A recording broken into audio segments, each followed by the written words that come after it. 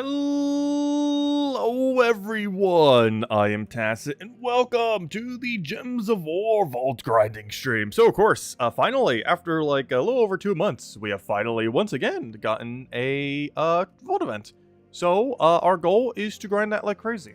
We do technically have a bounty hunter going on. I do plan on doing that at some point, though that some point is not right now. Though likely to stream, though not right now. Maybe at 8. When we do our normal 8 p.m. Eastern Standard Time thing, we'll start at it. Or just kind of poke at it.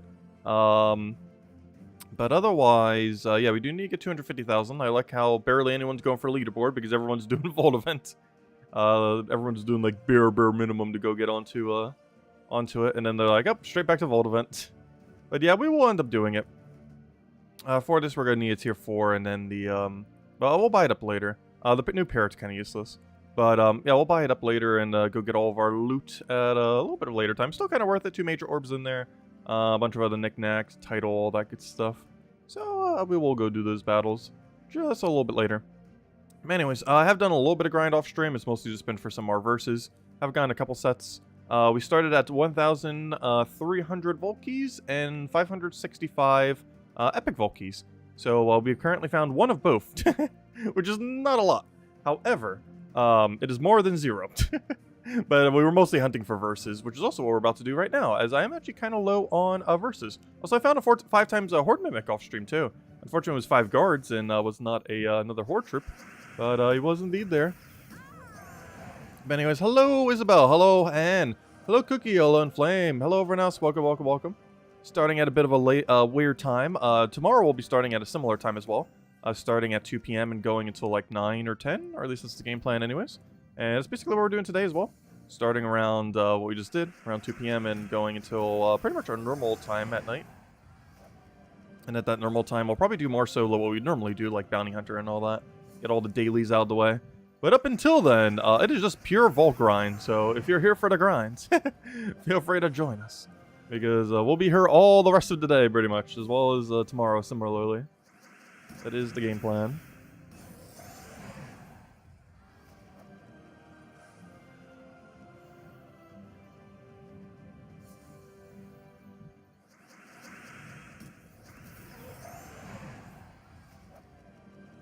Also, we're about to gain a level. Actually, we should be gaining a lot of levels. This could even almost be the weekend that we hit level 1,800. No, it won't be, though. Is there some bird cookies? There are, though I'm not going to be eating any, probably. I don't know, my stomach's kind of been hurting today. It's been from something else I ate yesterday. Because I don't think it was from the cookies. I did go out to Taco Bell, though. So it could have been from Taco Bell. Especially since I haven't had it for so long, my body was like, oh, what is this? Didn't know how to react.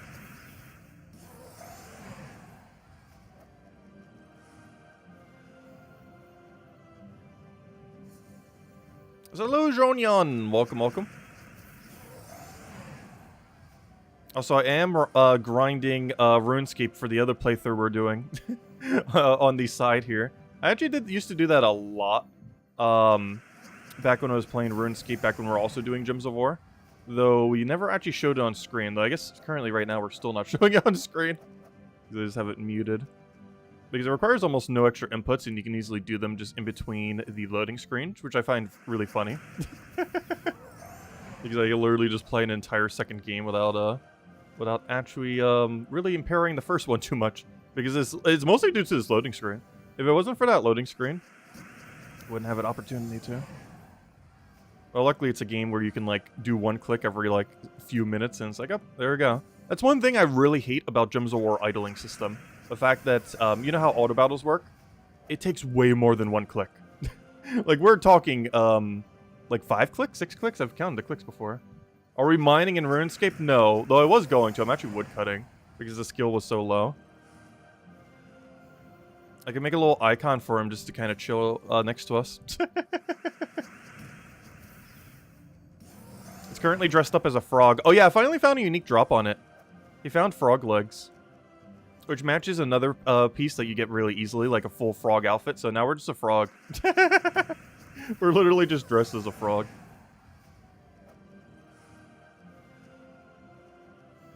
And he's just very slowly cutting trees, because all I have is a steel axe, because it's an Iron Man account, so you have to get everything yourself.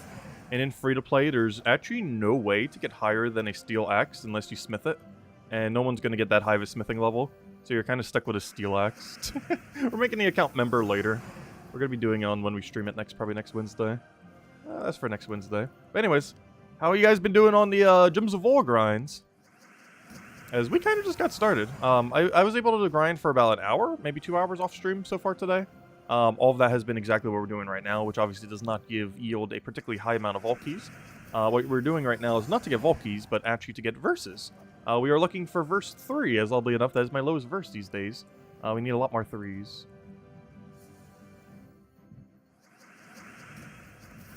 Hello, Stacy. Welcome, welcome.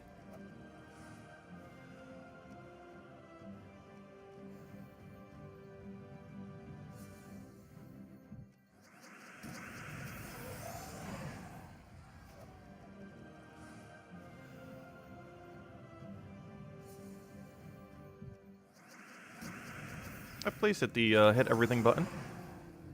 We need it to actually win. Oh yeah, I'm currently using the double one. We could switch back to the single.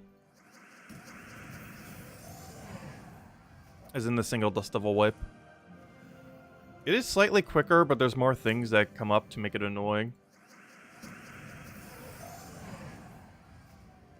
Like Soul Gnomes with 21 durability. The new Gnome that always survives it. Which I have not seen yet. I have seen 2 Cursed Gnomes. What is it with that? I can only find the Cursed Gnome, not the Dragonite Gnomes. Like, they are out there. They just don't want to drop. It's very strange. But they very much like to not drop. Because I have not seen a single Dragonite Gnome through this method yet. But that does mean the first one we're going to see will be today on stream. Because there's no way that we will not see one while doing this. While we're not going to be doing this method the entire time, I am pretty sure this method will be done like 4-ish hours out of the stream. Which means we should indeed see a Dragonite Gnome. Oh, it hurts every time I see verse 2 now. I've actually been getting so many verse 2s. And it might actually overtake it as like the one I have the most of soon. I believe I already maxed that horse. Let me just double check. Almost there. Oh, no, we don't. Oh, that's the Honglong horse. Oh, let me go do that. Yay, we got a new one. All right, let's go take out the Honglong horse. This is for that one Mythic. The one that's actually kind of bulky. He actually benefits a decent amount from being upgraded. Or, you know, having higher stats when I say being upgraded. Yeah, that's not bad at all. Hello, Chris. Welcome, welcome. Hope all has been good as well.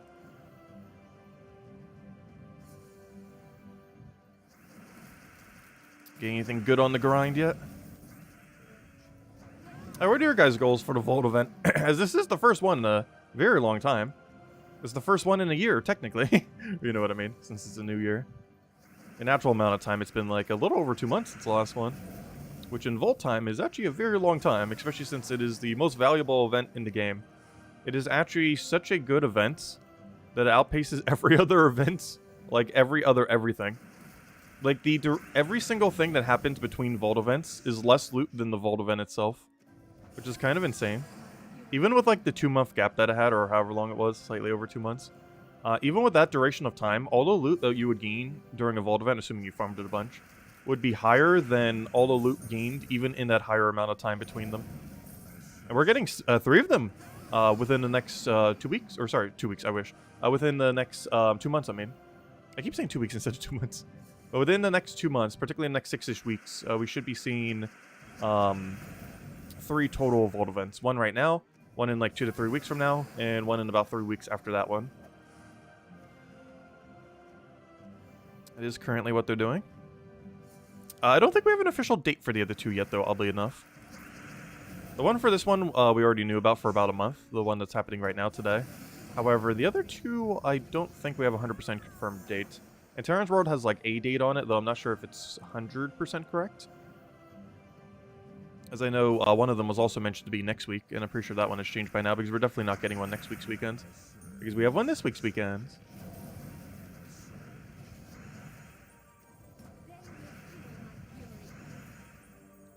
Do we even need anything over there? Let's take a vertical over there. This Dragonite Gnome likes to run away. He is kind of bulky, so he does have higher chance to do so in a sense. Not in that he actually has a higher chance of running away, but you know what I mean. He has a higher chance in that he has a higher chance to cast, meaning he'll have a higher chance to run away. Even though his chance to run away is the same. Right, how many copies did we get? We got 3! Nice! Oh, one short of an upgrade though. Boo. Oh well. Let's see. Did you ask, where's the pet bird? Oh yeah, I still haven't gotten it yet. I need to. Wait, we still don't have the pet bird on our shoulder. Should I try go getting it real quick? 1 second. Wait. We'll go get it. Give me like 1 second. I need to go make this not visible.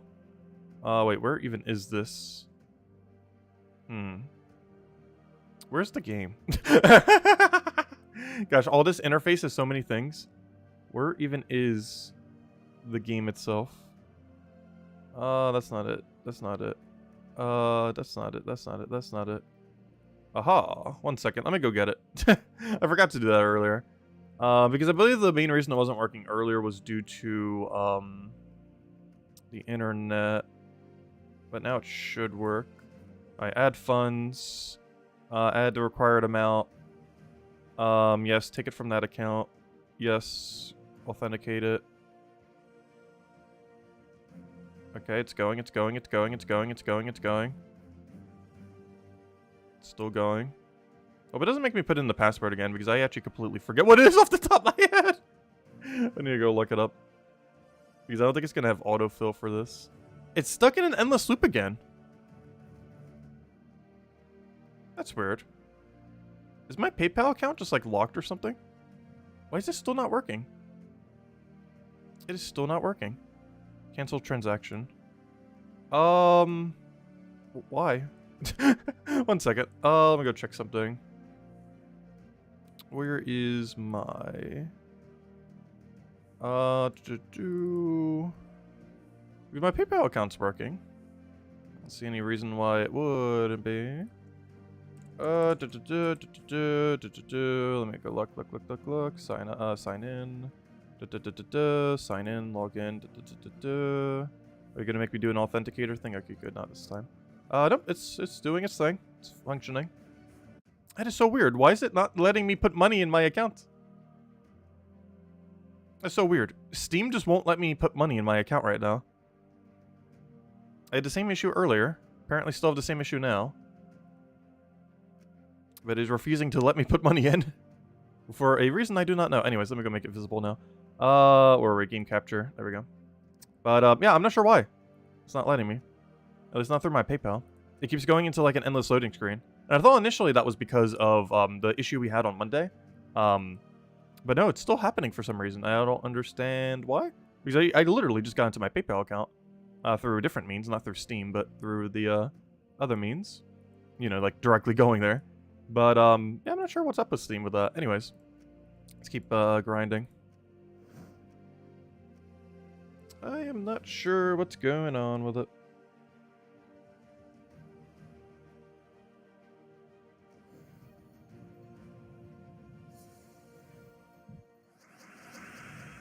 Luckily, the campaign's still going on for so long, that's not too big a deal.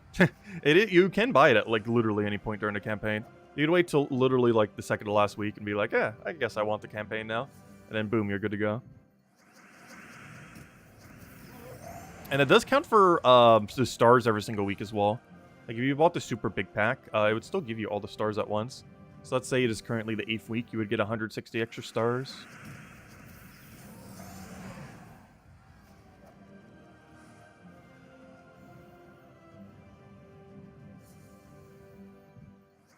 We're having technical difficulties with it, pretty much. I've had a lot of technical difficulties this week for some reason. I don't understand why. I feel like everything that could have broke down has broken down this week. Wondering when you have plans to do an updated Mythic tier list? Very soon. Not this weekend because of Vault event. I hope to next weekend. Because next weekend, I believe we have a pretty tame event. I don't have too much else going on. Instead of streaming some other game, we'll probably try to make sure we get out that video on Saturday. Or Sunday if I find myself caught up with other things. Because when we stream RuneScape next week, it's probably going to be on Wednesday. That might just start being a Wednesday thing now. Every single week until we complete the game. Or until we decide we've completed the game. Because there is almost no completion to RuneScape. It is a game that is very endless. what is considered completing the game is based on what your goals are set for the game. Though one goal I kind of do want to try to achieve is max stats. I've never done so on an Iron Man account before. Which is basically an account that can't trade or really do a lot of the more exploity methods in the game. Like, you can still do the exploits, like, skilling methods. But I mean that in the sense that you can't just, like, give it infinite money and then just have it buy up everything and just train everything that way. You gotta manually accumulate all the resources. Which, honestly, I find a lot more fun. It also proves that you didn't really, like, cheese it in any way. Since people can actually see whenever you, like, type or look at your account, like, oh, that one is someone who's didn't have all the other methods available. That would have made things way easier.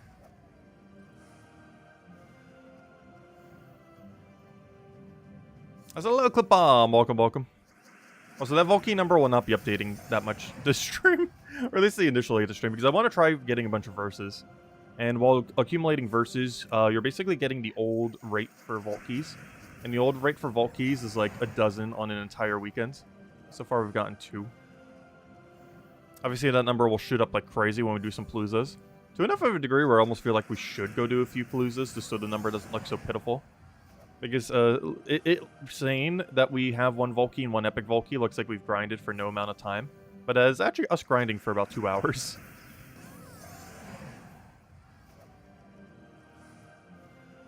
But it doesn't look like it, because the second you do a Palooza, it shoots up by like 20-something.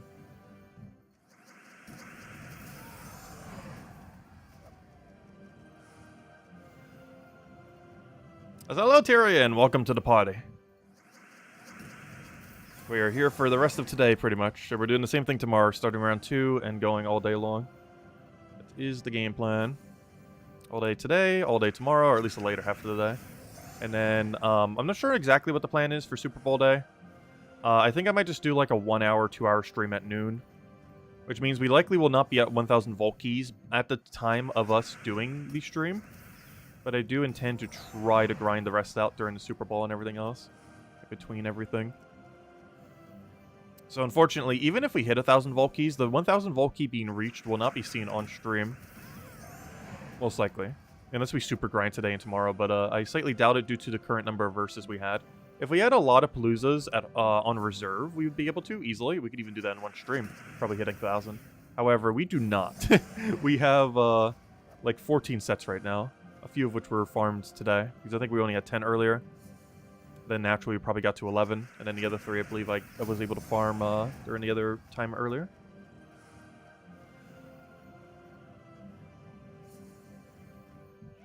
But that is the game plan.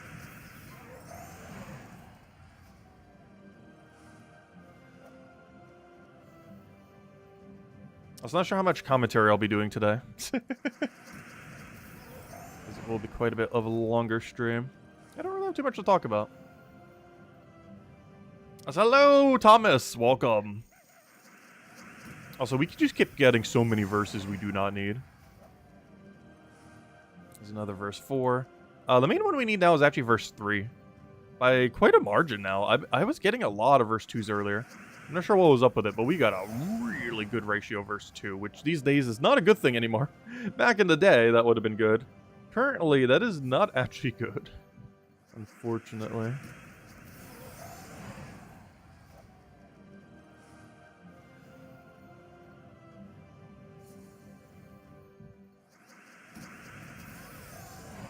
Because now we have way more verse 2s than we know what to do with. Which I guess is the better than the alternative, but you know, you're just replacing one being the lowest for a different one being the lowest. I wonder if they ever will add a conversion rate for them. Like to be able to convert the verses into a different verse. I feel like they never will. As much of the feature would be nice. Mostly because I highly doubt they would ever buff Palooza. Given how strong it is. Though that's not true. December patch buffed Palooza. Indirectly, but it did buff it. Not directly did it affect Palooza, but as I mentioned in the title of the stream, this is the very first Vault event since Orbs were added. Or not Orbs were added in general, but the new Orbs were added. And that is technically a buff to Vault Keys and to Gnome-a-Palooza and everything. Not because it specifically buffed their rate of accumulation or anything like that, but simply because their drop table is now better. Now that you can get things like being able to upgrade Mythics, for their elite levels.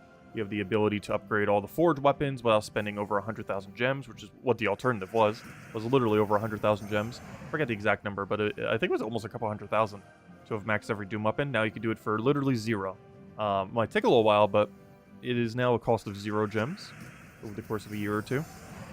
But you don't have to spend gems anymore for it, so that's pretty cool.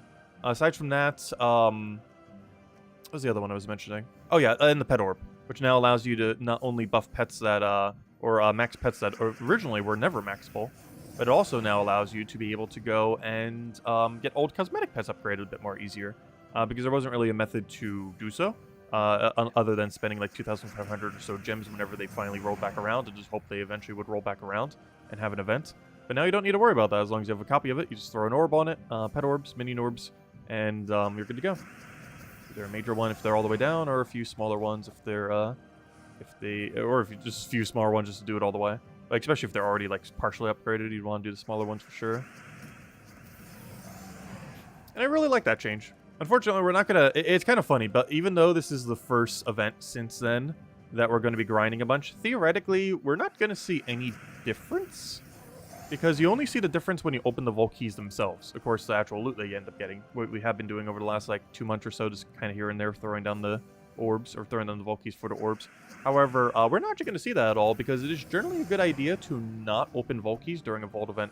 The main reason for this, even though you might feel tempted to do so, and you definitely could if you're kind of like earlier on in the game and kind of need the resources, but you generally want to hold them. The main reason being that you get the same loot from them during a Vault event compared to not during a Vault event. So you're better off just waiting until the Vault event is over, as during a Vault event you could be spending that time hunting for more Vault Keys to open.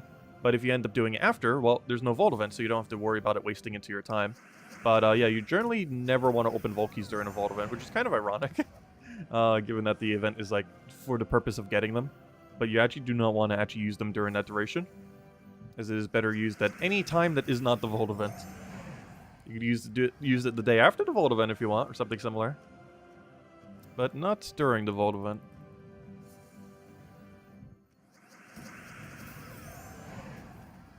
The only thing that's like a super waste of time that is somewhat worth doing during a Vault event are your standard dailies, because a lot of them are so quick that's still worth it. Sometimes the weekend event, like this bounty event, I would still say is kind of worth it. Though it does take a little bit amount of time, like an hour. And one other one is... any pets. Any pets that you don't have, not repeat ones that you already have maxed, but any pets that you don't have or any pets that are not maxed, I would say it is worth doing. There's another Curse Gnome. I think that's the third one I've seen now. But I still, when I say the third one I've seen, I mean third one since this Vault event. But I've seen 3 of them and a single Dragonite. They're out there somewheres.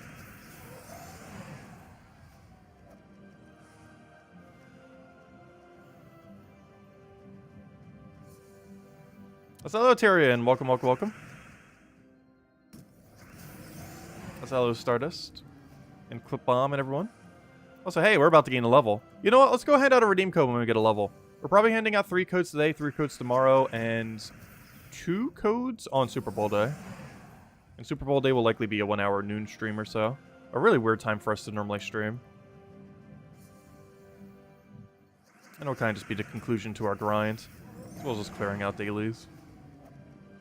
There is a chance we will not be at 1,000 during that stream.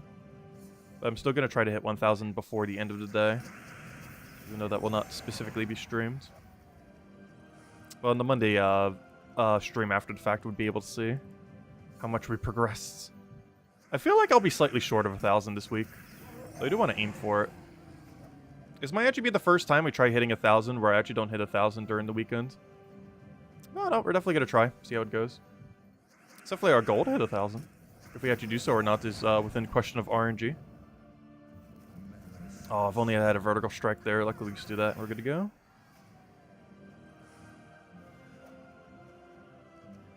And another little guard token. Obviously nothing we get from those is ever going to be particularly enticing. They add up.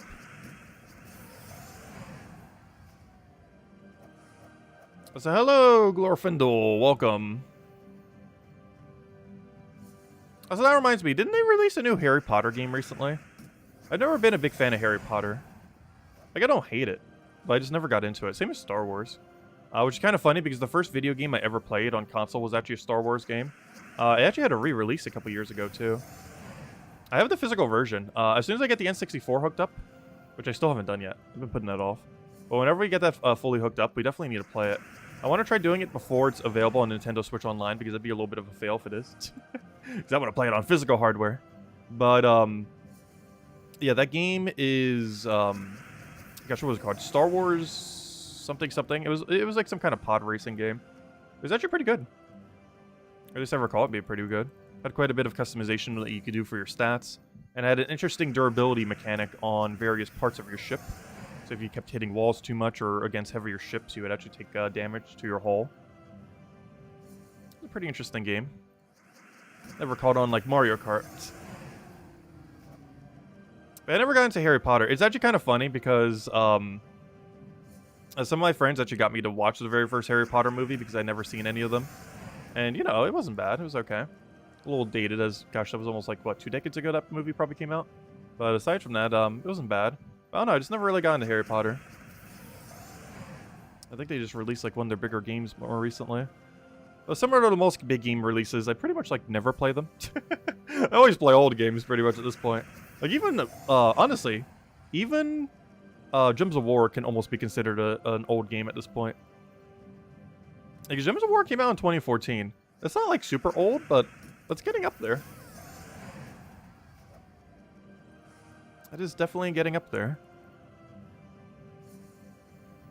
Mario Kart. Actually, I have not played any of the DLC tracks that have came out for Mario Kart since the very first set. They have added like 2 more sets, and they're just announced a 4th set that is coming out in like spring. They didn't give an official date because they don't even know. But I still haven't played those other courses yet. Probably should do a stream for that at some point. It's just Mario Kart's one of those kind of games where I generally only really play it with friends for the most part. Like very rarely will I just play it because like, oh, let me go play like a few rounds of Mario Kart. It's not generally one of those kind of games I do that for. Smash Bros. Ultimate's kind of in that category as well. Like it's a game I enjoy a lot. Like you play a decent chunk initially, but then after the fact, you pretty much only play it as like a party game.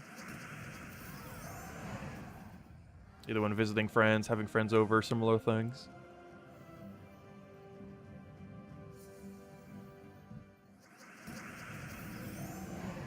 But I wonder whenever they're going to release Mario Kart 9? 10? 9. Yeah, Mario Kart 9. Hey, we gained a level. Yeah, let's go ahead to the code. I said we'd do so at the first level here. And we'll have 2 more codes a little bit later to stream. One of them will probably be around the time when we normally stream, you know, 8 p.m. And the other one will be around, I have no clue when. Assuming we even only hand out 3. We'll see. Not sure yet. Don't want to hand out too many, though. But there you guys go. There's the redeem code. Use on gemswar.com for the game code section. Your invite code is found in your settings menu. Redeem code's right over there in chat. It's a couple pieces of random numbers and letters starting with SM. And give same loot as always. True treasure maps, 1 gem key, 200 souls, and 2,500 gold. But make sure to type it quick, because if you type it too slow, you're actually going to lose loot compared to farming the vault event. Which is one funny thing about redeem codes during a vault event. Is if it takes you longer than like 1 minute to input the code, it is actually more loot than to just spend a minute farming the vault event. Unless you can do both simultaneously. Play the game with one hand while typing the code into the other thing with the other. On a different device. But at least that's a guarantee loot. Obviously we could do like 10 battles and not get any loot. Whereas a redeem code's a guaranteed gem key. And a few other knick-knack loot.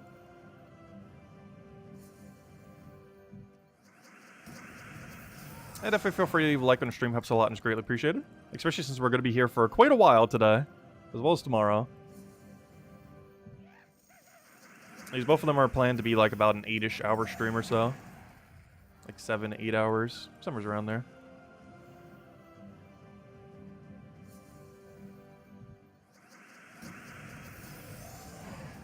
And we pretty much just started. So we'll be here all day. I do want to do some Paloozas soon. Probably at the first hour mark we'll start switching over to Paloozas. See how many we have by then. I think we're currently at 4, so we could do 1 hour Palooza with what we currently have. Oh, yeah, that reminds me. I need to go bring up the timer as well. Watch, that'll be another thing that'll stop working. I'm not sure why. Like, all technology for me doesn't want to work this week. So I'm pretty sure there's going to be some kind of error when I bring up the timer. So I'll bring it up when we actually go do it. Because I haven't pre-tested the timer.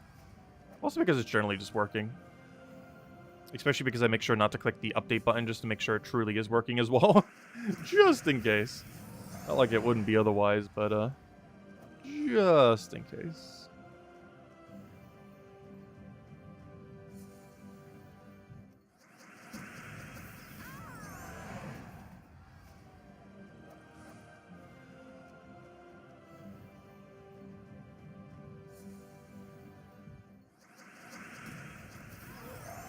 Tyrion.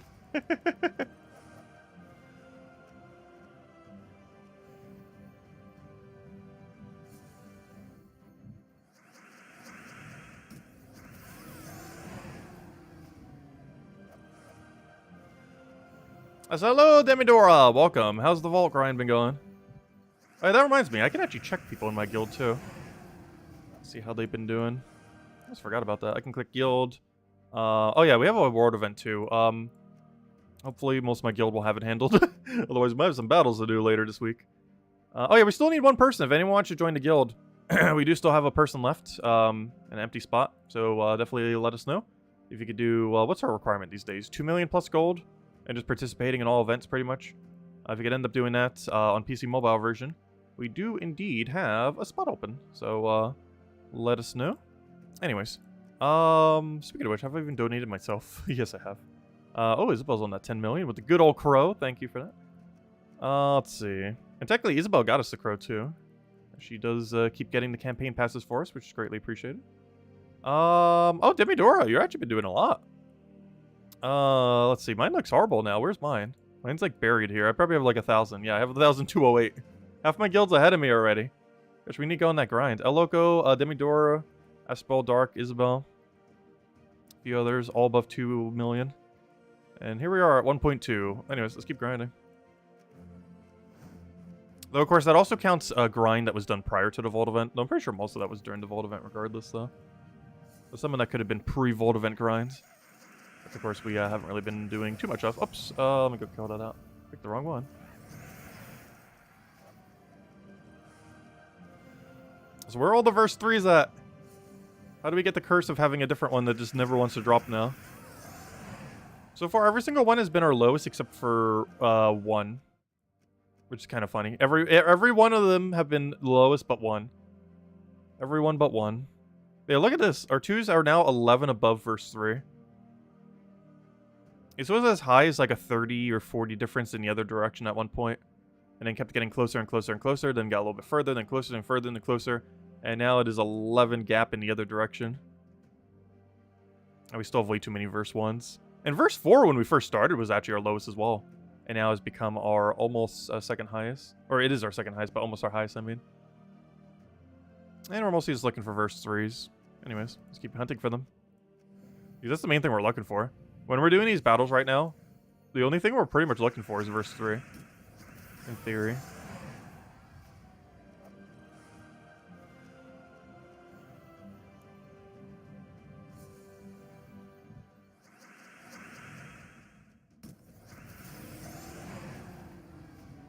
Stop tangenting and get on the grinds.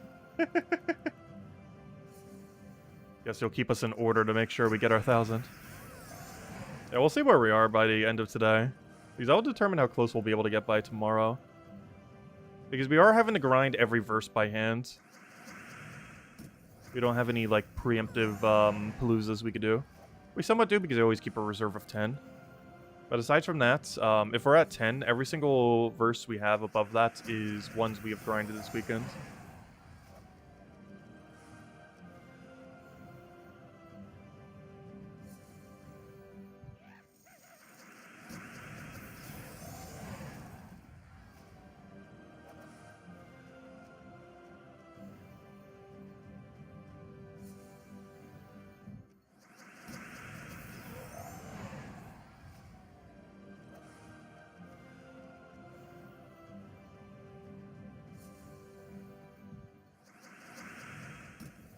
You only have one less verse 3 than anything else. That's pretty even. That's kind of where you want to be, ideally.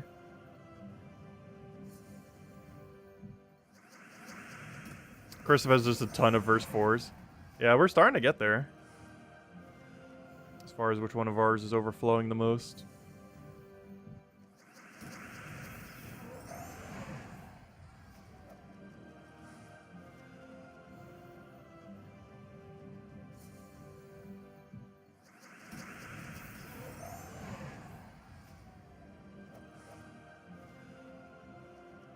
Please let me click the thing. There we go.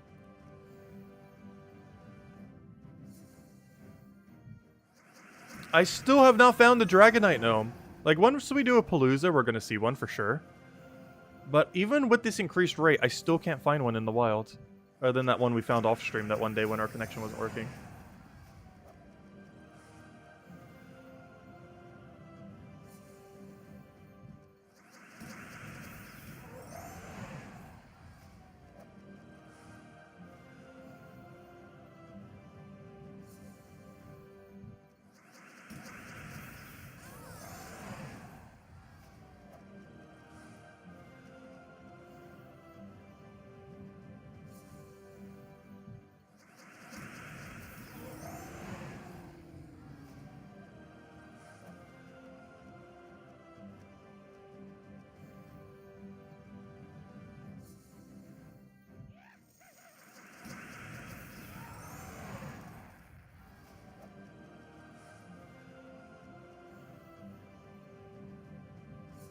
Also another verse 4. I think we have gotten the most verse 4s. Oddly enough, I'm getting mostly verse 4 and 2. Is what I've been primarily getting this weekend. Very few verse 3s, and despite it being my highest one, very few verse 1s.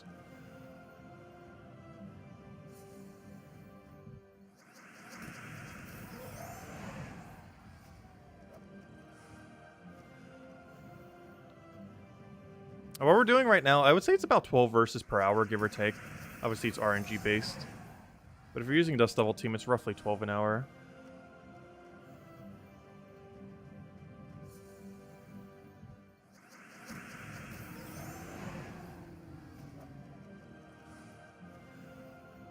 So I should switch back to the one-shot team. There are several that are going to be annoying, but it's not that big a deal. Let's go do it. I do this, you know what's going to happen? Though I guess it's kind of beneficial if it does. We're going to have to click quite a bit further, but it's fine. We're already kind of clicking there anyways. But, what's going to happen is we're going to see a Dragonite Gnome almost instantly, and now it's going to run away because we're using this build. We're going to find one, but it's going to actually run. Use this a little bit quicker. There's only two things this ends up being a bit slower on. Or actually three things. One is Soul Gnome, because it has 21 durability sometimes, and you can't one-shot it. The other is the Dragonite Gnome, because it'll always not one-shot it. And the third is Mythics, because it'll take slightly longer than Sister Superior to getting its second cast off. Aside from those three, it'll be quicker otherwise. And way more of these battles are the alternative. So it should be going quicker with one compared to two. It's one of the reasons why Triple Ironhawk is enticing. There is a reason to go down the Triple Ironhawk route.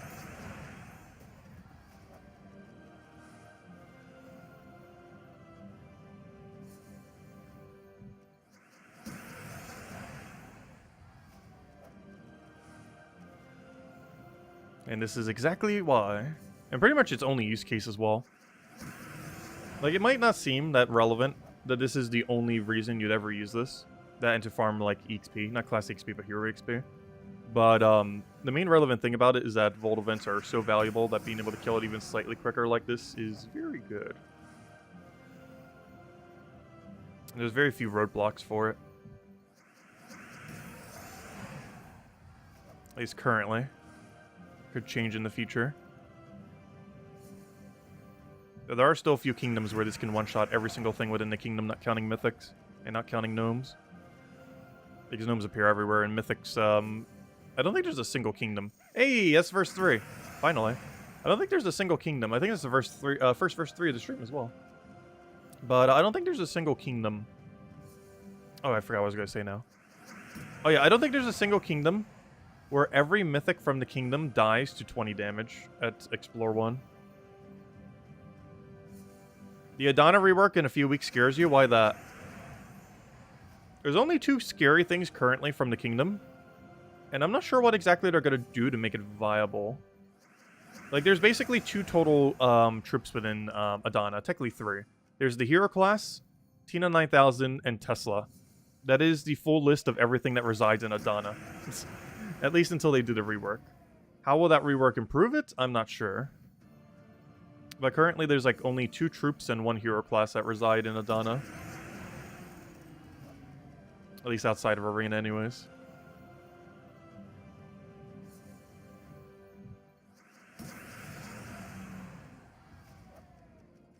So I like how I was trying to cast him a second time as if that was even a thing. Oh, you think they might nerf Ironhawk? They're not gonna... Oh, that's true. Oh. Hmm. Ooh. Wait. True. They could nerf Ironhawk. I never thought they would. Because I feel like the backlash will be so absurd. If they, like, lowered its damage from 5 to 4, there will be a 1,000 comment post on the forum. If they touch it, like, at all. Like, if they touch its ability, like, no one will care. Like, if they somehow make the ability even worse, because, like, we gotta balance something. Let's just make the ability worse. Like, if they do that, like, no one's gonna say anything. If they touch the value of its AoE by even 1, there will be an uproar. Of which we have never seen before.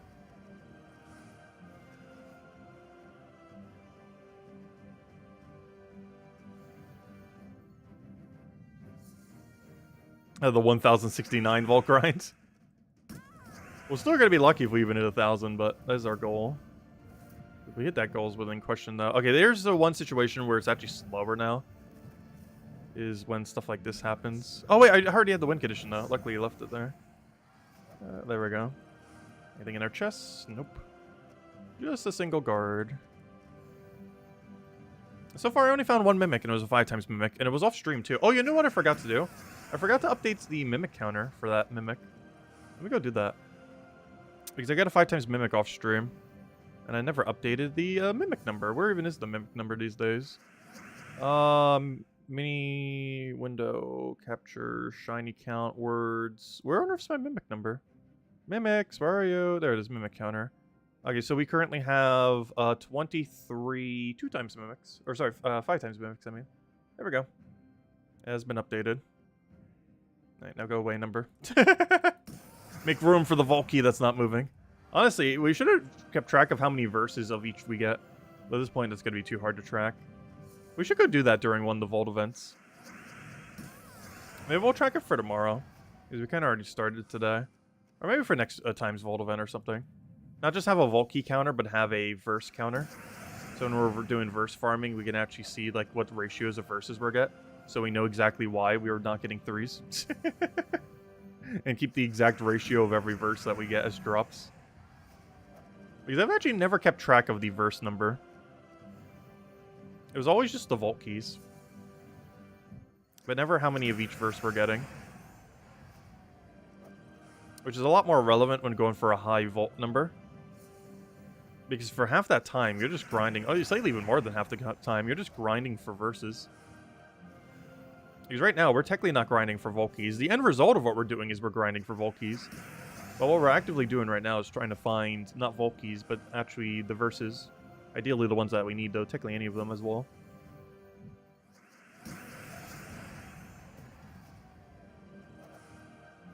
Yes, 3 times. This team does not work for Gnome-a-Palooza. You cannot use this team that we're using right now for the 15-minute Gnome-a-Palooza. This only works when you're hunting for verses, not when you're hunting the Palooza itself. Because it doesn't do enough damage to Soul Gnome, it also doesn't do enough damage to Dragonite Gnome. In all fairness, the other team also doesn't do enough damage to Dragonite Gnome. However, Dragonite Gnome is rare enough that the 1 or 2 times it slows you down is not going to be that big a deal. In exchange for the Dragonite that you get instead. Oh yeah, speaking of which, I didn't mention it in the title, or even really acknowledge it this stream, even though I have been mentioning him some this stream. But this is the first vault event where you can hunt for Dragonite Gnome. I've still not seen one after 3 hours. But supposedly he is out there. He's out there somewheres. And how many Dragonite Gnomes have you guys found? Not counting Paloozas, like just out in the wild. Like how many have you found just laying out there? Because we are at 0 and 3 hours. Unless I got one earlier and I just didn't notice, because that could have technically have happened. Where we were grinding, and I just wasn't paying attention to the screen. I know for sure we haven't gotten one this stream though. I said hello, Lestat. Welcome, welcome. So thank you everyone for stopping by. All of you guys been doing well. It's almost the weekend. The Super Bowl weekend as well.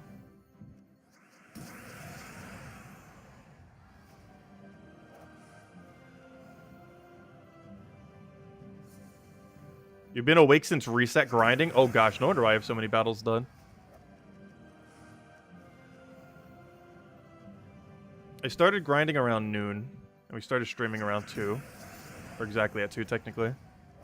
And here we are now at 3, or almost 3 p.m. We'll be in a few minutes.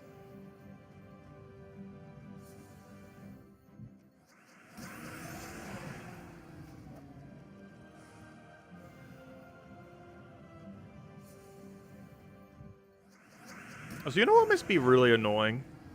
That I've never had a living condition that was like that. Have any of you guys ever lived in an area where like a few minutes away would be an hour time zone difference? Because there would have to be a lot of areas that are like that in the world, right? Where you're in one time zone, but if you go a couple minutes in one direction, you're now an hour ahead or behind. Because that must get very confusing. Like if you live on one side of it and your job is like 5 or 10 minutes away on the other side. I've never lived in such a condition, but there would have to be areas like that in the world. Somewheres on the fault lines.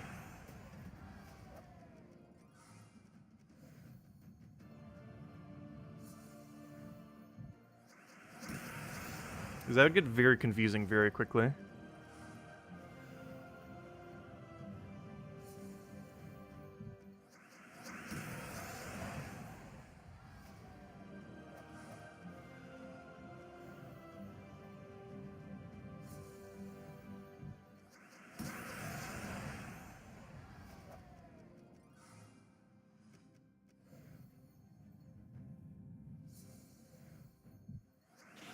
There's a bridge in Florida you can cross that takes an hour. How is there that long of a bridge? I know Florida's somewhat long, but how is there a 1 hour long bridge? That's actually like very, very long.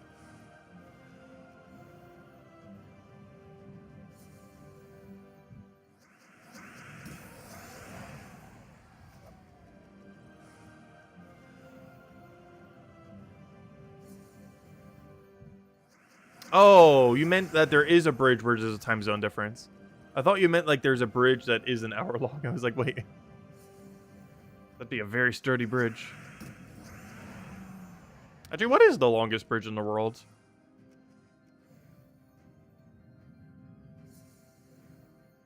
Because I'm pretty sure the duration of the longest bridge would probably be under half an hour. Though it depends what you consider to be a bridge. Because a very long fortified road over water could theoretically be considered a bridge. That's more of a road than a bridge. Because I know there's like areas like that. I know there's even some in Atlantic City around there. We're on a bridge for like almost 10 minutes, but technically a lot of what you're on is not actually a bridge. Like you're surrounded by water, but it's not a bridge in a traditional sense of what you would consider a bridge.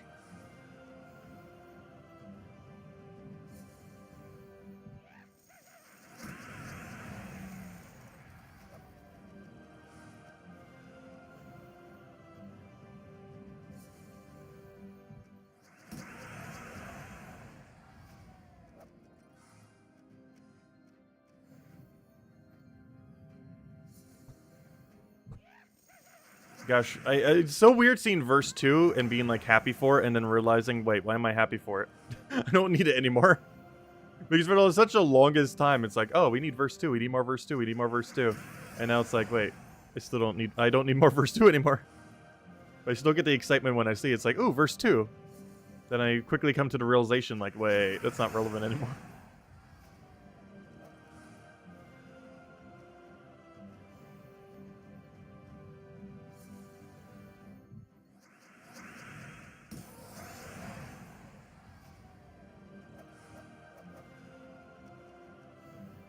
Oh, is it the longest bridge in China? I guess that would make sense. Do they also have the longest wall? I don't know. Is the Great Wall of China actually the longest wall? I feel like there'd be a bigger wall out there somewhere.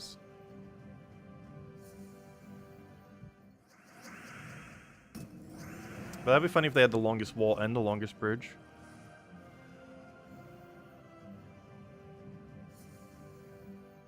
I feel like the longest wall would be less useful these days compared to the longest bridge.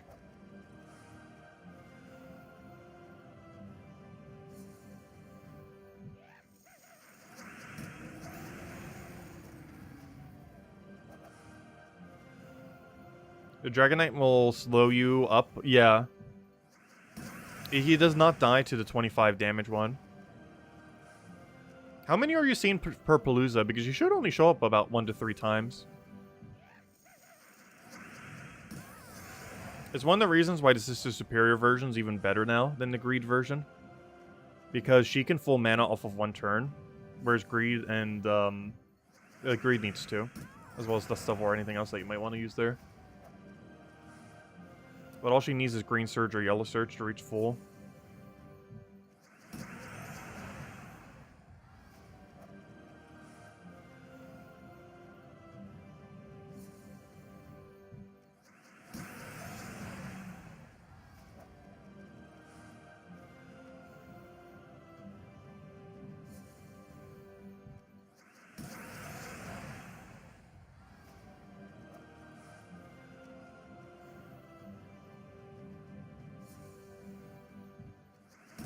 Yeah, they're basically working as intended. Their whole point was to be a very bulky gnome that kind of gets in the way of various things. They're the only gnome in the entire game with 0 attack, as well as one of only, I believe, 6 units in the game that has 0 attack. I think there's 6 or 7 these days. I keep losing track. Because there's Dragon Egg, Fortress Gate. Fortress Gate was the original OG one. But Dragon Egg, Fortress Gates, Dwarven Gates, Wall of Thorns, or Wall of Tentacles. I keep calling it Wall of Thorns. It looks like thorns. Dragonite Gnome. Who am I forgetting? That's 5. Could have sworn there was more than that. Probably forgetting a few. But that right there is 5 of them. I know it's under 10. Yeah, there's not that many with 0 attack, but it is one of only a few that are. And the way that durability works in this game is the ratio... Oddly enough, magic just seems to be a random number for quite a bit of troops. However, there is a ratio between attack, HP, and armor. So if something has more HP, it generally has less armor. If something has more armor, it has less HP. And if something has more attack, it has less HP and armor. However, if something has 0 attack, it is drastically higher HP and armor. And that's the case with that guy. Which is why his durability is so much higher, as he does have 0 attack. However, there's no correlation with magic. Some things have high magic, but their other stats are pretty much the same. Other things have low magic, and other stats are still the same. Only the correlation between attack, armor, and HP is relevant. As magic is pretty much just whatever number they feel like putting there. There's pretty much like no rhyme or reason as to the magic value of any given troop. It kind of just exists. It's not even something you think of too often, because most things have a pretty standardized number of magic. Like, if I go check the entire enemy team, they're going to probably have very similar magic values if we were to click on every single individual one of them. Though maybe a little bit less so, because they're actually currently different rarities right now. But if we were to look to, like, a generic team of 4, like if we were to set any 4 troops, most of their magic values starting would look pretty similar. Even these two probably look similar. 48, 42. That's a little bit of a gap there. That is comparing a Mythic to a Rare, which of course Mythics do get more stats generally. Also, Dust Devil is a troop that does not use magic at all. It did used to back in the day. But his magic stat actually does literally nothing. Whereas on Ironhawk, it does the amount of explosions. Which also technically does nothing. Because realistically, as long as that number is at least somewhat up there, like 20 plus... Oh, I guess it does matter somewhat. As long as it's 20 plus, it's probably going to clear most of the board. So to some degree, it matters. Also, we should go do some Paloozas, because having a number up that shows we've done 1 Volkey and 1 Volkey makes it look like we've done so little without having a verse tracker, of which we've gotten like 20-something at this point. Or maybe closer to 10-something. This has only been an hour. Unless we were counting the ones we did before the stream, then it would definitely be over 20-something. Probably closer to 30-something. It feels weird, though, because I've been grinding for most of that time, but I haven't been streaming for most of that time. So it feels like I've been going for like 3 hours, because I pretty much have been. But only 1 hour of that hour have actually been streaming. Because I wasn't streaming earlier. Until now.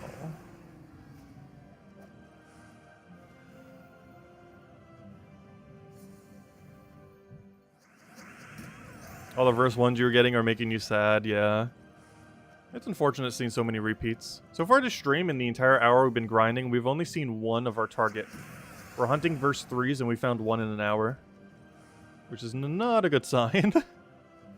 That's only 1 single Palooza in an hour that we have obtained. We got a bunch of other verses, but those don't do us any good if we're not getting our lowest one. Like in the long term they help us. In the short term they do nothing for us. Like that guy does nothing for us, even though we might eventually need him a year or 2 from now. But at this current moment in time, he does not assist in our endeavors.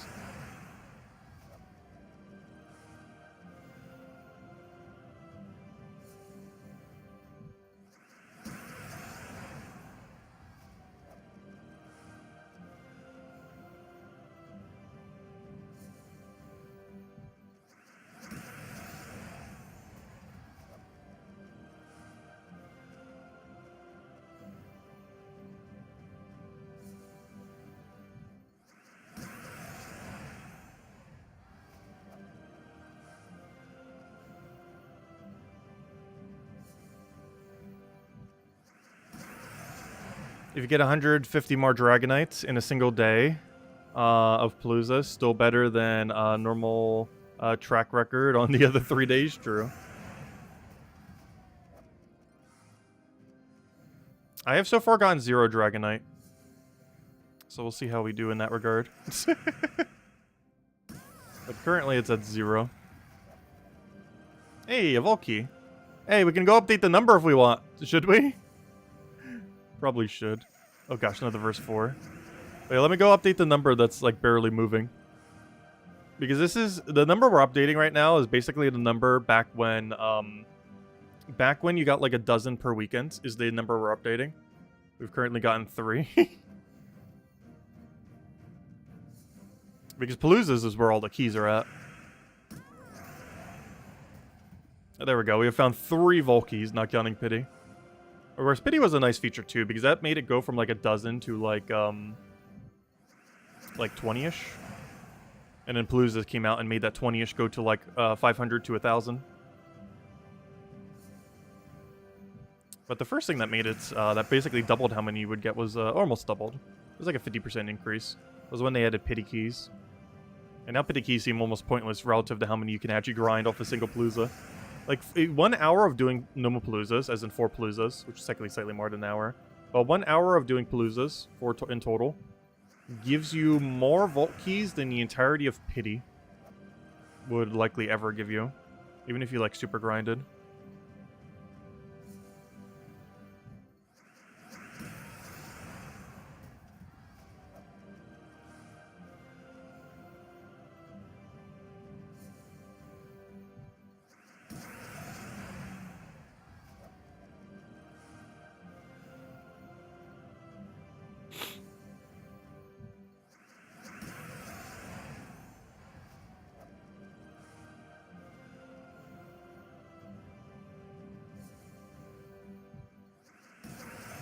Luckily, all the verses are really easy to farm, so it's more so just a matter of grinding it out. Of which we shall be. Doing today and tomorrow. And on Sunday. But I definitely will be playing it a bit less on Sunday, especially on stream. On stream, we're likely only going for an hour. But even off stream, probably doing a little less on Sunday. Oh, we'll see what we get.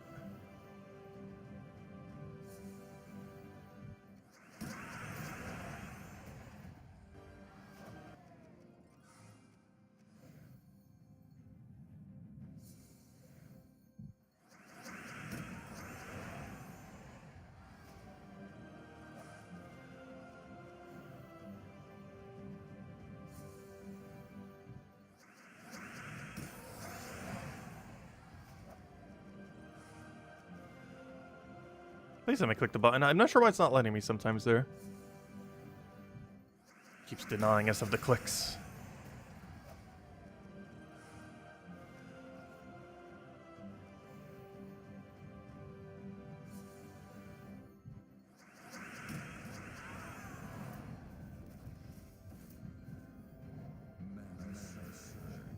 Alright, let's see. No! He got the cascade. Luckily we got that, though. It's not too big a deal. We're going to need to get a lot better at quick killing those, because we're going to see a lot more situations like that with the new Dragonite Gnome, particularly when we're doing the Paloozas. Because each Palooza is likely going to have at least one, if not a few situations that are going to be like that, where we're eyeing down a Dragonite Gnome.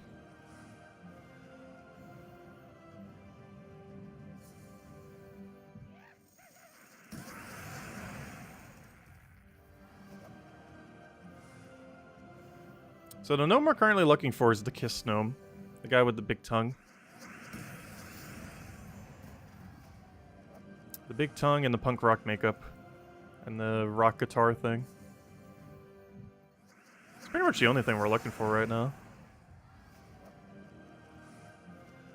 Obviously all the other loot would also be good, and a Dragonite Gnome and many similar things. But he is the main target, and he's been very elusive. 1 in an hour. Which is not good prospects for how much grind we're going to get in this weekend. We only found one of them in an entire hour. As the finding of him determines how many Paloozas we have. And that number being low is not going to be good. I said I would do about an hour and then start doing some Paloozas. I think it's Palooza time. We'll update after we do 2 Paloozas, then do another 2 Palooza, and then go back to the grind we're doing right now. Alright, let's go do one battle to get us back to... Oh, this time I want it overclicked. Go back! Go back! Okay, so go to here, go to here, go to here. I want to do one more battle to reset our team back to what we actually want it to be. Oh, that's not it. Where's my, yeah, double Iron Hawk. I want that one. Alright, let me go bring up the timer. Where on earth is my splitter? Splitter, where are you? Splitter. There we go. Right, minimize that. Hopefully it should load any second now. For whatever reason it hasn't yet. Loading, loading, loading. There we go. We got our timer. We got that, we got that. Is everything in order? Let's make sure it works with the key I normally click. It does. Hey, no technical difficulties this time. Something that actually worked this week. But, okay, anything else we need? Also, thank you for the $10 tip, Lester. Greatly, greatly appreciated. Thanks a ton. Hope all's been well. Hope the grind's been treating you well as well. Anyways, let's go do some Paloozas. It has begun. Alright, let's see. Go over to other. Click on Palooza. Oh, wait. What happened? I found 2 verse 3s. Because I was at 14 earlier. When did the other one drop? I didn't even notice. Okay, never mind. We actually found 2 within an hour. Okay, that's good. We're still going to do 4 right now, though. Because we started at 10. I grinded a bunch earlier, and we got to 14. During the stream, we found 2, apparently, not 1. Because now we're at 16. Anyways, let's go do it. Click the button. Start the timer. Please click. There we go. Alright, first Palooza! Also, this means we're finally going to find a forced Dragonite Gnome at this point. Because there is almost a guaranteed chance we'll find a Dragonite Gnome within a Palooza. Also, you may have noticed we switched to the Double Dust Devil team. The main reason for this is we kind of have to. Kind of have to. The other one doesn't do enough damage.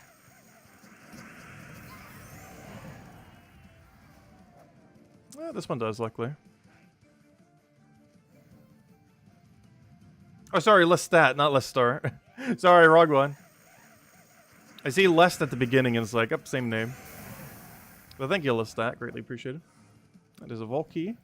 Fortunately, it's not an epic variety of Vault Key. But a Vault Key nonetheless.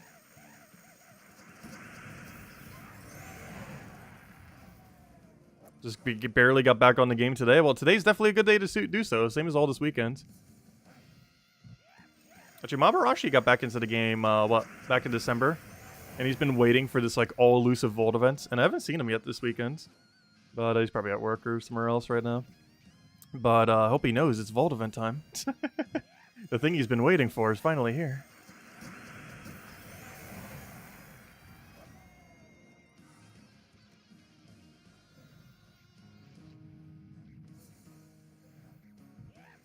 I know, you can tell it's not Lester because there's no 69 in the comment.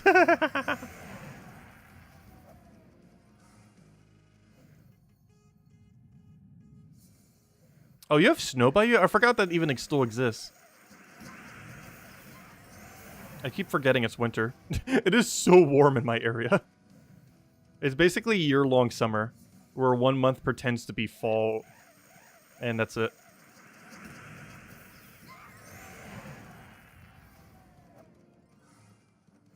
But it's basically year-long summer. It's either summer or, like, slightly spring weather summer. There's almost nothing else. Like, this area does not get seasons. It just gets different versions of summer.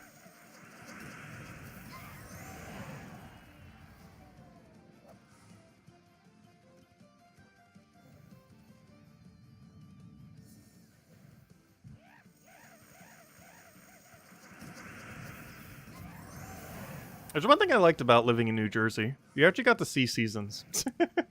Because spring felt like spring, fall felt like fall, summer, summer, and winter, winter.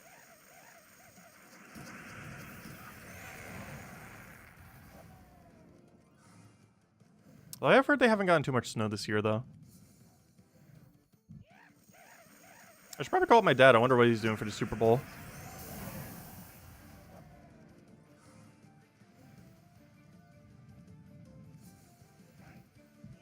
I know one of the better places around him is the Sawmill. They normally do a big thing for the Super Bowl. They normally have a couple lotteries going on, or whatever you call those. The, what is that called? It's not called a lottery. When you, like, pay for a ticket for a thing and then they choose one at random. What's that called? Why can't on Earth can I not... It's such a common word and phrase as well. Oh, yeah, an Epic Volky. Why can't on Earth can I not remember what that's called? A sweepstakes, I think. Something like that? Anyways. But they normally run that. They normally run a barbecue. They normally have, like, an all-you-can-eat thing for, like, a single fee. It's pretty nice. Like, every single bar like that, they have, like, 50,000 TVs. That might not even be an overestimate. It's one of those locations where the walls are composed more of TV than wall. A raffle? Yeah, I think a raffle's the word. That sounds correct.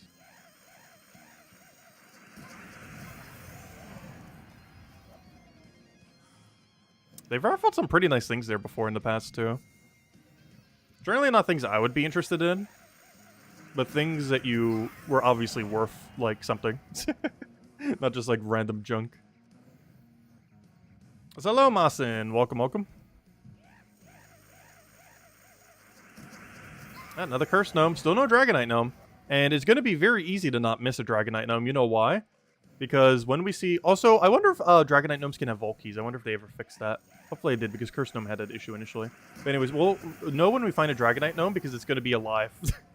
It is actually impossible for us to kill a Dragonite Gnome. Even if it replaces a common, it'll still have enough durability to live.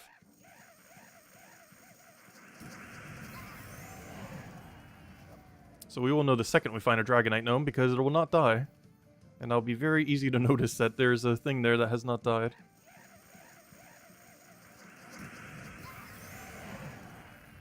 The only other instance that will happen is most gnomes, when replacing a Mythic, will have enough durability to not die. Dragonite Gnome, Soul Gnome, I think the Mech Gnome? Can't remember if there's any others.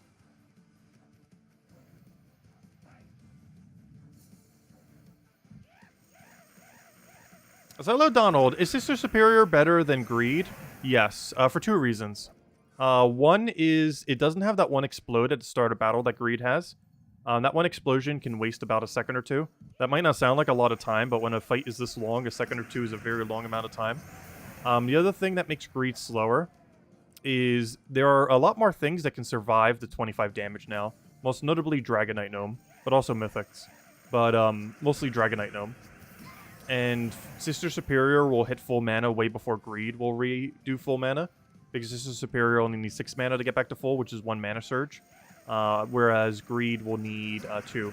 Also, I have this team set up for +2 yellow, so we actually don't even need a surge on yellow to get full mana, because Dust Devil gives us +1, our banner gives us +2, and she needs 6 mana, so we're going to get 6 mana if we take a yellow.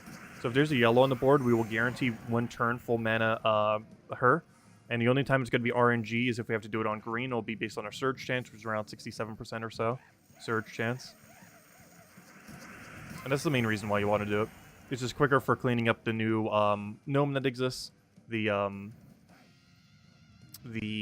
why did I just forget his name? Dragonite Gnome. But it's also good for just not wasting that extra minute. And the amount of gold that you get in return just isn't worth it for the time waste that it does have these days. I did used to run it with greed. And then I eventually just came to the conclusion that it's just really not worth it for the little bit of gold you get. Might as well go for the quicker, slightly quicker speed. And they're both super rare, easy to obtain troops too. It's not like she's a mythic or anything. She's just a bounty hunter rare, which oddly enough is never used for bounty hunter. Actually, she might be the only bounty hunter troop in existence where it is not good in bounty hunter, but good outside of bounty hunter. I don't think there is any other bounty hunter troop that is in that combination.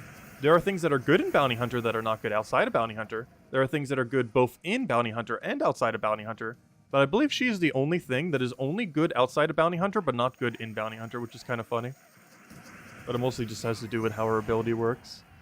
And that her main thing that she does is like a curse stun. Or a cleanse stun. With that cleanse being pretty relevant in a lot of situations, but isn't really that relevant inside of bounty hunter. Though, of course, we're using her literally just because she's a low mana cost and power. Also, that reminds me, she's the only Empower in Bounty Hunter. Yeah, she's not even used for Bounty Hunter, which is kind of funny as well. I wonder if they ever will add another Empower to Bounty. That would actually be pretty cool to see what on earth they would do. Because Sister Superior is pretty strong. Not in the... Hey, finally, we found one! Our first Soul Gnome on stream. Unfortunately, he slows us down every time we see him. How much Dragonite does he give us? Probably like 3, right? 9! Whoa! That's a number more than 0. It's actually decently more than 0. I wonder what numerical value that was. I wonder if that would have been a 100 drop and we just got it for only a 9. Also, if we find one within the last 3 minutes, I'm just holding it for its full drop. But only if we find it within the last few minutes. I'm not going to hold it for like 7 minutes just to try to get the full amount of resources from it. That'd be way too much lost loot. Even just holding it for a minute or two. Did we... Wait. Did we just get 4 Jewel Gnomes and get Jewels 4 times over, all red? What just happened? No, I think it was a 3 Jewel Gnome. We just got triple redded. Wait, let me look at that. Yeah, we just got... Oh, that's funny.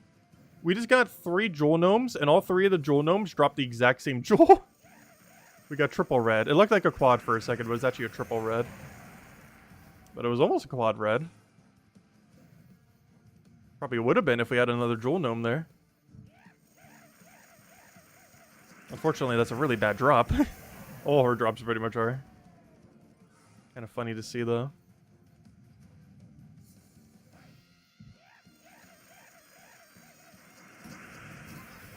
Yeah, I wouldn't know because that's the first one we've seen so far. So maybe that's like a 30 drop or a 50 drop or something. I'm not sure. We'll find out once we have more data after finding more Dragonite Gnomes. And hopefully we'll find one within the last few minutes because that will help us a lot if we do.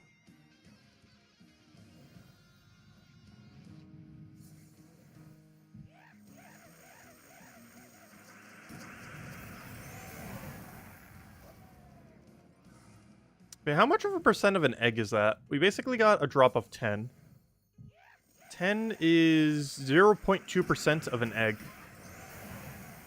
If I did the math right there. But, yeah, it's 0.2% of a dragon egg. Is how much of a drop we got.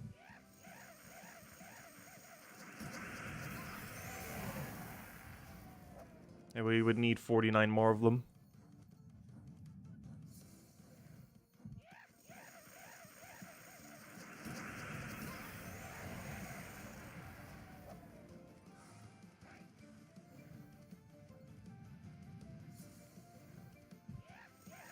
Luckily, you should find about 2 of them per Palooza.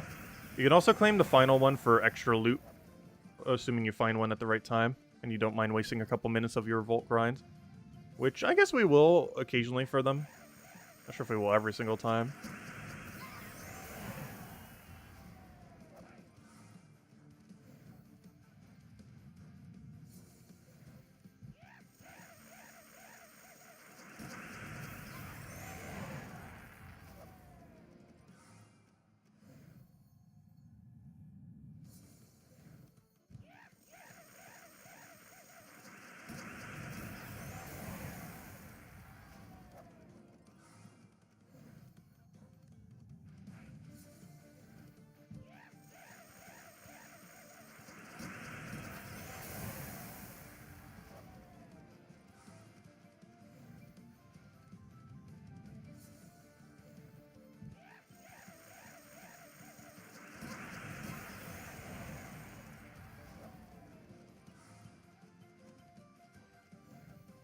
What is my favorite Daniel Radcliffe movie?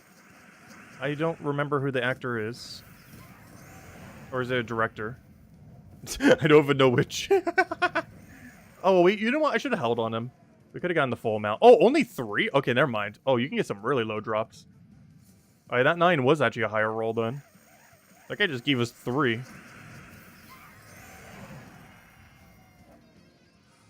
Speaking of 3 Volkies. That's a better 3. But yeah, it looks like you'll find 1 to 3 Dragonite Gnomes per Palooza. That makes sense. Similar to how you'll generally find 1 to 3 Curse Gnomes per Palooza. Though, of course, you could still find 0 of either. But generally speaking, you'll find 1 to 3.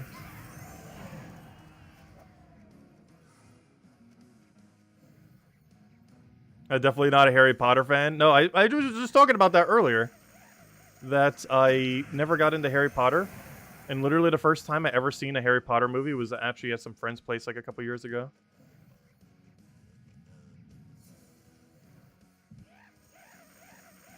I never got into Harry Potter. Never got into Star Wars either. 2 really big series around the same time that I just never really got into. Like, I don't hate them. But, I don't know. Just never really got fully into their appeal.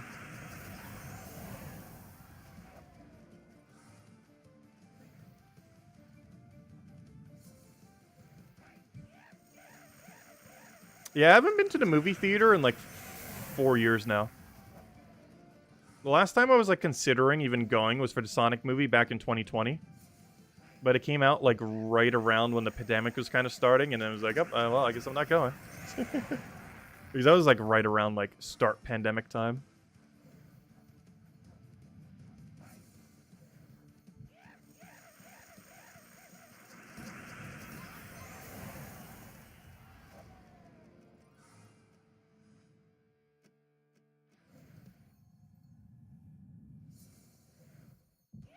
Alright, here's a perfect one to hold on. Alright, hold. Keep holding. Keep holding. Keep holding. Trying to get a free mana. Keep holding. Keep holding. Keep holding. This doesn't kill it, right? 20 damage. Yeah, there's no word. Yeah, it doesn't kill. Keep holding. Doesn't even kill the other guy. This one will, though. It's 15 damage. Oh, so this is still turn 1, by the way. It might not look like it because it's taken us like 1,000 years to take this one turn. But this is still our turn. We never dropped our turn because we were able to get her up with 2 extra turns. Alright, keep holding just in case. Give it a few extra minutes. Or a few extra seconds, I mean, not minutes. Okay, now we kill it. Alright, and now he should give us the full value unless they changed it. They have not changed it. 60 Dragonite! Look at that. 2 days worth of Dragonite right there. So glorious. Speaking of which, we also got some glory. We got mid-range glory, mid-range souls. He even has a 60 drop. Interesting. The other one doesn't have a 60 drop, but that guy does. Yeah, there it is. Our first full Dragonite drop from a Dragonite Gnome. It's not from a wild one, but it's still one nonetheless. There we go. Cool. Anyways, in other news, let's go run another. And then we'll go update our number that still says we found 3 Volkies.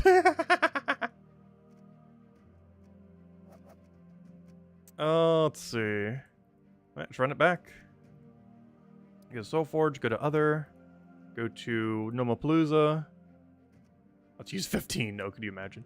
Okay, let's use 1, and let it begin. Or re-begin.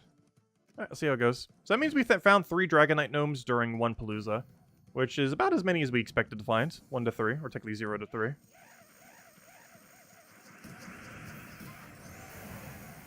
As it seems to be happening at the same ratio of what a Curse Gnome does. And oddly enough, we actually found more Dragonite Gnomes during that than Curse Gnomes. I think we only found 1 Curse Gnome, but found 3 Dragonite Gnomes. The first time I've ever found more Dragonite Gnomes than Curses. Since their release. Yeah, could you imagine using your entire stack on accident? I wonder if anyone has. Like, statistically, someone had to have by now. And I don't think there's any warning menu for it either. There's no warning that comes out. You're about to make a grave mistake. Are you sure you want to do this? It just simply does it. There should be a warning message on any amount of Gnome-a-Palooza usage above 4. Like, if you're using 5 or more Paloozas at one single instance, There should be a warning message saying, you should not do this. Are you sure you want to do this? You are likely going to waste time. The time ticks down regardless if you're in game or if you lose connection. Or if you stop farming for like 5 minutes because you need to go away for something.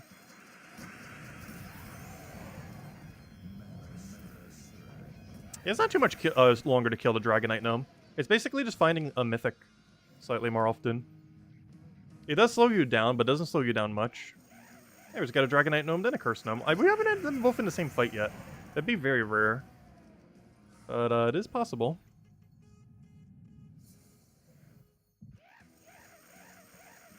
Also, speaking of things that are rare in vaults, it is possible to find verses in them. They drastically reduced their rate so people couldn't keep infiniting them. However, there is still a very low chance that you can find a verse gnome while doing a verse. Not at replacement rate, like it was initially, which would have been so ridiculously broken, and not sure how they haven't checked that before it was released. But at least to a degree where you're still going to find some occasionally. So we can still find the verse 3 that we need, because verse 3 is pretty much like getting a full set of Palooza at that point. This is the only one we need. Also, what is the point of ingot gnome? There's way too many ingots with nothing to use them on. Oh, another Dragonite. That's the second one. I got to eye down the yellow. Let's hope he doesn't go for it. Perfect. And I have this team set up specifically to make sure we have enough. Probably should have mentioned that when we covered the weekly video. It kind of slipped my mind at the time. These were kind of doing it in the middle of nowhere. However, one thing that's really relevant about this exact team composition, which I also mentioned a little bit earlier to stream, but just to reiterate, we have +3 yellow. 1 off of Dust Devil and 2 from Banner. This is exceedingly important now that Dragonite Gnome exists. This was already kind of important in the past, so I didn't even need to change it. But it's even more relevant now, due to the fact that 3 yellow is enough to full mana Sister Superior. And this is exceedingly important to get a quick kill on anything that survives, whether it be a Mythic or the Dragonite Gnome or some other circumstance.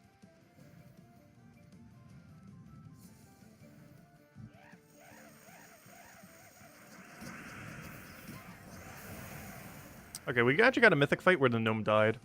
Luckily because that Gnome's a little bit weaker. Oh no! Fine, I'll take this out real quick. I know it's quicker if we just skip to a different kingdom, but I hate leaving a Mimic behind. So I will go kill the Mimic real quick. Let's see. And the reason I had to change my team is because they have higher durability, if you're wondering why. As you can tell from their couple hundred stats that they have now. Even though it's still 4 gnomes, it is still very high statted. There we go. And nothing in our chest. I get back to normal team. Back to our normally scheduled team. Speaking of things that can slow you down from the Palooza, there's that. The quickest strategy for that is go to a different kingdom that you can still one-shot with the method. Which actually is all of them. Now that I think about it, for running a Palooza, it's literally all of them. However, I don't know, I still like getting it out of the way. Even though it is slightly quicker just to move to literally any other kingdom that's on Explore 1. It does specifically have to be on Explore 1, though.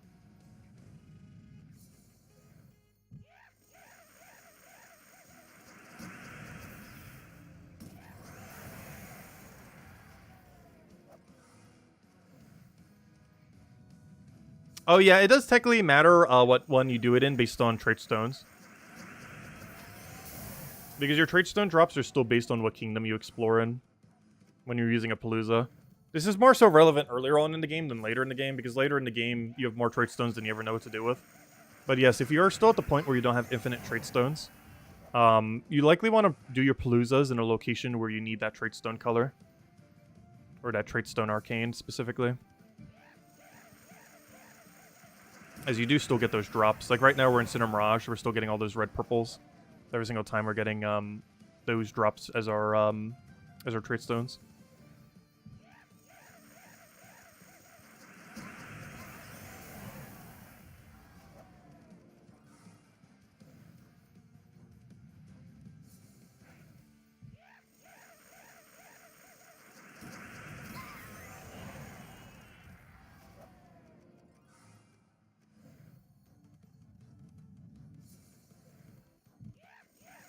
Should we do the Gnome-a-Palooza in Cinder Mirage only? No, you can do it in any kingdom.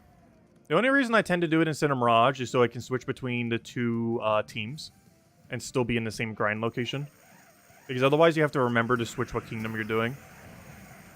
Because let's say we're using the Quick Kill Dust Devil team in Cinder Mirage, which we generally would be. But then we go do our things in Sword's Edge because we want like blue, yellow arcanes or something. We then have to remember to go back to Cinder Mirage because we can't use the Dust Devil build at Sword's Edge. We can use the team that we're using right now at Sword's Edge. But if I want to use the super quick kill one that uses 3 Iron Hawks, I have to go back to Cinder Mirage or a similar kingdom that can be one-shotted. So the main reason I tend to do all of it just in Cinder Mirage is just already a location where both of them can be done. So we don't have to go out of our way. Though generally, when you do find a gnome, when you find a mimic, you do generally want to just go click on a different kingdom. I just always like doing it instantly, so I don't. But it does actually save time if you, the second you find a mimic to change what kingdom you're doing when you're doing a Palooza.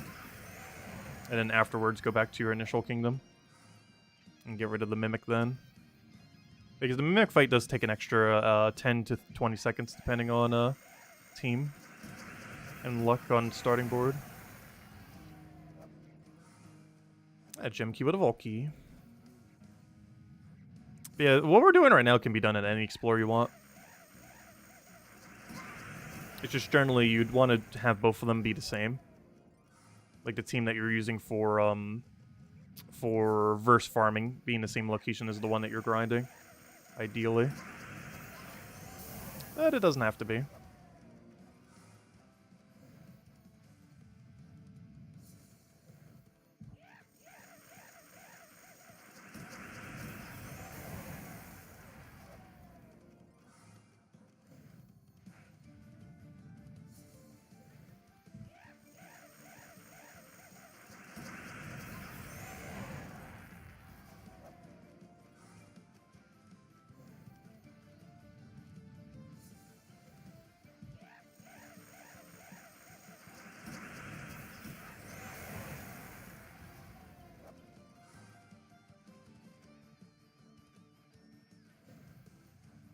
Yeah, you generally want to start with a very low amount of Myth Stones when starting a Palooza.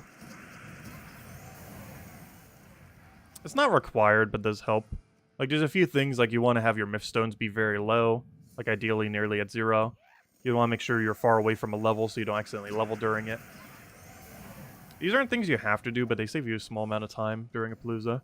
If you find a Mimic, you generally want to shift to what kingdom you're doing, rather than always kill it like I do, just out of paranoia of always wanting to do it instantly. Even though it's quicker to not do it that way. Because generally a lot of those like small time saves I actually don't end up utilizing. Even though it's a good idea to do so.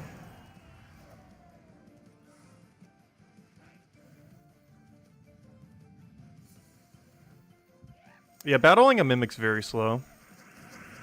But you can also simply just change what kingdom you're doing. Meaning a Mimic would barely slow you down at all.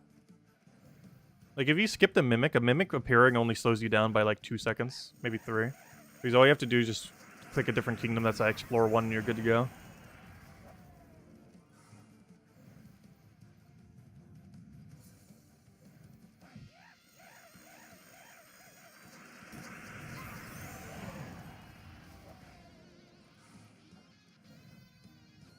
So where are the Dragonite Gnomes? I think we only found one this set. And it was next to our other Curse Gnome as well. Found Dragonite Gnome, then a Curse Gnome, then none of them for 10 minutes. Or 9 minutes.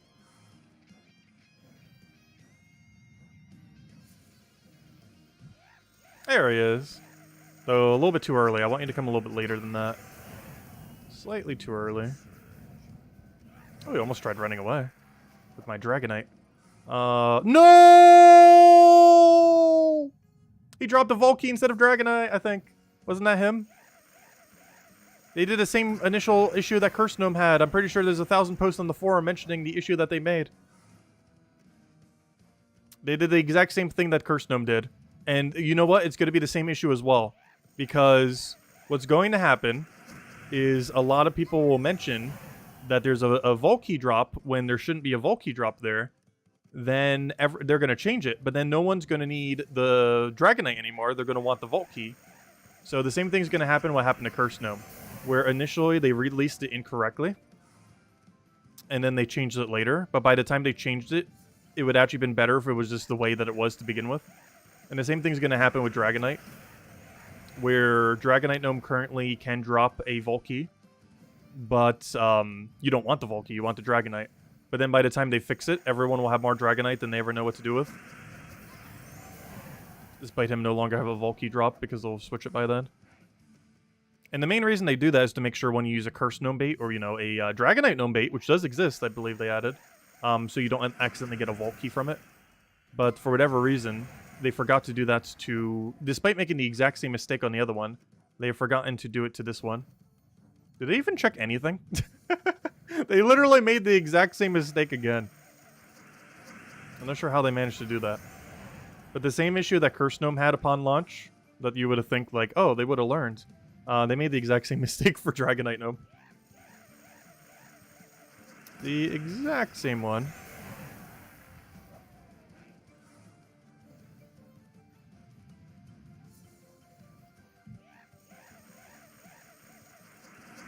Oh, why are you not clicking? Why are you not clicking?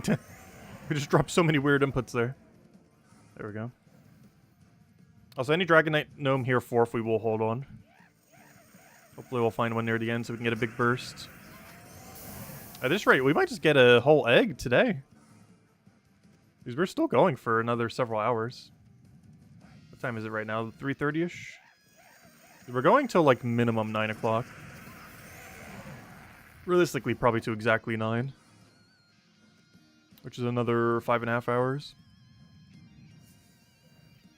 So there's enough that we... If we keep finding Dragonite Gnomes near the end of Vaults, or Paloozas, I should say, we will actually have an entire egg within a day. Which, is it worth doing that? Probably not, but you're also getting a lot of other loot. Like, if that was the only loot we were getting, no, it would not be worth doing it. But on top of everything else we're already getting, while also getting that, that's pretty nice. A whole Dragonite Gnome egg, while getting a ton of other loot.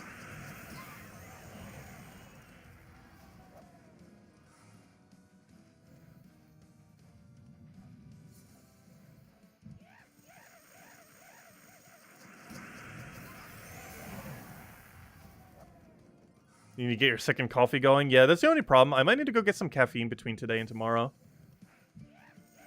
to keep me going. Because I don't really have that many caffeinated things in the house right now that are, like, easy to just pick up and go. I think the only thing I have are some Arizona iced teas. So I feel like the sugar would keep me going more than the amount of caffeine that's in it. It's like 90% sugar, 10% tea. I was mentioning that yesterday, too. But it is basically the ingredients. Sugar, sugar, sugar, sugar, sugar, sugar, sugar, tea. And then sugar, sugar, sugar, sugar, sugar, and a few other things. Oh, what were we mentioning, Tyrion? It was Vault Key off of Glory. The Dragonite Gnome drop was off screen. Oh, never mind. Okay, so never mind. Maybe they didn't make the issue. Okay, that's good. It was just off screen. I wasn't sure. I thought it was his icon for a second. Alright, never mind. False alarm. Maybe they did actually code it correctly. Maybe they did actually learn their lesson after the first time they messed up. Which I would sure hope they would have. Alright, last time we have a chance to get one. Because we could probably only get 1 or 2 more battles in. Realistically, this is probably the only one for this Palooza. Not gonna risk it. Come on, Dragonite Gnome, or we don't get any Dragonite. No, at least we got double glory. Double glory is not bad. I'll take it. It's no Dragonite Gnome, though. Give it a few extra seconds. And there we go. And one of those drops even matter. 1,000 glory did, though. There we go. Alright, let's go back to doing some normal grind. Let me go update my number as well, because we definitely have more than 3 Vault Keys total right now. Our total Vault Keys are 2 on the Epic side, which is not that good. And 40 on the other one. There we go. And our pity should be at like 20 something. 15. Alright, and okay, let's go back to normal grind now.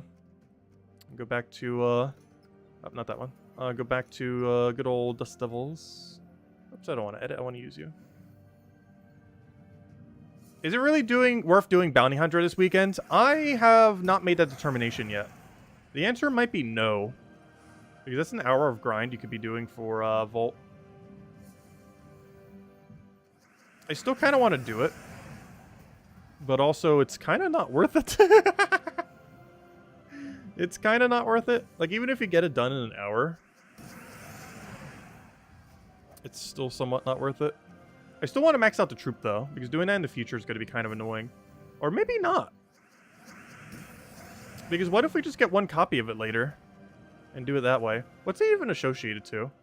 It's associated to Blackhawk. What does 1 star for Blackhawk do for us?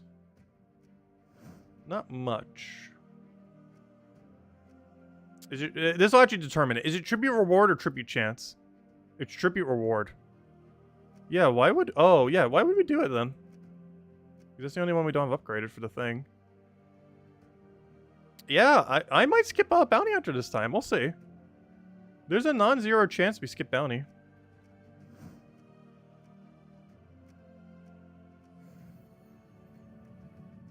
And then we'll just use a major blue when we find it in the future. Let's get 1 copy of it, use a major blue, and be good to go. What else are we using major blues for these days? Might as well convert a major blue into several hundred gems of savings. But the only downside being that for about 2 months we will not have that one usage troop. But it saves us several hundred gems. So it's a trade-off kind of worth going for.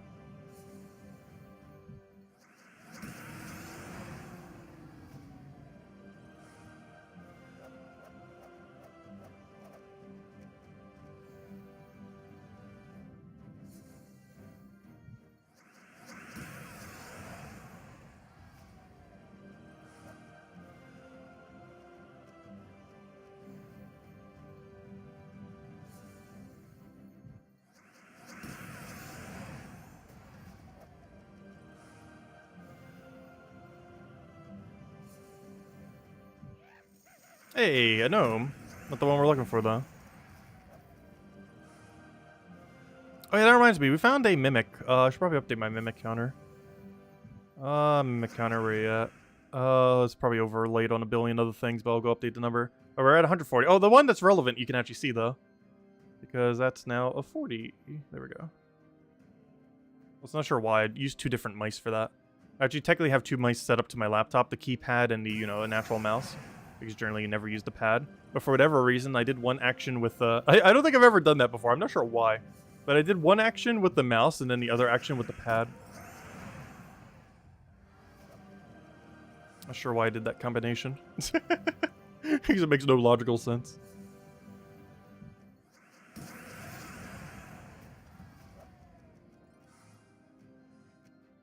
I feel like most mouse pads are kind of underwhelming. Because obviously the mouse is the superior product, and it's mostly just there as, like, the form factor. But still.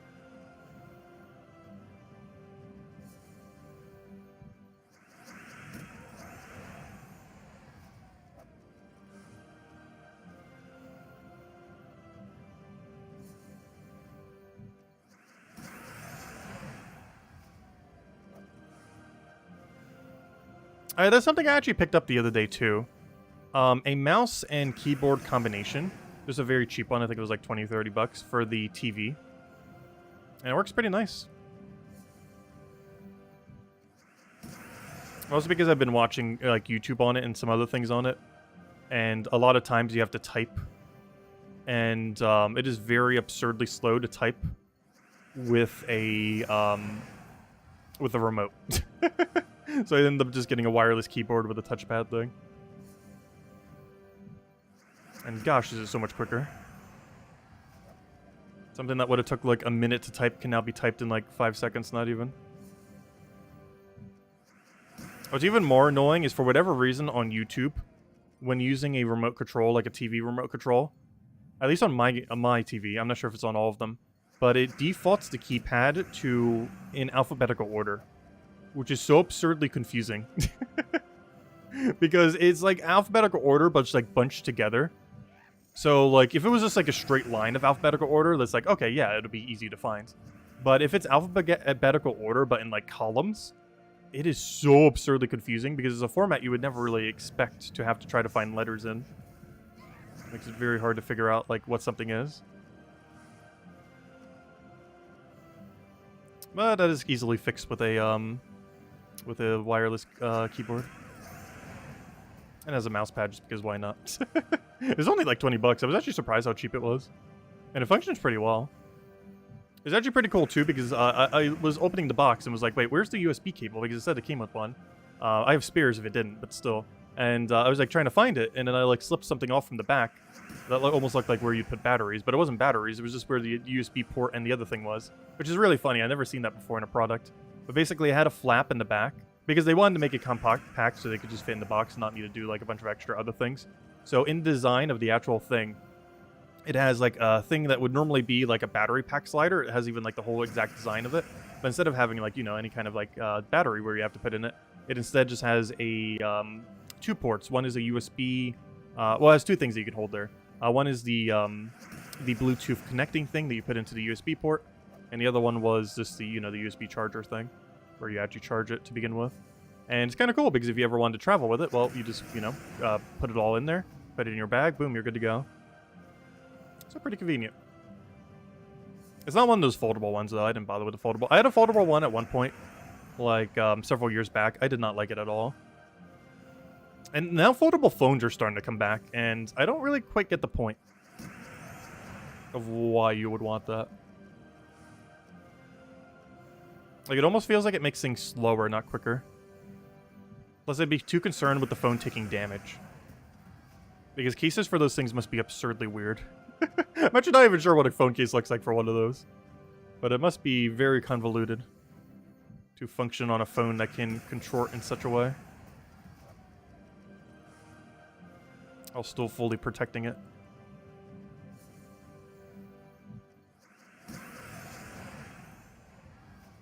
I do find it funny that flip phones were like the initial kind of phone. Then we started to get like what the standard ones we kind of have now, and now they're almost getting back to flip phones just in a more elaborate way. It's basically what those like multi-screen foldable phones are. And that is one that actually kind of seems like more useful, like a foldable tablet. So that it can be more compact than a phone, but have a bigger screen than a phone. Like something like that seems a bit more useful. I really don't understand the point of these foldable phones though. They have like a pretty standard size screen, and they're pretty much just a phone that folds, which seems kind of pointless. But like a tablet that folds, that's kind of cool. Because then you have a gigantic screen, but it takes up the form factor of like not even the size of a wallet.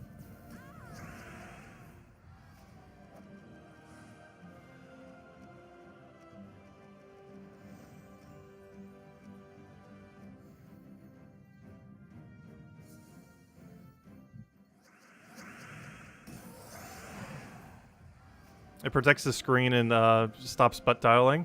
I have never butt dialed a single time ever in my life. In all fairness, I don't have the phone on me that often. Compared to the average person. Or even just in general. Especially compared to the average person. But I have never even come close to accidentally even menuing accidentally. How, like, do people put their phone in like their back pocket or something? Because I always put my phone in, you know, like any of the numerous front pockets I have. Because normally I have like 4. Because I almost wear like always like cargo shorts or something similar. Where I have like 4 different compartments, if not more. But I would never put it in a back compartment. It would always be a front one. And I don't get how you could possibly butt dial from putting your phone in a front pocket. Like, I've never once had a single situation where even a single button was pressed incorrectly when it was in my pocket. Let alone it dialing an entire number.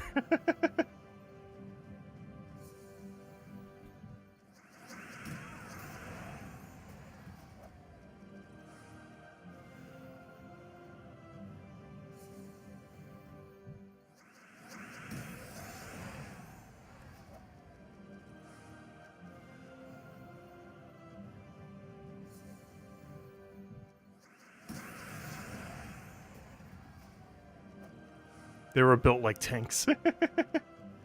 Yeah, technology is definitely getting kind of interesting for them, if nothing else.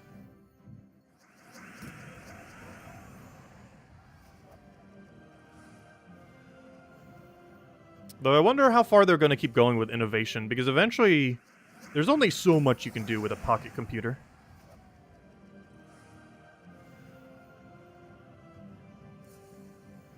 Like, as far as, like, everything that they'll end up doing with it. Because they're basically going to need to start, at some point, prioritizing peripherals for the phone. Which they kind of already do with, like, the smartwatches and everything like that. But eventually, the device you have on you is probably going to be almost microscopic. And instead, you're just going to use the processing power from that nearly microscopic thing to have, like, a supercomputer at your fingertips and just, like, everything else. You'll just, like, render it, like, right in front of you with, like, some kind of gadget on your hand and literally just make the screen in front of you. And it'll just project off of something. Because the phones are probably going to get to the point where they're basically just, like, a square hub that will house a bunch of technology that functions a bunch of other peripherals that are on your body. Like, eventually a phone, as we know it, is literally just going to be like a processing power brick for every other gadget that's on your body. Because it's eventually just going to power everything else. And just kind of be the hub for everything. Kind of almost like how an interaction of how a smartwatch to a thing is right now. Or like the smart glasses and similar. But to a way higher degree where it's like you can do almost anything with it. Like, that's probably the end goal of phones. Realistically. And then they just keep adding more and more peripherals to buy. Because with a phone, you only need one phone. But if they can make like a hub phone that is for the purpose of, like, it can still be used as a phone, but it's more so for a function of a bunch of other technologies, they can then just keep making those other quality of life technologies and keep selling those. And they wouldn't have to make new phones as often. Because the new selling point would be whatever new quality of life thing that they could end up doing. Rather than needing to sell another phone. Also, thanks for the $5 tip, Roman. Greatly appreciated.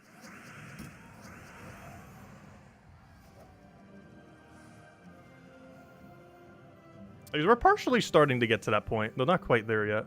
Give it another decade or two.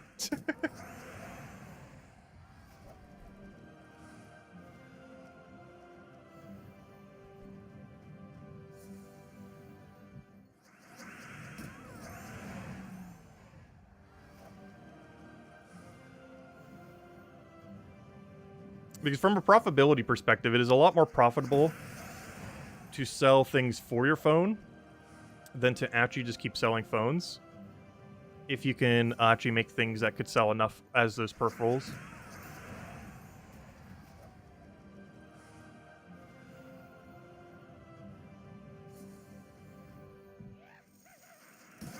Because no one really needs more than one phone, for the most part. But if you added other things that you would need, then, you know, they'd be able to sell more things. You're just waiting for the sex robots? They technically already exist. They're not particularly advanced, though. Give that another decade or two. AI is getting pretty strong. AI does some crazy things already these days. It still seems in a kind of developmental stage, though. Like, AI in 30 years from now, I wouldn't be surprised if it's, like, indistinguishable from, like, actual normal people. Or at least pretty close. Like, there's always patterns that you're eventually going to recognize, even with the most elaborate AI. Because there's only so many processes that it can have. Unless we find quantum computing, in which case, yeah, we're in trouble. But as far as with a binary system, you will always be able to pick up patterns of their how they end up processing everything. Like, even with as many variants as you possibly can in a binary system, you will eventually figure out, like, oh yeah, this is an AI. It might take you longer. Like, right now, it might take you, like, 5 seconds to figure out something is an AI. And then, like, a decade, maybe, like, a few minutes. And then after that, like, maybe a few hours. But, as long as it's a binary system, you will always be able to figure out at some amount of time, like, wait, this is an AI, this is an actual person. But, if we ever get to, like, quantum computing, yeah, we're in trouble. Because at that point, you probably could make an AI that could process, like, as a human. With, like, very little difference. if you want to use that for robotics or any other purposes. We're probably there in like a couple decades. We'll have to see. Like, we're probably there in our lifetime. Well, it depends how old some of you guys are, but we probably are within the next few decades, a little bit longer than that. Oh, sorry, Isabel, what was your question? Do you have 2 phones? I do actually have 2 phones. I have the one that you gave me, and I have my older phone. I don't use the older phone for too much these days, but I still keep it around, just in case.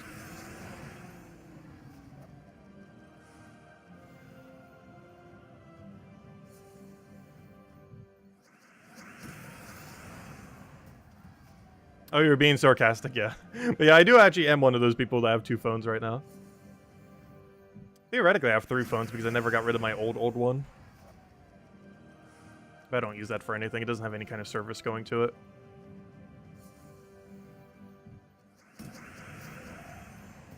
And having a spare phone that you can use on the Wi-Fi wouldn't necessarily hurt. For like a guest or something. Not like a guest would never have a phone, but you never know. No, I technically only have 2 phones. The only reason I still have the third is because I'm a kind of person that like barely ever throws out technology.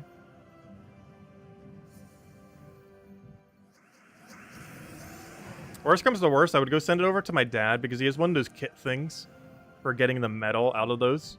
And it is actually, especially for older products like that aren't worth too much, to be resold. Because like that one phone, other phone, I'd be lucky if I get like, what, 10, 20 bucks for it or something. Like my older one. Maybe even less than that, I'm not sure. But one thing that you can actually do is strip the metal from it, like all of the gold and all the other precious metals from the internals. And you can actually get more money generally from the stripped internals than you can from trade-ins or anything else like that. My dad did that for some amount of time. He still has everything to do it with. He doesn't really do it these days. But if I just sent him a bunch of junk and be like, could I get the metal from this? Or go sell it and just give me the cash? We'll just split the cash. He'll be like, oh, okay. He did that for some amount of time.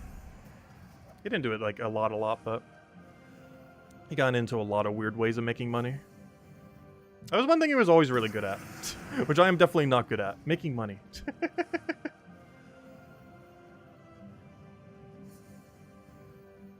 Hey, verse 3, I actually need that. That's actually the whole thing we're looking for.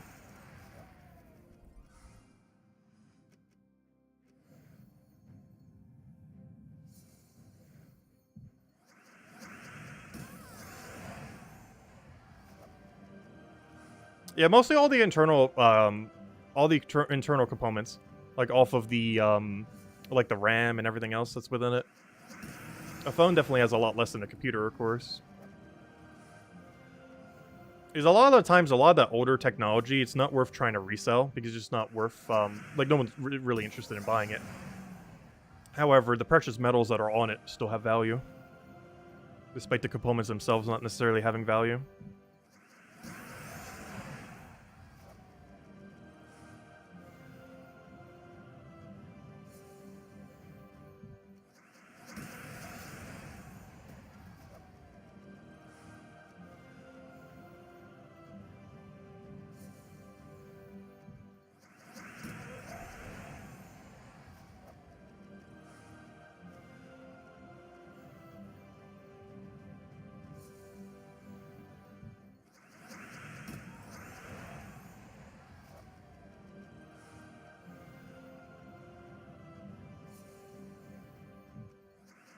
Alright, we did get another verse 3, so we're almost back to another set of Paloozas if we want to go run them soon.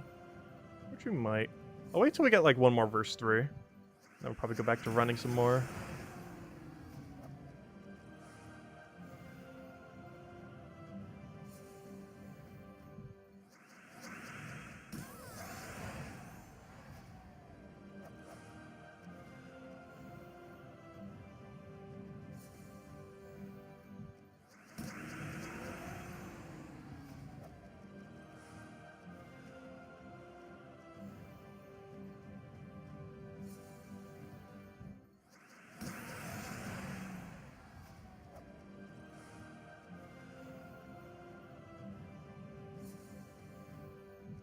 Hey, Glory Gnome. Come on, 1,000, you know you want to? 1,000? Oh, mid-range. I don't think we've seen any of its low drops at least today, so that's good. Though even its lowest drop is better than almost every other gnome's drop. 200 glory is worth about 10 gem value. Like 9 or 10 gem value, depending on how you look at it. Which isn't that bad at all compared to the average gnome's drop of, like, negative value. No, it's not literally negative, but of, like, near 0 value. Because 200 glory is 10 glory keys. 10 glory keys is about 1 gem key. 1 gem key is about 9 gems. Is where that value comes from.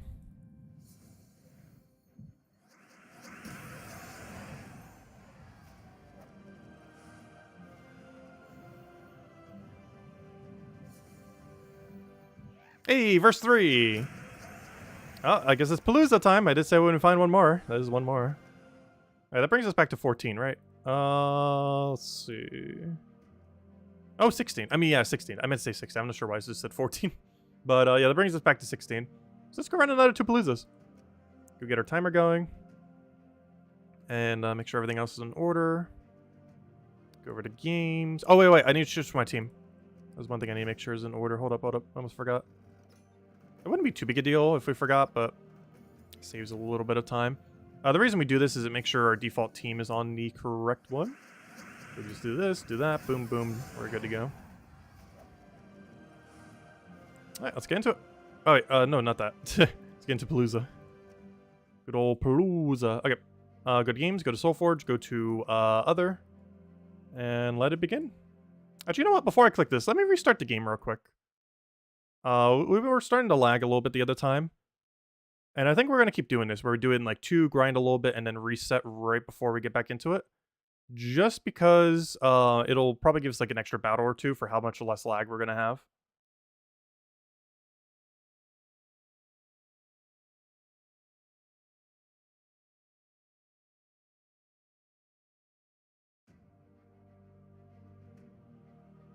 Let's see. Move that over.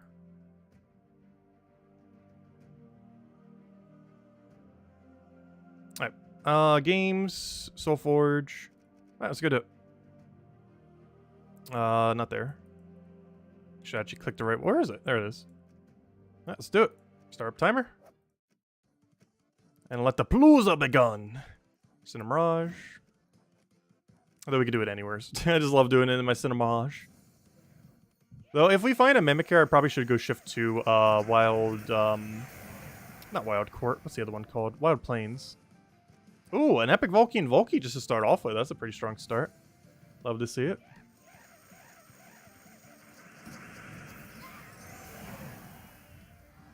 I know, we're already getting lag. Come on, we reset. We did that so we wouldn't get lag, not more lag.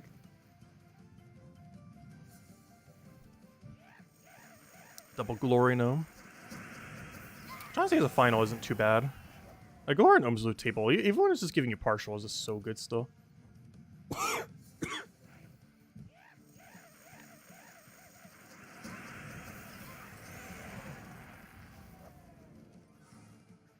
Actually, you know what? We should go poll. I'm gonna go make a poll after this Palooza. Are you going to do the Bounty Hunter event this weekend? Yes or no? I can't do that until 14 more minutes from now. But I'm gonna make that the poll for today. I'm actually curious what people think on that. I'm still not sure if I'm even going to be doing it. There's one other reason I want to pull it. I mean, whatever the poll answers as is what we'll do. We'll do Bounty Hunter if it wins. We'll won't do Bounty Hunter if it loses. We'll pull it after this because it'd be too hard to type with one hand. Especially my left hand. I'm not left-handed. I'll have to wait 14 minutes.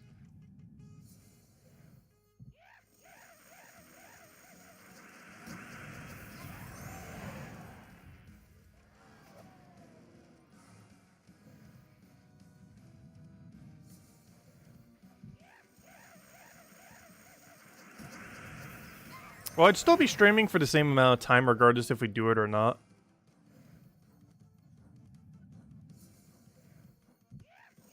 It's just either that time would be spent doing more Vault event or we'd be doing Bounty Hunter.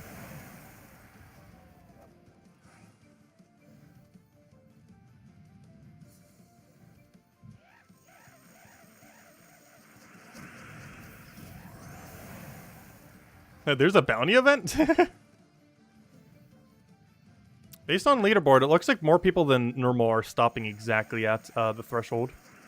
Like, the amount of 255,000s on leaderboard is so high that that might be all you need to make leaderboard. Is literally everyone stopping the second they get in. And then going straight back to hunting gnomes. I wouldn't be surprised if there, by the end of it, there's like a over 1,000 way tie for last place on leaderboard. Currently there is. There's like a several hundred tie for it right now. Ooh, 14 Dragonite. And even if it's not on leaderboard, it's still going to be a couple 1,000 way tie. But if it's on leaderboard, everyone will get an orb. And some gems back. Which, if nothing else, is almost more of a incentive to do Bounty Hunter. You'll get a 75 gem refund, or 50 gem refund plus an extra orb. That's only assuming that that multi-way tie will be possible by the end. There's a chance people will power grind by then and it won't be worth it anymore. Because there'll be those few that will do just like one extra battle just to make it bad for everyone else.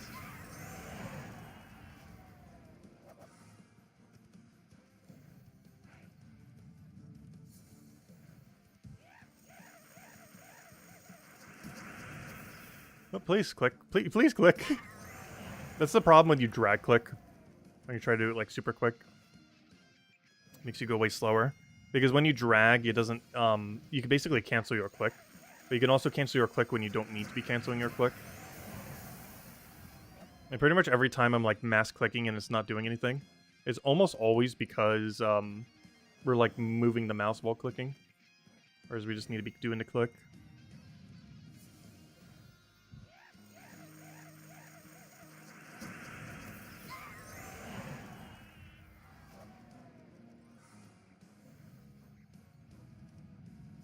Someone on Xbox already has 1.3 million points. Yeah, there's still some people going crazy on points. But I was more talking about the bottom of the leaderboard, not the top of the leaderboard. The people at the top of the leaderboard are still crazy. But I was referring to like the ultra multi-way tie at the bottom of it. Because right now on PC Mobile, it's just straight 255,000. For as long as I can see, all the way off the leaderboard.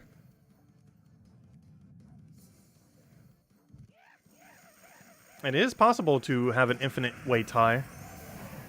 If like 10,000 people in the game all tied for like 90th place, everyone would get the 90th place reward. Or, you know, everyone that tied, that is.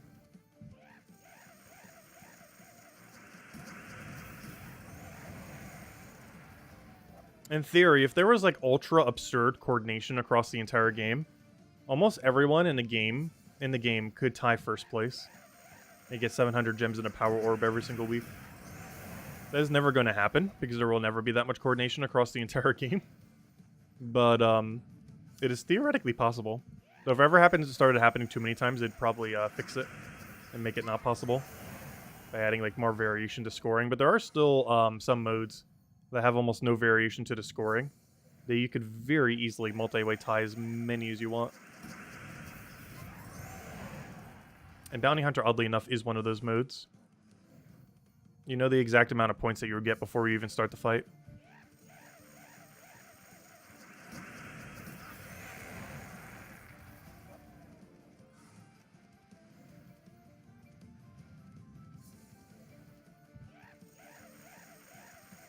And you can also adjust it as needed. So if your point system is like slightly off, you know exactly how many points you're going to get, and you can keep adjusting it until you have the exact number needed. If anything, Bounty Hunter is actually the easiest mode in the entire game to multi-way tie on. Because it has the most consistent scoring system and the most adjustable scoring system of any mode.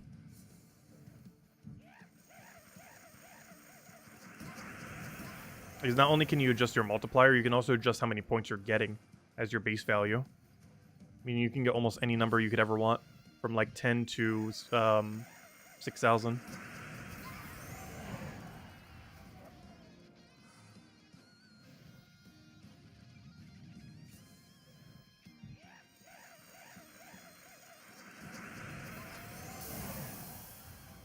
Towers and invasions are easiest.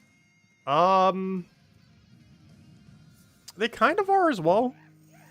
Towers in particular, because it's based on each individual kill.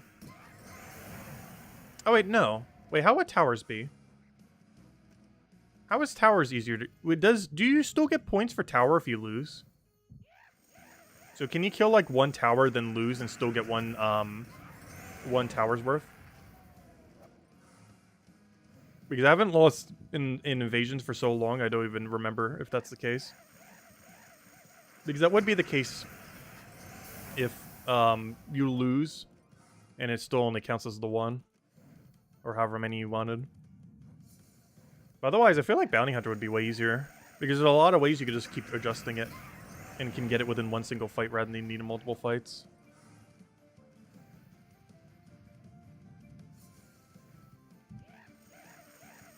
Because if you're like 1,200 points away from someone else, let's say, there's only 1 or 2 fights max to get to the exact value.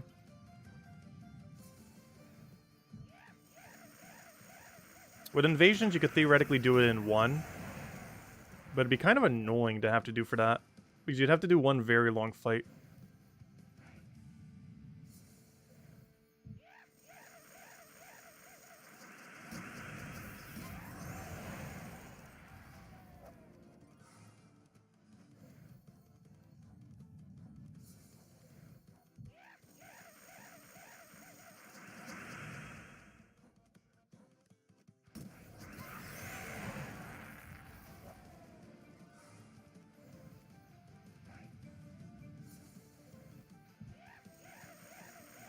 I almost feel like I need a nap. I actually was before the stream started. For some small amount of time.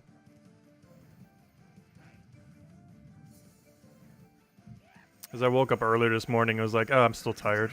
Nap. And then started on the grind. And then eventually started the stream. I always hate that feeling. Like, when you wake up and it's like, oh, I still need more sleep.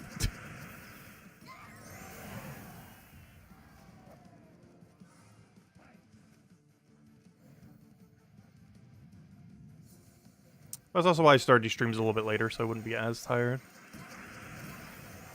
I just didn't get that rested. I'm not sure what it is, but Thursday into Friday, I never get good sleep. I've mentioned this like so many times over the years. But it is something about Thursday into Friday that I am just incapable of getting good sleep.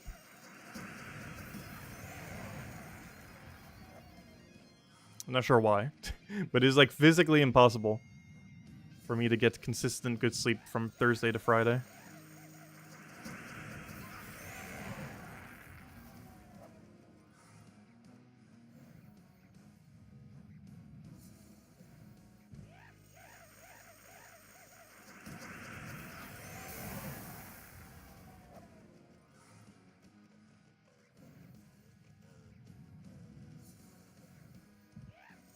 Oh, we hit the 2-hour mark. 7 more to go. Oh, not 7 more. Technically 5 more to go. I did math wrong. 7 hours is about how long the entire stream's gonna be. 5 hours is about how much longer we're gonna go. I need to go make that poll in like 5 minutes before I forget. Because if I don't make it before I go start this next Palooza, I will forget to do it at any point this stream.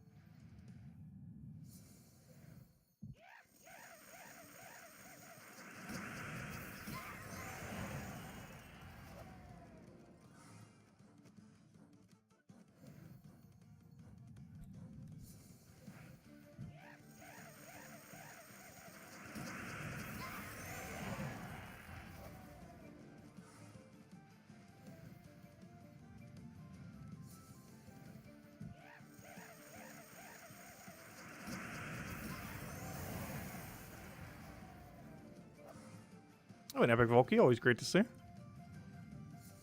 Do you remember how broken Gnome-a-Palooza was when it was first introduced? Yes. The very first day Gnome-a-Palooza was released, it was probably one of the most hilarious on-release mechanics I have ever seen.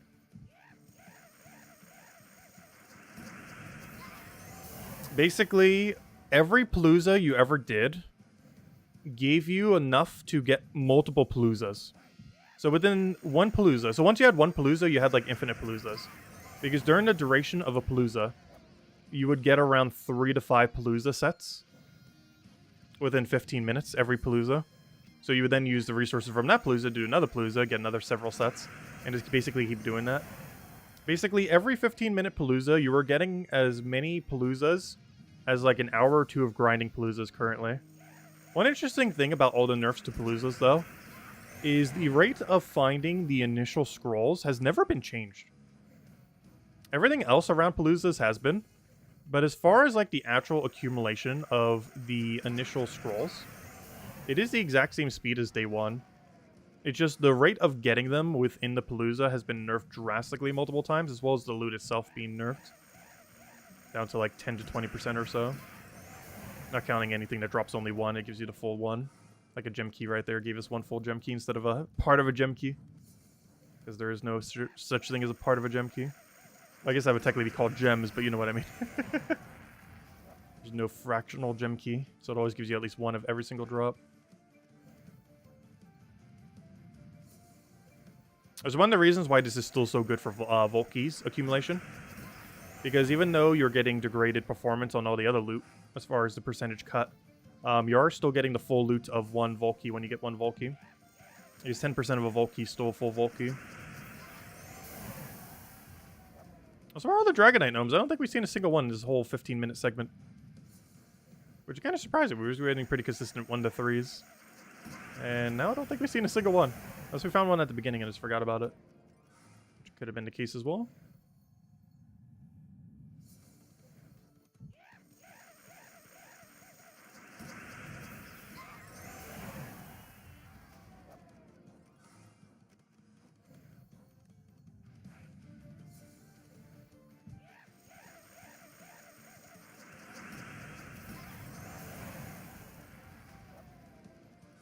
Oh, nice. An epic Volkey. Alright, we could probably get one more in and then go into the other one then.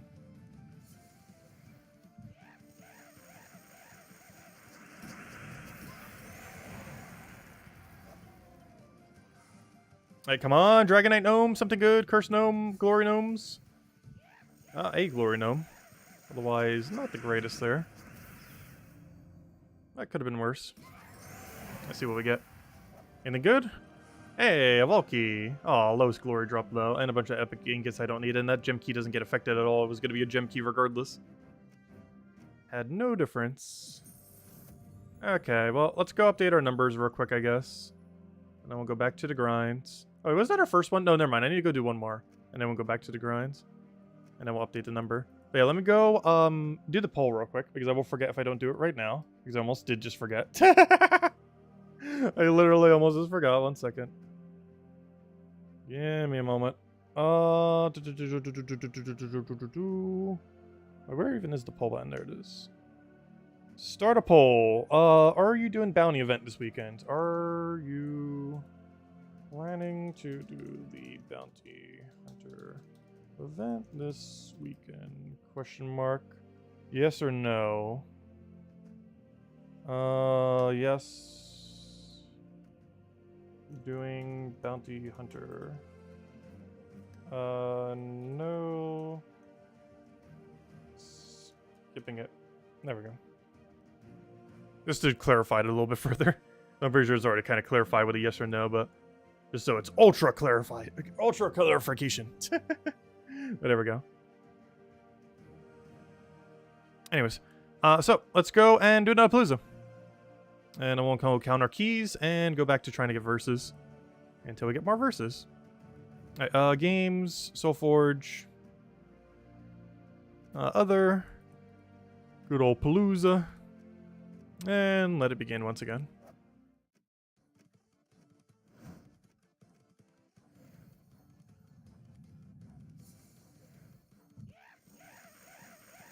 Alright, so far skipping it is winning, though it is pretty even. It does look like it's coming out pretty tied.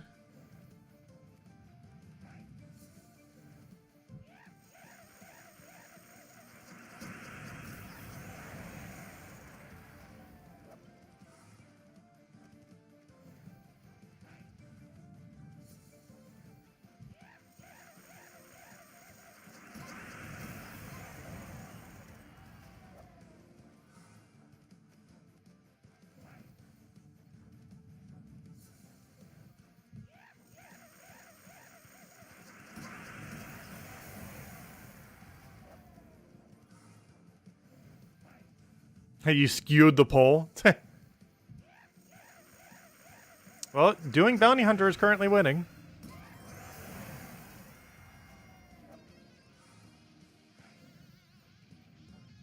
And before it was skipping. So yes, you did skew it. Slightly.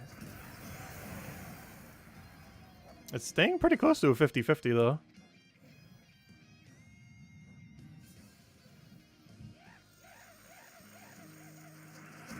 Bounty stole a lot of good loot. Particularly the double guarantee major orb. You also don't have to get the title later at a later time. For people who like collecting all the titles. You also don't have to worry about using a major blue later to upgrade the troop. Oh! We got the Hawk guy. I don't think I have it maxed. For a second, I thought that was the bird that was available for money, and I was like, wait, this should be impossible. But no, that's the other bird. Well, I'll have to grab him after this Palooza. Hopefully I won't forget about him.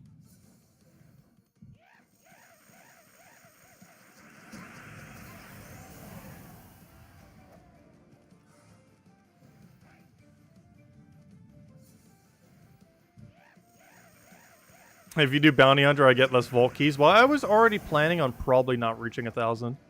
So getting less this weekend wouldn't matter too much. The next time we do a Vault event grind, we will probably be aiming for... assuming we're doing a near endless stream. I don't know if we're going to be doing that, though. But if we do end up opting for that... we might be able to reach 1,500 for the first time. Maybe even 2,000. I'm just not sure I have the capacity to even functionally do that, though. For how long we'd have to do that for. Because we're talking like 50, 60, 70 hours of Vault grinds. Because this weekend we're realistically doing like 20-ish, I want to say, by the end of it all. Because so far we've done about 4. 2 before the stream, 2 right now. And of course we're doing about another 5 right now. Which would bring us to, what, like 9 hours then? Which means by the end of the week, yeah, it would be a little over 20,000. Because while I do plan to farm a similar amount tomorrow, I do plan to farm quite a bit less on Super Bowl Day. Still gonna grind on that day, just a bit less than the other 2, obviously. And we're probably only streaming it for about an hour that day.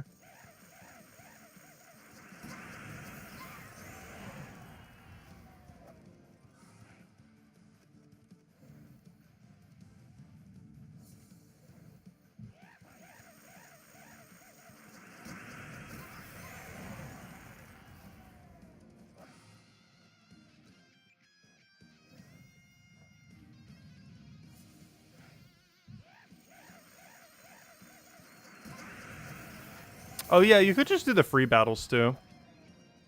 I don't feel like the free battles would be as worth it though.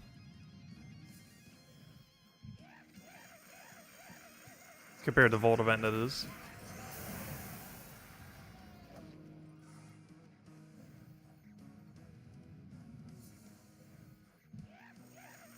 Grind until it impacts your health almost. I'm pretty sure it already has in the past.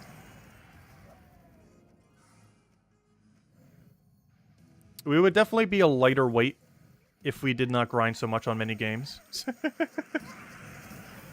Like, I would probably be like 170 pounds. I'm like 220 right now. Actually, with shoes on and everything, when I went to the doctor's yesterday, it came out to 225, which is not the highest I've ever been. I was actually as high as 230 at one point, or 235 around there. But has also been as low in the last couple years as like 190. Currently at like 220, 225. But that weight would be like at least like 30 lower if we didn't grind as much in various games. Need to go get a standing desk so we can go keep doing exercises standing here. Actually, I was testing that the other day when I was just doing a little bit of exercise. And my desk's normal height is actually kind of fine for a standing position. It would not be good while doing Palooza, though. Because it would be very inefficient at doing Palooza. But we're doing something a little bit more casual. That wasn't us trying to grind as quickly as possible. We could kind of do this whole standing thing. Maybe we'll have a standing stream sometime next week. We'll do a whole stream while standing. Maybe not the Monday stream. Maybe just like one random one in the middle of the week, like Saturday or something. Not tomorrow Saturday, but next week Saturday.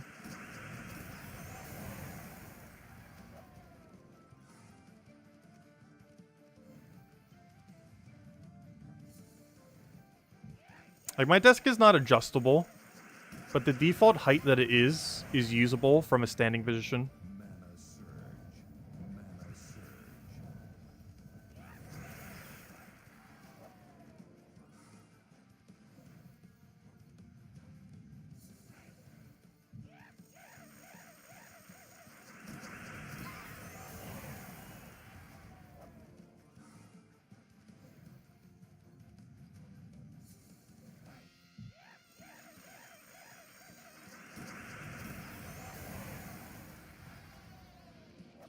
As long as you fix the camera angle, yeah. The croc shot stream.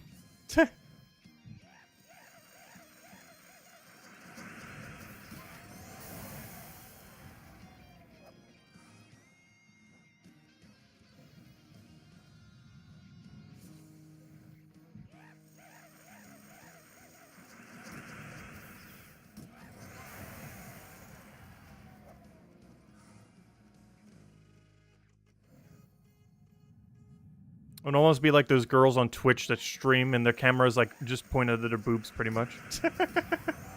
Which reminds me, I haven't been on Twitch for like 4 years now. I basically stopped using Twitch when Salty stopped streaming. Because one of the only reasons I ever went on Twitch was to watch the Gems of War Salty streams, which was the community, or used to be the community manager for Gems of War. And ever since she stopped, I had literally no reason to ever return to Twitch for any reason. That was like the last and only stream I ever caught there. There is one other thing, Games Done Quick. They hold like a competition thing, or not competition, but they hold like a fundraising thing a couple times a year. Normally 2 times a year. One of them was actually last month. But I just catch the rewinds of it. Like, there's no point in watching on Twitch when you can just watch whatever you want to actually see after the fact. Because otherwise you'll see a bunch of runs you don't want to watch. But if you just watch after the fact, you can just, you know, watch the one you want to see. Which saves a lot of time.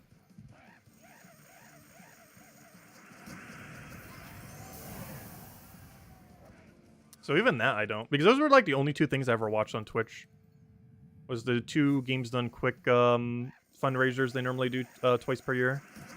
One during January and the other one normally during the summer. And Salty when she used to stream Gems of War. That was like literally the full list of Twitch I ever watched. Pretty much.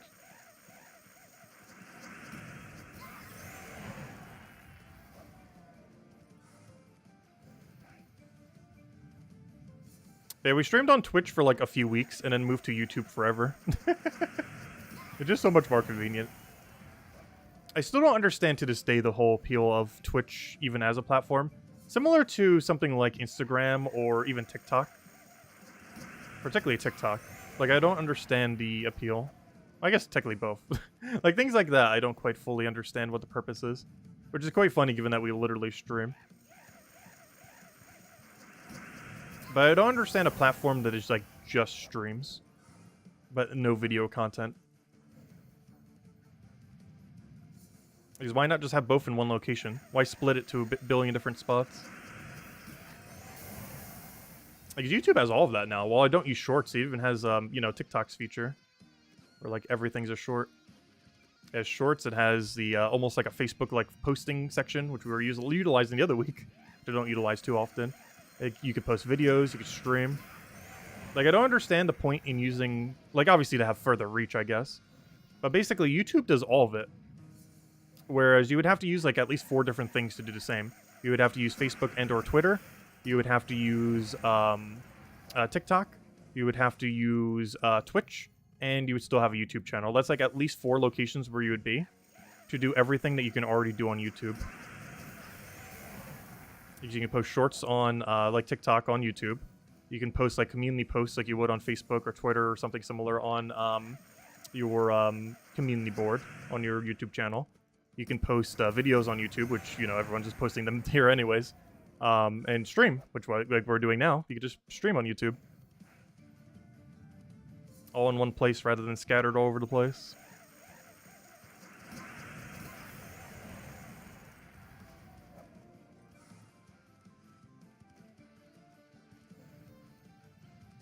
Younger people grow up with phones. Yeah, that is one thing to consider too. I never grew up with a phone.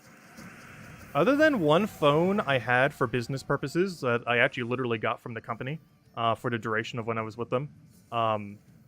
Besides from one phone I had for business purposes or like a backup phone that was literally just used for calling in case of emergencies, I have never actually owned a phone my entire childhood.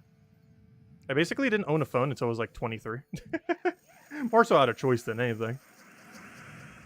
Yeah, attention span is getting, like, severely low. Like, it's actually kind of insane how low people's attention span are starting to get.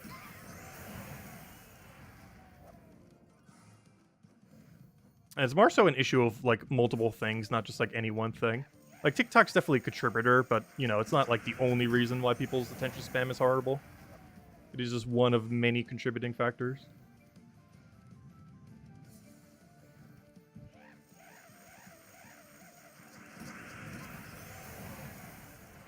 Also, hasn't the government, like, planned on, like, banning TikTok multiple times now and still haven't? Because I'm pretty sure it's banned in, like, multiple countries due to how dangerous it is. Both psychologically and other people just because of concern of, like, China and everything.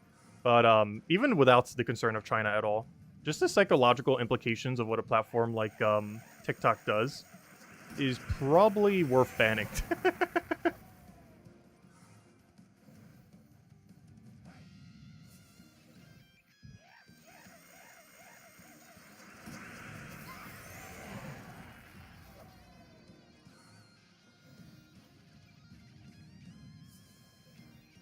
Computers didn't exist when you were born. That is something I did always have, though, a computer. I think the youngest age I was when I was, like, using a computer would have been, like, 6 or 7 years old. It's probably the main thing that got me addicted to RuneScape. Speaking of which, we're playing on the side right now. We started that back up. That's a game I played on and off over the years. And I would have first played it around 2001, 2002. Which also been around the first time I played a computer, though. Actually, no, it would have been closer to 1999. So yeah, I was playing on computers since about 5. And I think I had my own, or at least like a household's own, around like 7 or 8. I want to say 7, maybe 6. Like 6, 7, or 8. Like anywhere from 5 to 6 or 7. Somewhere's in there.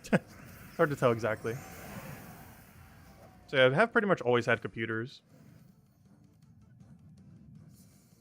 But I mostly use that as gaming, not for all the social media stuff. Like, I don't even think I had any social media account at all to any degree until I was, like, 21. And the whole reason was because of this channel. Was the only reason we initially made any to begin with. Was because of this YouTube channel.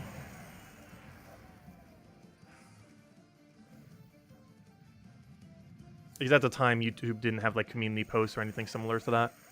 So if I needed, like, a text form to, like, communicate with you in an external way, I needed to have another platform.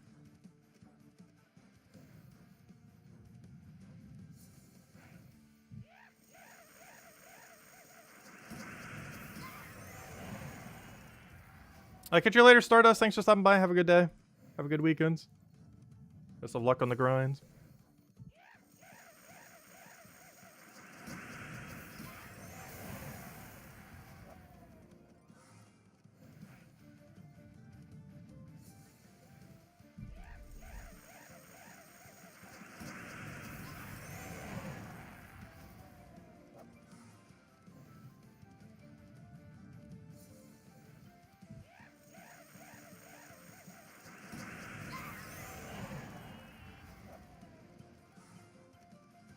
Alright, whatever's in here we have to take. Come on, something good. It's not something good. Unfortunate. Did I ever play Origin Trail? I have not.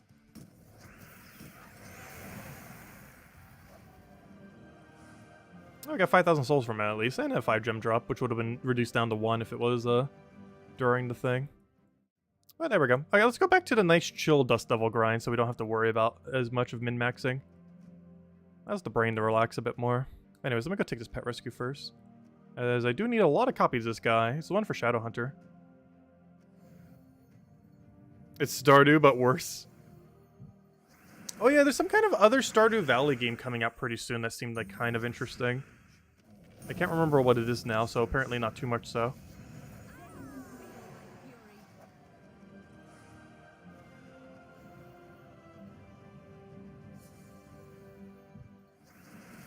Actually, you don't know what games coming out that I loved a lot back then, which I wish they would re-release Fortune Street. But Dokapon Kingdom is getting re-released, I believe, in about a month or two for like the 10-year anniversary of it, or 15-year anniversary, or whatever year anniversary it is. The only problem with picking up a game like that, similar to something like, well, it has a different issue. Similar to something like picking back up on Old School RuneScape, which is going to be like such a huge time sink that we've been doing. But the other one is, if we do a Dokapon Kingdom playthrough, we will likely need multiple people. Not only that, like to get the full experience anyways. Not only that, but last I recall, it's like a 50 to like 150 hour RPG board game.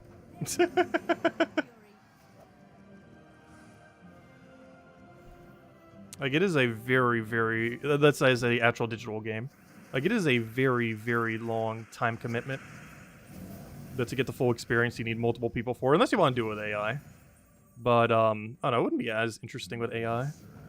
Similar to how, like, Mario Party with AI. Like, you can, it's still fun. But it's not quite the same.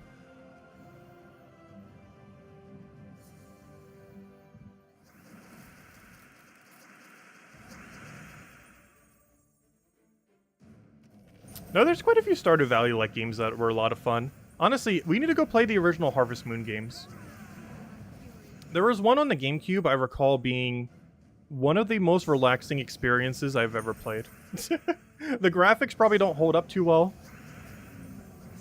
Because, actually, one of those Metroid games actually got a remaster the other day. Because it needed, like, a graphical upgrade, so they re-released it for hype for the other thing. And it was made around that same time, like 2003-ish. And the graphics of the original definitely didn't age too well, but one of the first Stardew Valley, not Stardew Valley, one of the first Harvest Moon games on GameCube, we are definitely going to have to play once we get all of that hooked up. Because I do recall it, I'm not sure how it holds up these days, but my recollection of it is it's probably one of the most relaxing farming simulator games I've ever played. There's also a Wii one that has some fun mechanics, but it wasn't as relaxing. Like, the atmosphere that one game had just captured it so well. Of, like, the farm life in particular. Like, most of its side components I don't feel like were as fun. But the main core atmosphere was actually really good. I never really seen any Stardew Valley-like game really capture it. Like, even Stardew Valley itself has a lot more of, like, a cartoony kind of unrealistic feel. But the one Harvest Moon I was thinking of just really did it well to fully capture the experience. Anyways, we need one more. Reminds me when I actually used to have chickens. Because I used to have 3 chickens and a rooster way back when. Anyways, let's keep dust level grinding. We'll take this one. The one with one. The one with one.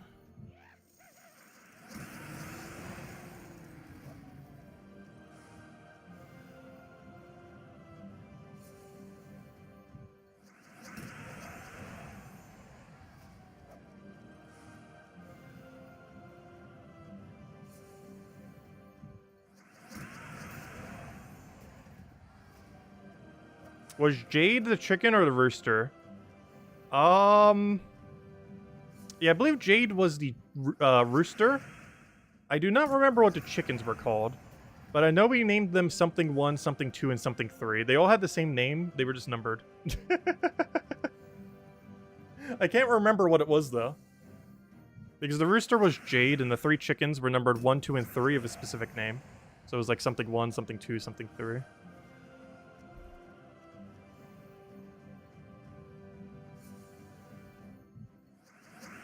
But yeah, we had a particularly green chicken. Like, all the... I mean, rooster. Like, a lot of roosters have, like, some amount of green. But some also have more than others. It really just depends how the light reflects off it as well. Because if I type in, like, green rooster... So I wonder what would come up. I wonder if it'll literally show me green roosters. Or above average green roosters. Let me just type that in. Above average green rooster. Above...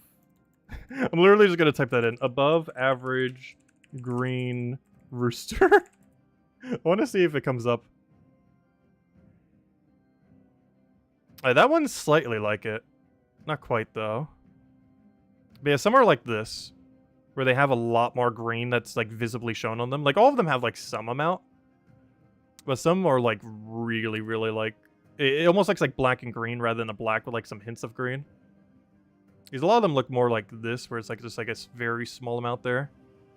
But some of them have so much of it that it's, you know, it's basically just a green chicken. Or rooster, I mean. Like, obviously, it's still primarily black. But some have, like, a small amount of accent, whereas others have, like, an absurdly high amount. And the one we had an absurdly high amount.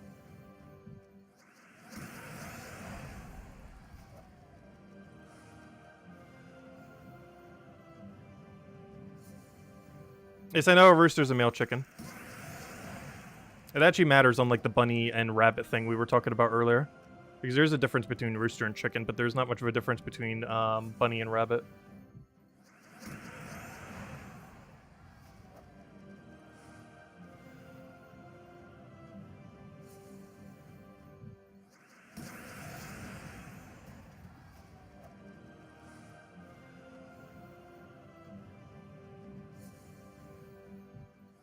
You would have called them combo 1, 2, and 3. Oh no!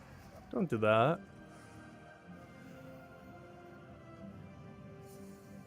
That does remind me, I'm actually kind of getting a little hungry. I'm gonna just grab a tea though. The in-between, because we need caffeine. We're gonna power through. I've been trying to stay away from most caffeine though. We still always have at least one slightly caffeinated product in the house. Just in case, you never know.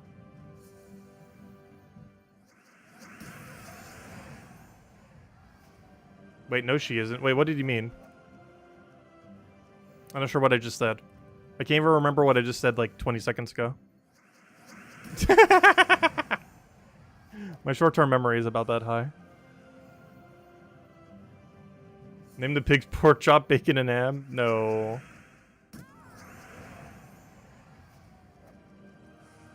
I never owned pigs. I feel like they'd be annoying to own. Some people keep them as house pets too.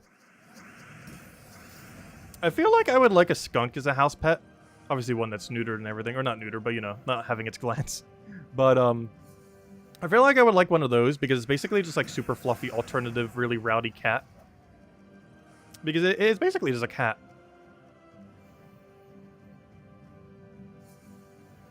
It's just a different behaving cat. Is all that a skunk is, pretty much. With a big fluffy tail.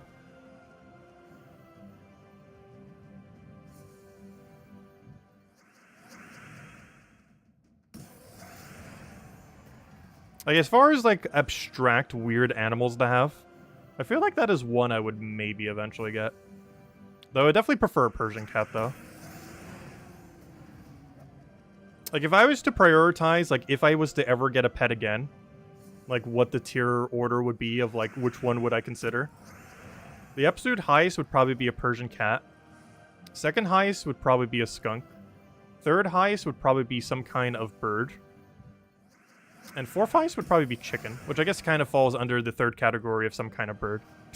There's quite a bit of different... Like, it's drastically... The main reason I mention that is there's a huge difference with having a chicken compared to having a caged bird. A caged bird is way less work compared to a chicken. Like, way less work. At least comparatively. But you get eggs out of it, so it kind of, like, pays for itself, kind of. It doesn't actually pay for itself, but some of the labor that you put into it extra kind of pays for itself, and that you never need to buy eggs ever again for the duration of the chicken's life.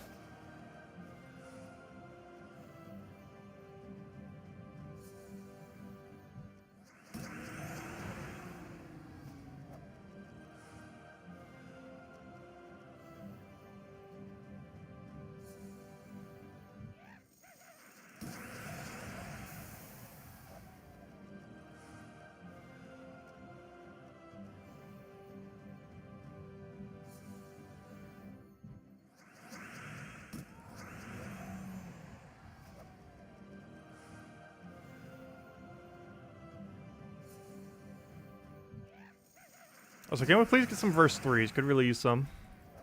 Because that's the main thing we're hunting for. At least when we're doing this format anyways. Name them... Stop trying to name them after cooked food.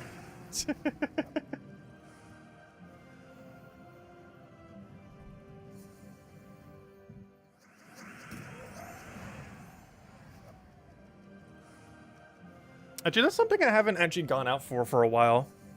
There's a category of fast food place that I pretty much never go to. And it's called chicken-based fast food. Like, KFC I've probably gone to the most. But there are other ones as well. Like, for example, Zaxby's, I think is the name. Probably some other one I'm forgetting. Chick-fil-A.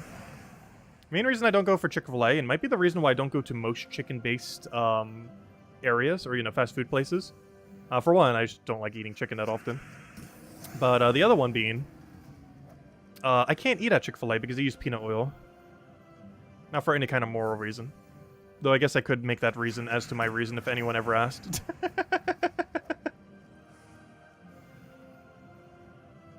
But I've actually never eaten at Chick-fil-A. But not for the reason most people don't eat at Chick-fil-A, but because I can't have peanut oil. And they make all their products in peanut oil.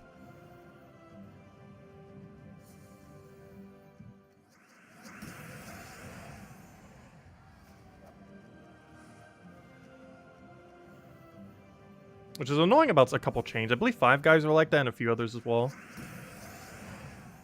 I forget the full list and probably should know. But most of the things that are on that list are places I never go to, so I never need to worry about it. But I believe Shake Shack, Five Guys, Chick-fil-A, and probably one other one I'm forgetting. I believe all use peanut oil, if I'm not mistaken. Probably eventually know a full list.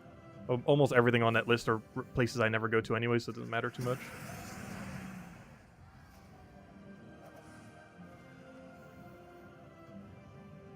You don't have a Chick-fil-A around here? Well, I'm in the south, so there's like a Chick-fil-A on like every corner.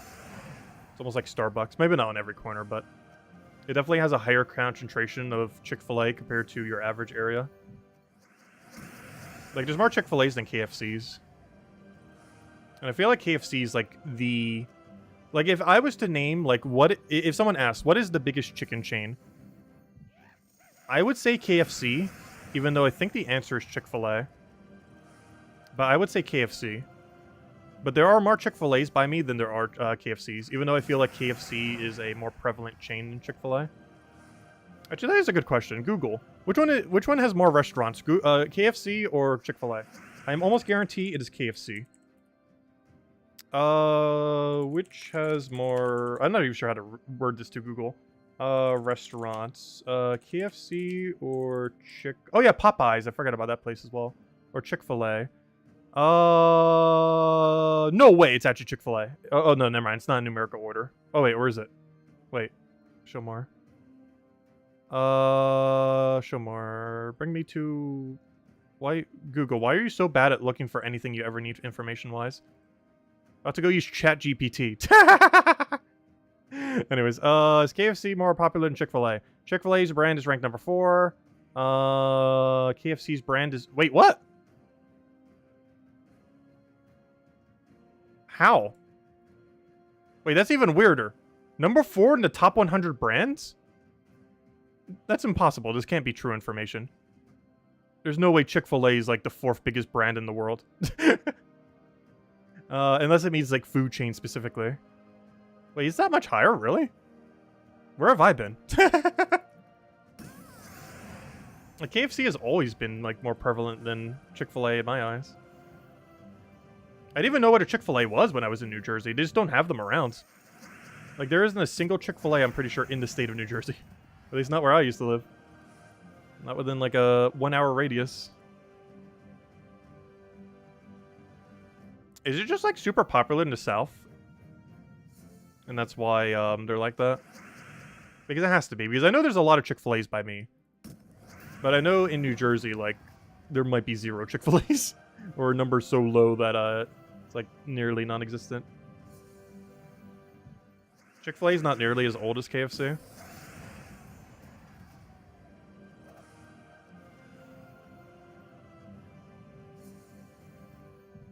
How many Gnome-a-Paloozas do I have? I have 14 on reserve right now. Unless we got a verse 3 when I wasn't looking. In which case we have more than 14. I'm trying to stay above 10. We started at 10, and that's how many we're going to try to keep at. So that does mean we do have 4 spears we can use at any point, though. Whenever we feel like it. I never updated my Volkey number. We're at like 100 something. Also, we might not be hitting that 1,000. At this rate, we'll be lucky if we hit 500. Gosh. Well, we'll see where we'll be by then. Let's say I have 5 Paloozas right now. Let's say I accidentally didn't see a verse 3 and we actually have 5. Well, now we literally have 5. So let's say we have 5 because we actually have 5. Because there it is. So now that we have 5, that is at least another 100 keys. Our number right now is about 100. That means we have about 200 keys once we go run 5 Paloozas. 5 Paloozas would set us about an hour and a half forward from now. That means we'd still have a few hours to grind, in which case we'd probably get like 2 or 3 more Paloozas, which in result would bring us to a total of roughly, yeah, 300-ish, 350-ish vault keys by the end of this stream. Like, we'd hit about 300-ish, give or take a little, by the end of this stream at that projection then.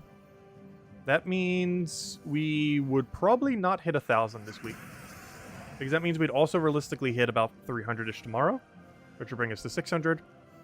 And then on Sunday, probably grinding like maybe 100 keys, which would bring us to 700. Might do a little bit more off-stream, but that would be off-stream so you guys would even see it.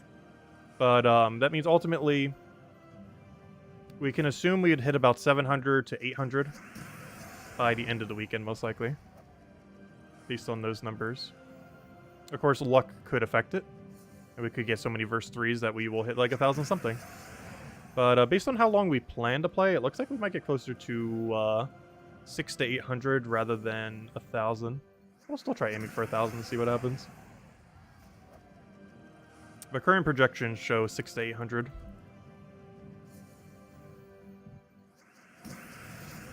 Also, due to Super Bowl getting in the way. But that's fine.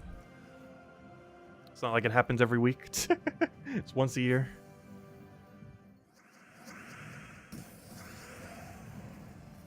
There are almost more Subways than McDonald's and Burger King combined? How? I have not eaten at a Subway since 15 years ago. And the only reason I did was because I think our deli was closed. And it was like, ah, we still want something like that. Let's go to Subway, I guess. Because why would you ever go to Subway when you go to something like Jersey Mike's? Or something similar? It's the same reason, like, why would you ever go to Burger King when there's literally any other burger place nearby? Poor Burger King. It's like one of those kind of situations. Where it's like the last resort option. Like, the only reason you're going to Subway is because literally every other deli place near you went out of business for some reason. Or they're all closed for the holiday. Or because, I don't know, is there any other reason you'd go to Subway? Burger King is better than McDonald's? Yes and no. I would say... how would I put this? The average McDonald's item... How would I put this? I would say the average McDonald's item is better, but the best Burger King items are better, if that makes sense. Like, Burger King's best options are better than McDonald's best options, but the average McDonald's option is better than anything Burger King has. Or maybe not anything, but you know, better than like a bulk of what they have. Though McDonald's wins on fries against like any place. But honestly, their menu is so boring these days. Like, McDonald's has nothing that makes me want to go into McDonald's other than their fries. Like, if they didn't have fries, I would say McDonald's would be one of the worst chains. But their fries, like, and just the averageness of everything they have brings them up a little. I don't know, maybe Subway is good. I just haven't ate at it for so long. So who knows, maybe Subway is good. I just feel like it's overpriced for what they do. Like, I feel like other places could charge a bit more because doing it yourself is, like, harder to do. Like, what you would get from Subway, you could get for such an absurdly cheaper price. Like, for what it would cost, like, to get, like, a full meal at Subway. Like, if you were going to do it for dinner and not just lunch. And you were to, like, get a full-blown meal from them. And enough to, like, fully satisfy for that. The amount of lunch meats and just every other thing that you would need to build a sandwich would cost less and supply you for, like, an entire week. whereas if you do the same as Subway, it would supply your own meal. Of course, that could almost be applied to like any fast food place, but I feel like a lot more effort has to be put in on your part to do what most other fast food places do, compared to making a sandwich or a sub, more so.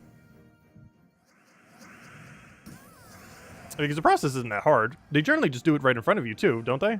At Subway? Like, it's not that hard to do. Basically, just put a bunch of things together between bread, you're done.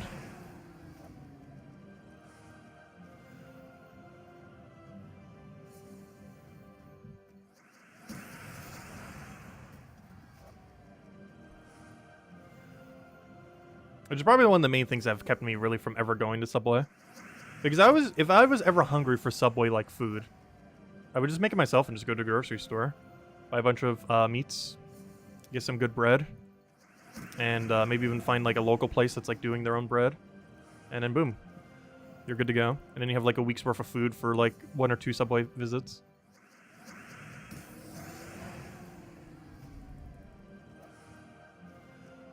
Because I wouldn't do the same for like a burger. Like if I wanted only one burger, like I would not get a bunch of burgers and then make them myself. Like, you know, you would just go out and get one. Like I would never be in a day this week. Whereas with something like a sandwich, for something like a burger, especially with the more amount of prep that you need for it, it's like fine getting it out. I just can't really justify the same for like a sub in most situations. Now, this is like supporting a local deli, in which case it's like, oh, okay, yeah, I guess I will. I generally don't go into a local deli to get a sub, but ultimately after looking over some things, it's like, yeah, I'll just get the sub. Really just depends what they have. Are they pretty stingy with the ingredients? I wouldn't know. I haven't been there for like 15 years. I would assume they are. Whereas if you make it yourself, you could put as much on as you want, as well as get the exact ratios you want without having to spend more.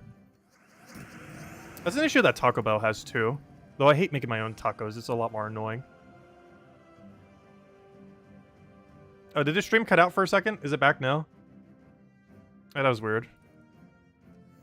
Yeah, it says that right now on YouTube too, that I'm missing some. Do we have any dropped frames? Yes, we've dropped 1,173 frames, which is 0.4%, so we are indeed lagging slightly. We are using a Wi-Fi connection instead of wired, so that is likely the main culprit of it. But, I currently have to do that due to issues we had earlier this week. That still have not been resolved, by the way. Like, we found a workaround that will permanently work. However, the permanent solution does cause a lag spikes to potentially occur, since it's on Wi-Fi rather than wired. Which means at any moment we could just lag spike. At least more so compared to a wired connection. That's not too big a deal as long as it's working. I'm not doing it too often. Alright, now it says it went back to normal on the YouTube thingy. As well as in chat. Thank you, Marky. Or Mark Joey, I mean. I thought that was a Y. I see like a little curve below the thing. It's like I always assume Y, not J.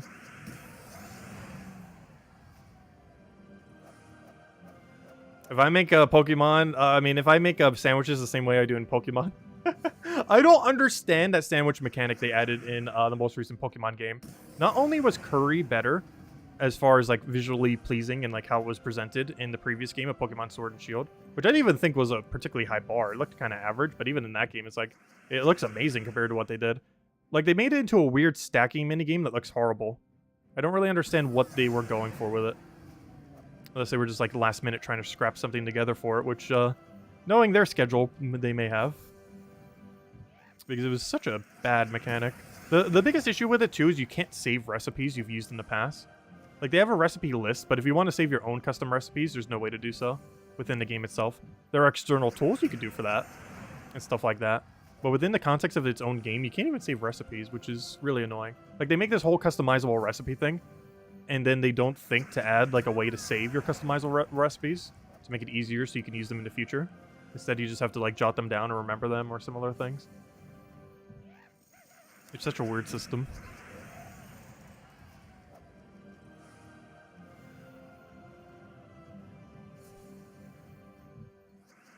I keep missing getting the top red on. Yeah, open face sandwiches. The only reason I do that in that game is, for one, it has no effect on the sandwich's quality. for the end result. But also because it can sometimes knock over ingredients, so I always just throw it off. Real sandwiches, I always put a top on, obviously. Actually, when was the last time I've had an open-faced sandwich in real life? It's probably been a while. I think the last time I did it was, I was making, like, a crab cake that didn't really turn out as well. So I did it up with a, oh gosh, what's that one orange sauce called? That you sometimes use with fish.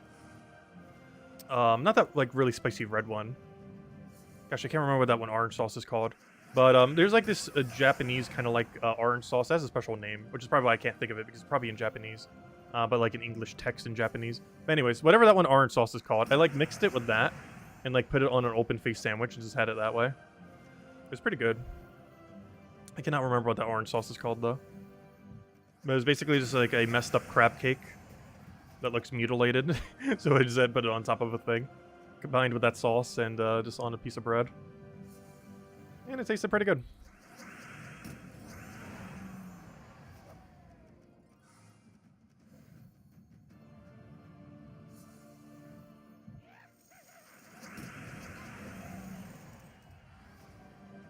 I have not ever used HelloFresh. I have considered it just out of curiosity though. I feel like the cost would be high, but more so just to learn how to cook some things more than what I know now, because gosh, that I do not know how to cook that many things. Because I generally don't cook that often.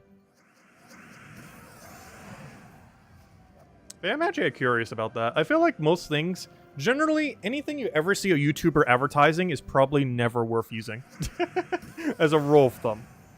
Especially based on the advertisers I've seen reach out to me. I can pretty much 100%, which I've never taken a single one of them. I can pretty much 100% confirm that anything anyone ever advertises on YouTube, like on their channel, is not something you should use. Like, ever. Like, they're almost all bad products that just have good marketing. Because they spend all their money just on marketing. Pretty much. While having just, like, a barely passable product.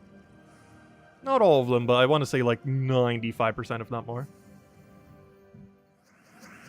Is it called Yum Yum Sauce? It might be called that. I thought it had a proper name that wasn't just Yum Yum Sauce, so I have heard it called Yum Yum Sauce before. I always could have sworn that was just its nickname, and it had an actual name. But yes, Yum Yum Sauce is the sauce I'm referring to. I always could have sworn it had a proper name that wasn't Yum Yum, though. I thought that was like a slang name for it. Kind of like how sprinkles can be called jimmies. But you would generally call them sprinkles, because if you say put jimmies on it, a lot of people will not understand what you mean. I always thought it was like one of those kind of names when you used to call it Yum Yum Sauce. Whereas like the informal way of saying it, but people would kind of still know what it is.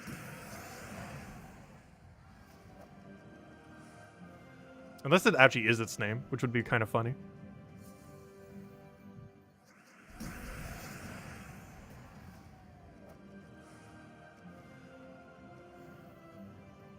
Oh, so do any of you call sprinkles jimmies?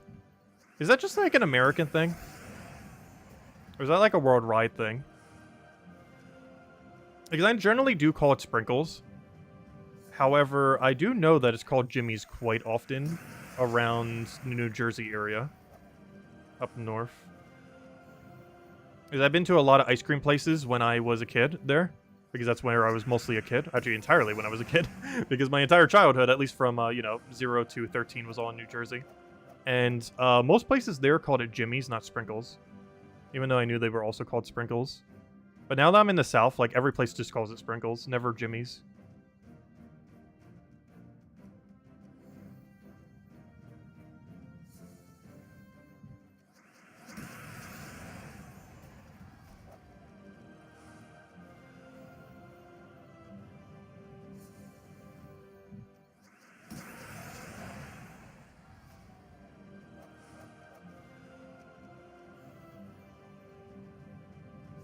You, as an American, you've never heard them called jimmies before?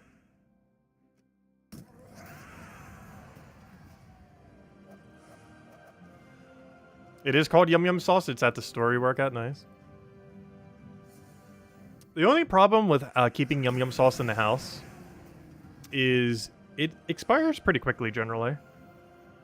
Because I believe one of the products it has is like egg or something. So its expiration date tends to be not the greatest. Like its shelf life is I think generally less than a year compared to many other sauces that are normally multiple years.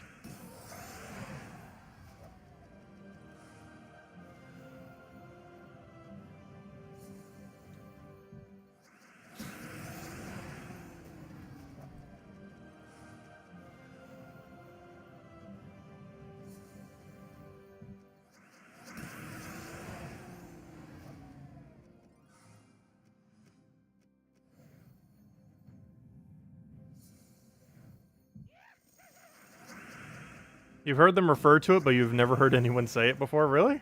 Interesting. I know when I was a kid, almost every ice cream place would call it Jimmy's in the area.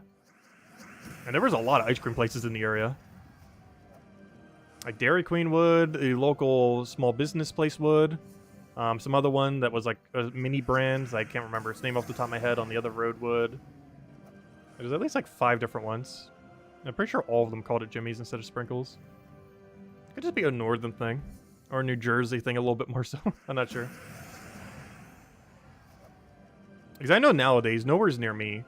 Though I haven't eaten at that many ice cream places. But I have eaten at the Dairy Queen here. And I know no one there has ever called them Jimmy's. Always Sprinkles.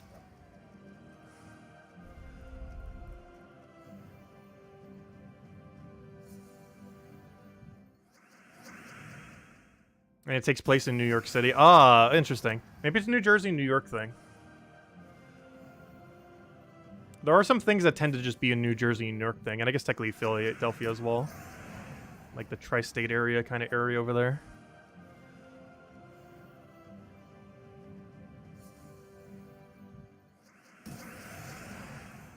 Also, I feel like the quality of food is so good in that area.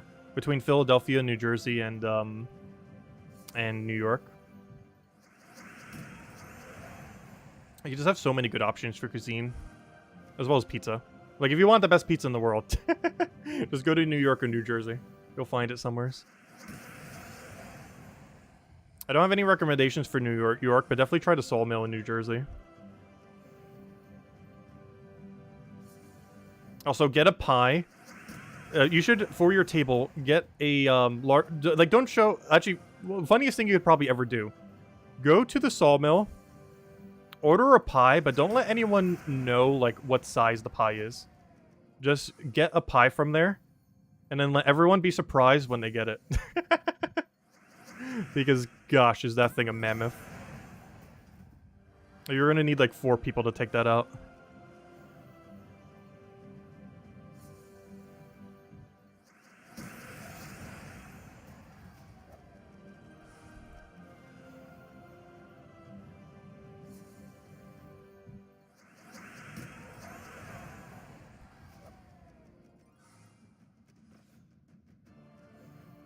You still love Dairy Queen back in your youth?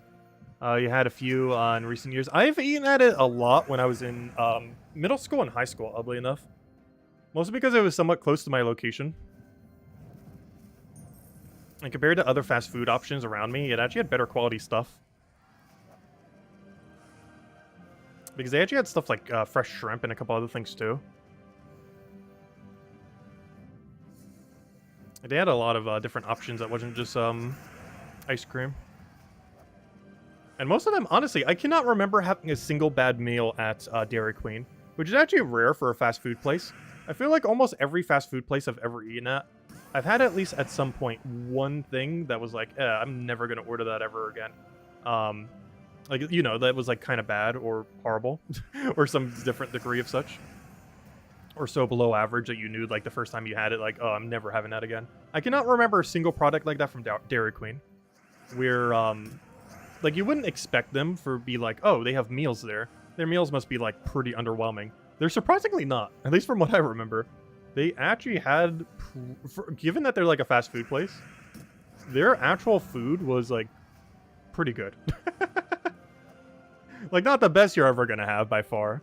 But, like, definitely very decent and passable. And I can never recall ever having something bad there. Which I can't say about any other fast food place. Even some of my favorite, like Taco Bell, they definitely have products that I was like, oh, I'm never eating that again.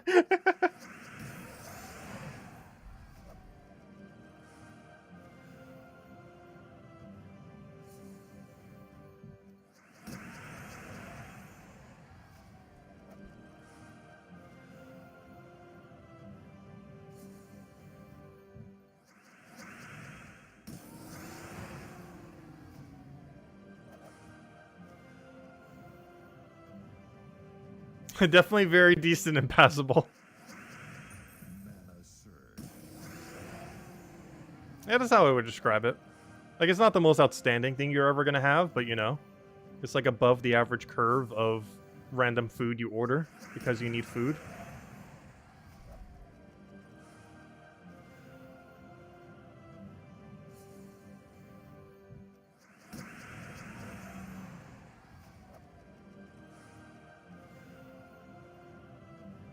Dairy Queen by you is terrible. Waited 30 minutes and was told they were out of time for your lime, or for the time that you ordered. Wait, what? Oh, you were out of limes for the lime that you ordered.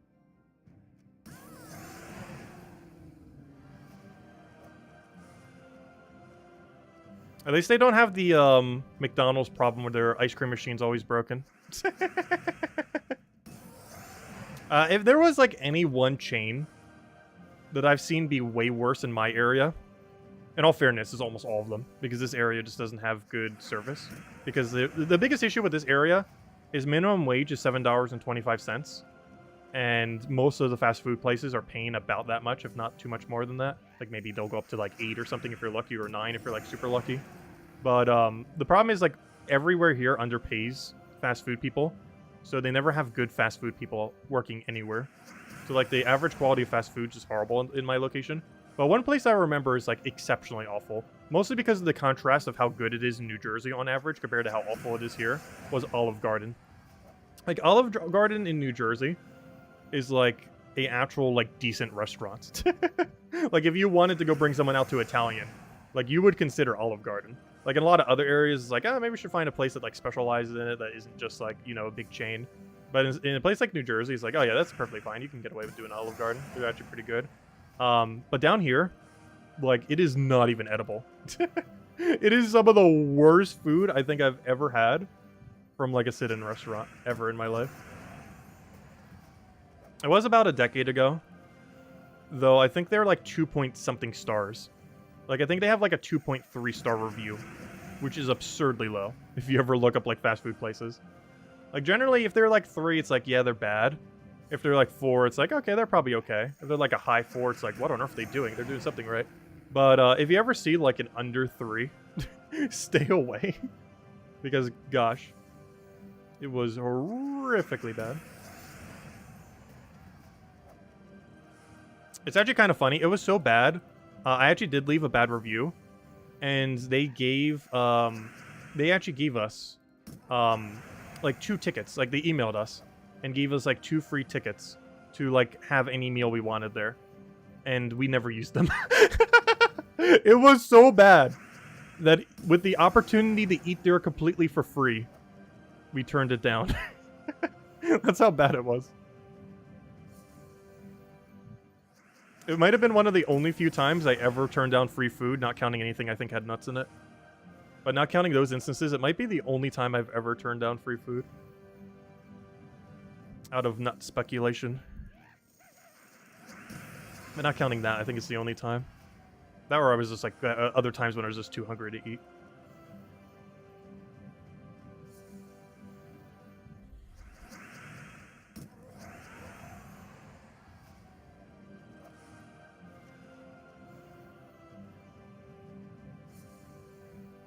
Am I excited for the choice mechanic?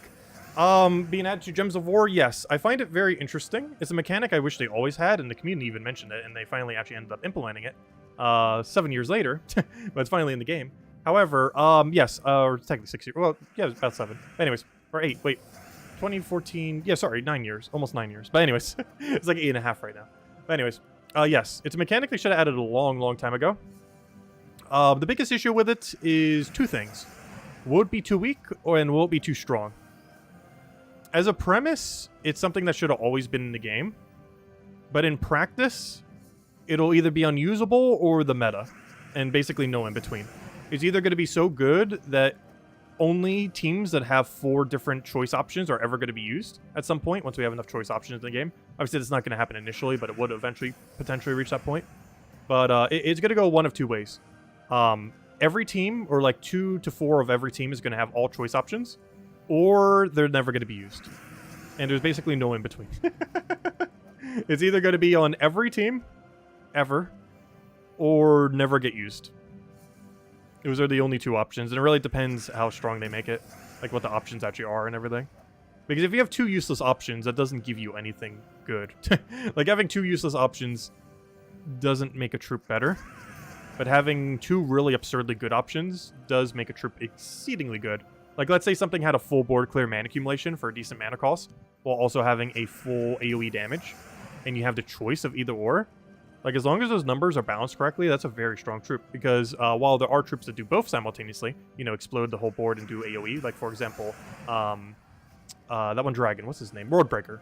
Like, Boardbreaker does that for 30 mana cost. If you had something that did it either or, but did it for, like, 14 mana cost, that's an interesting premise, especially if both of those had enough of a number to actually function.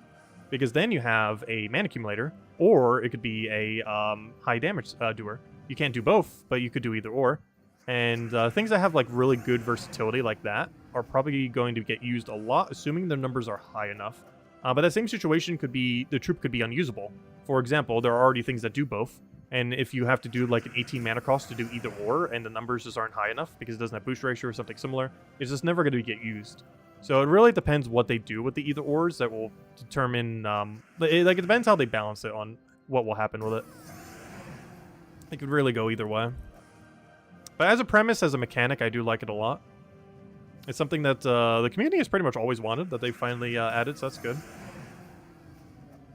Because we have a bunch of useless troops that's like has a, it'll do this or this or this, where it's like an RNG kind of mechanic. And all those kind of troops have always needed an either or mechanic, so you could actually choose. Because having it based on pure RNG just made a lot of them just way too weak to bother functioning.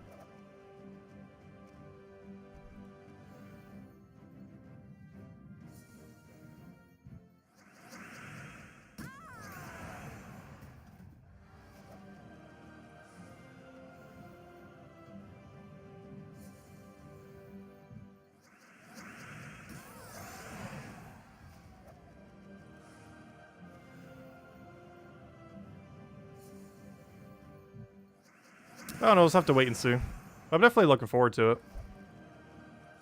I wonder how many glitches we'll have. If we didn't already have a poll going, I'd probably do a poll on... oh, good, we got a verse 3. That's the main thing we're looking for. Maybe we'll do it tomorrow. But, or maybe a little bit closer to when it actually gets released. Yeah, I'll probably wait until, like, right before. But the poll is going to be something like, how many glitches do you think the either-or mechanic will have when it gets added? 0, 1, 2, or 3+. I'm voting on 3+. Though they do have a beta going on for it, so hopefully the beta testers will get it. But even if they do find issues with it, that doesn't always mean they'll fix it. Because there have been many bugs reported by beta testers that to this day are still in the game. I know, because I've reported many of them. At least in the past. I haven't done the beta test for Gems of War in like 3 or 4 years now. Mostly because they would implement, like, so few of the feedback. Like, on average, they probably implemented, like, 1 to 2% of all feedback. Like, obviously, they can't do all of it. But I feel like the percent of feedback that was initialized on was absurdly low.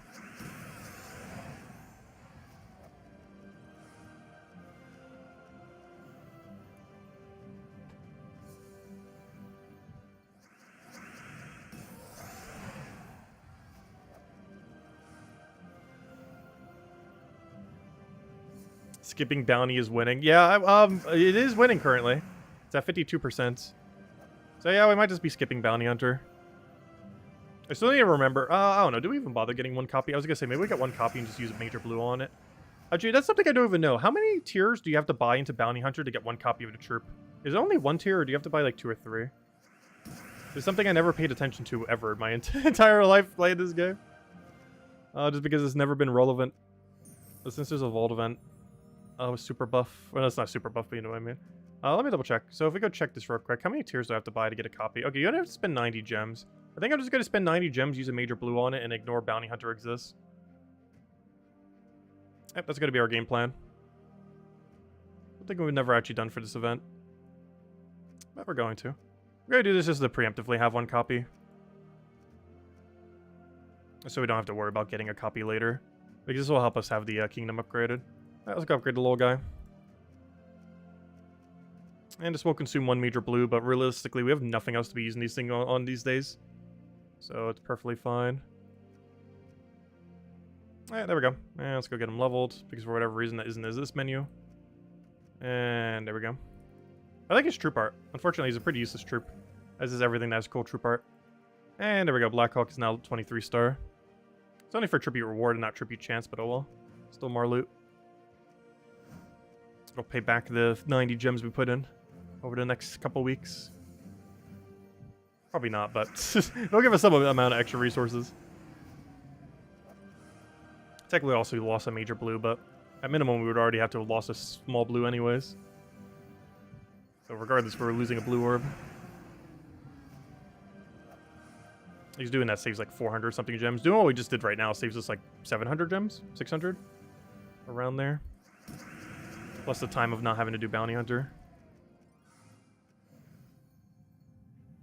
Which is at least an hour, if not closer to 2 hours, depending on what the battles are. Also, has anyone actually done Bounty Hunter here? Apparently based on the poll, yes. What's the battle for battle number 20? Does anyone know what the 20th battle on Bounty Hunter is this week? Is it easy, hard, in between? Like, what's the battle? Like, sometimes they have really annoying ones that go much slower. But sometimes they also have pushover ones that die like nothing.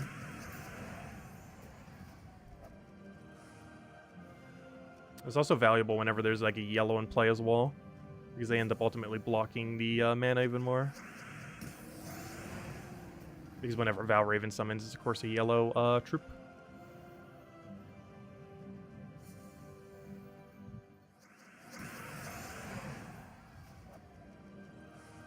Yeah, we got an Owl Bunny. I believe I already have that maxed. We do. It's for Beast Bonus. Wait, do we have 2 Beast Bonus pets? We might. Just wondering there was another one for that.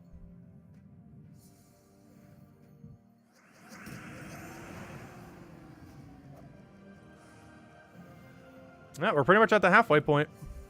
We're probably going to go for about another 3.5 hours. So I'll need to hand out a second code soon. Because I said we'd hand out 3 codes this stream. One we handed out earlier, one we'll hand out at I have no clue when. And the third one we'll hand out around our standard 8 p.m. Eastern Standard Time. For anyone who comes around that time. Even though we're streaming all day, there's some people that will probably check exactly at 8. Even though the streaming's been up for the last 3.5 hours almost.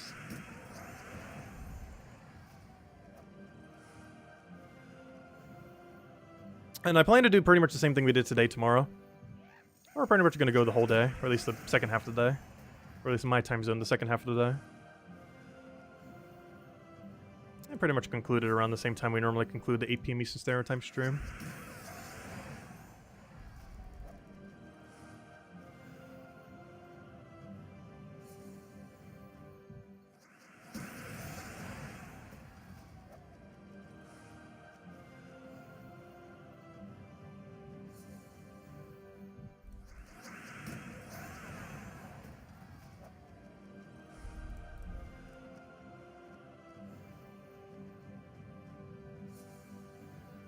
Bounty Hunter's last battle is Skullfang, Dragonian Rogue, Bonnie Rose, and Captain Skullbeard. Yeah, that's a pretty easy one. Though no upfront yellow, though. So Valraven's not going to get blocked, but that's not too big a deal. It doesn't have a big mana accumulator. Yeah, that one's not like an ultra easy one, but it's definitely on the easier side. There's not really a threat there. The biggest threat is just that it's not yellow blocked. And there's a Valraven that spawns. But even then, you don't even need all the sigils to finish Bounty Hunter. Because if you're buying up to tier 5 and then using a small blue orb, you already have enough battles that by Sunday, even if you miss like 3 Valravens, you'll have enough. finish out Bounty Hunter. It's only when you buy like tier 4 and do it that way that you have to concern yourself with Valraven losses. Because I believe with bad Valraven luck, even one Valraven loss can make it so you don't.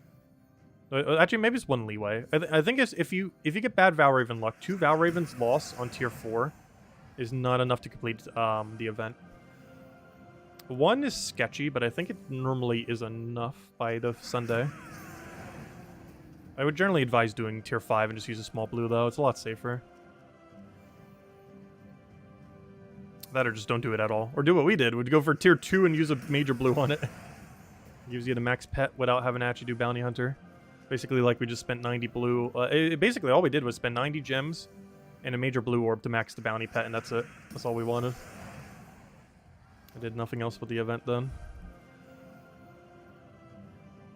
So for any of you still looking for a team, I mentioned the bounty team on the Monday video. I'm pretty sure most of you know by now what the good old bounty team is. So I did include it. Or not the Monday video, the weekly video. I forgot. We posted that like Wednesday this week. Well, it's because our internet was being weird earlier this week, and still is. I'm still not fully sure what's up with that Ethernet port. But for now, Wi-Fi is fine. We did lose some extra frames than we normally would have. We've lost 0.8% of frames at 2,322 frames this stream.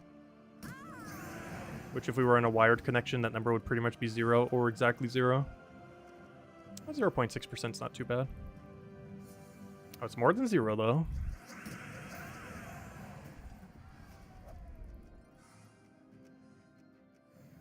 I might need to go get some caffeine.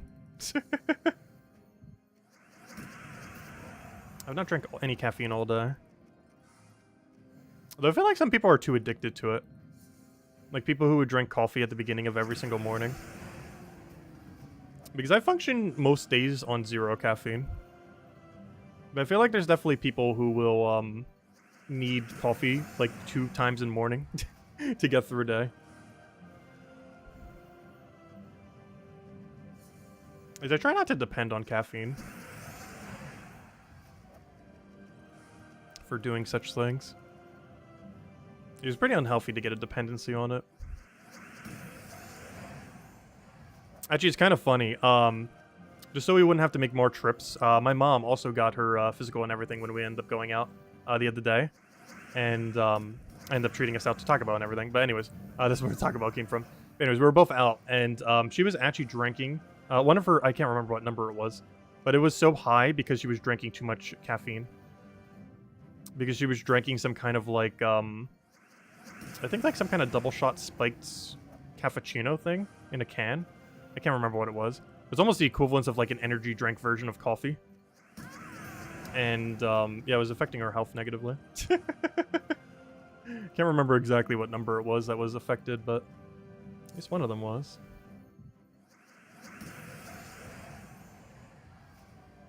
Four coffees from 3 a.m. to 7 a.m. Wait, you wake up at 3 a.m.?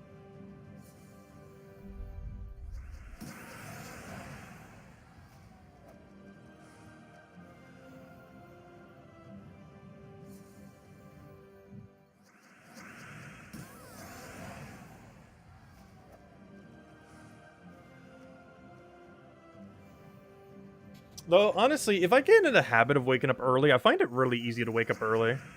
If I only have to do it once, I find it really hard. Like, if I one day just randomly have to wake up at 5 a.m., that is difficult. But if I have to wake up at 5 a.m., like, 30 days in a row, I find that to actually be really easy. It's because once you form a habit for it, it's really... It gets, like, super easy to do. But if you just have to do it out of the blue, out of nowhere, it is absurdly hard to do. While still being awake.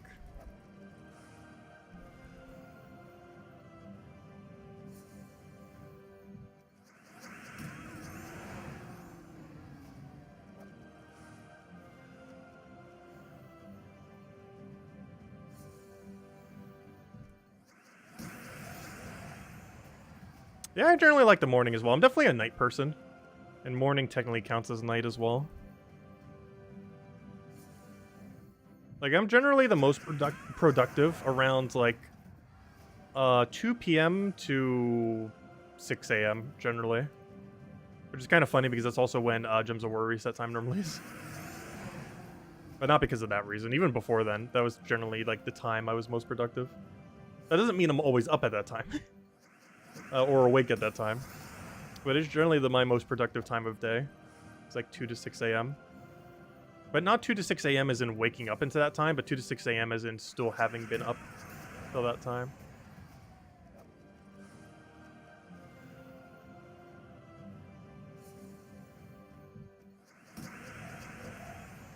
Problem with that is being awake.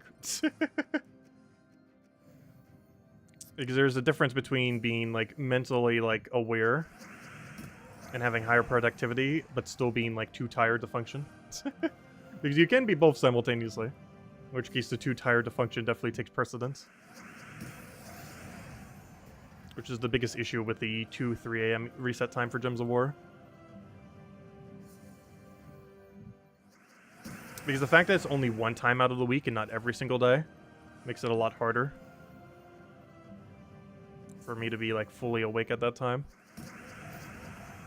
Because if there was something important that dropped that we covered like every single day around 2 to 4 a.m. or so, that'd be a lot easier than doing it only on like Monday and Friday, which is what we currently do. So the way I currently do it now actually makes it harder.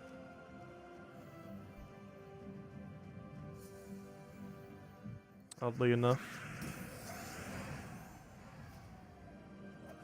Used to drink coffee a lot, and then you got COVID, and you, for a couple months, let's see. The coffee tastes like ass. I don't know, I feel like all coffee tastes awful. I've only had it a few times, but every single time I've had it has not tasted that good. I even got a bunch of jelly beans the other week.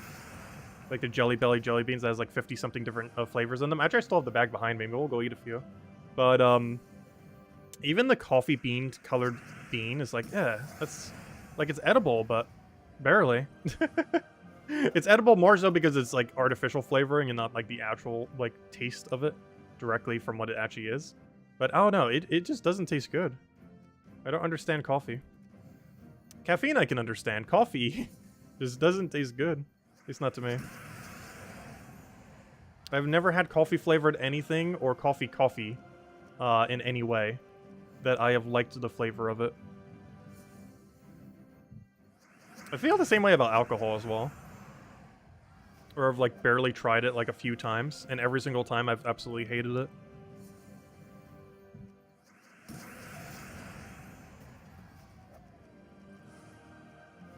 Though in the case of alcohol, it's quite literally poison, so the body has quite a right response if it hates it. Whereas caffeine isn't quite a poison, it's more of a drug than a poison.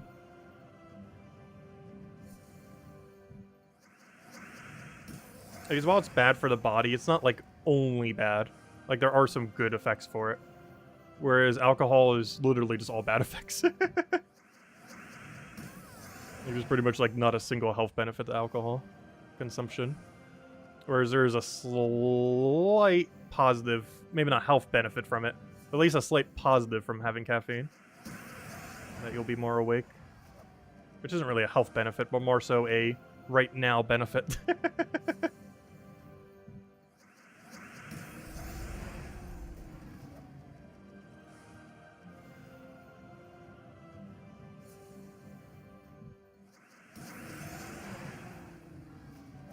So I'm still kind of surprised caffeine isn't regulated like a drug. It is one of the few drugs that you can pretty much buy as infinite supply of as you want, and no one will ever question you. Well, maybe to some degree you would. Like if someone got like an entire shelf of all the sodas, it'd be like, what on earth are you doing? But, you know, generally speaking, like if you got like a ridiculous amount of caffeine products, no one would really question it. But if you did the same thing for like a plethora of drugs, they'd be like, what on earth is this person doing?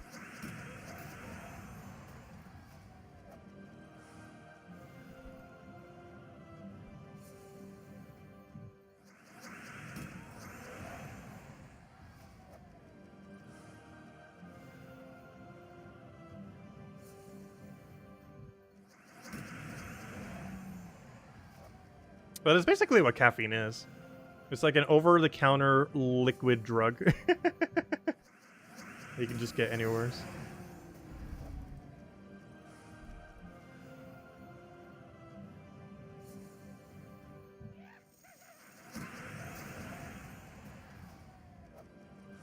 It really comes down to, like, should there ever be regulation that regulates consumerism.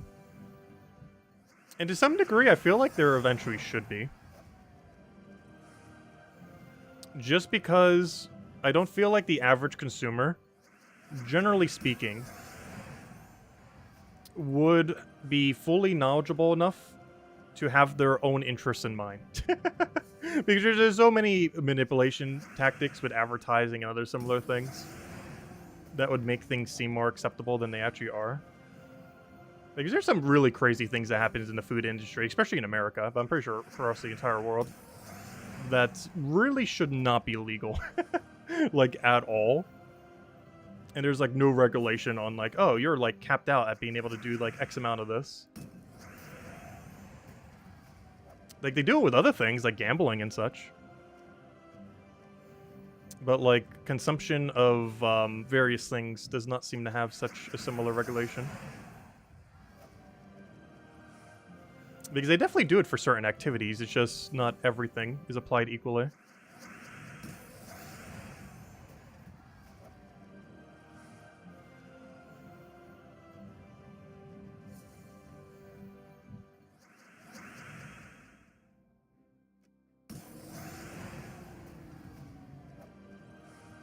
Oh, there's even a book written about it? Nice. Yeah, that's something I haven't done in a while. Read.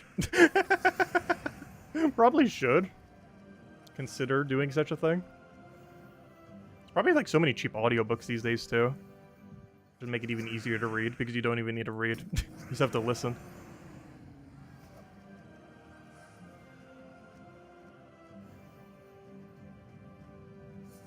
So hello, Gimli. Welcome, welcome.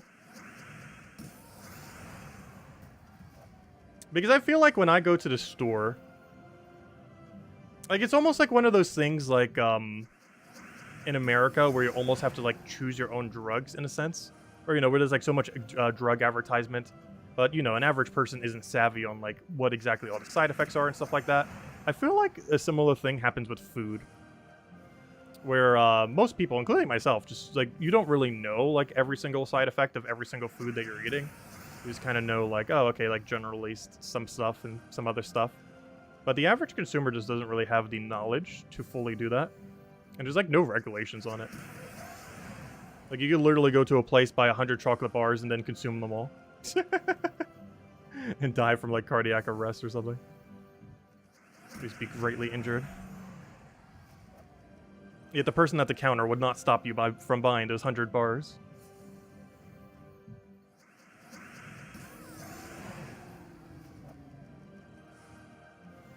Because there's no, like, consumer protections in, like, that regard from, like, overconsumption.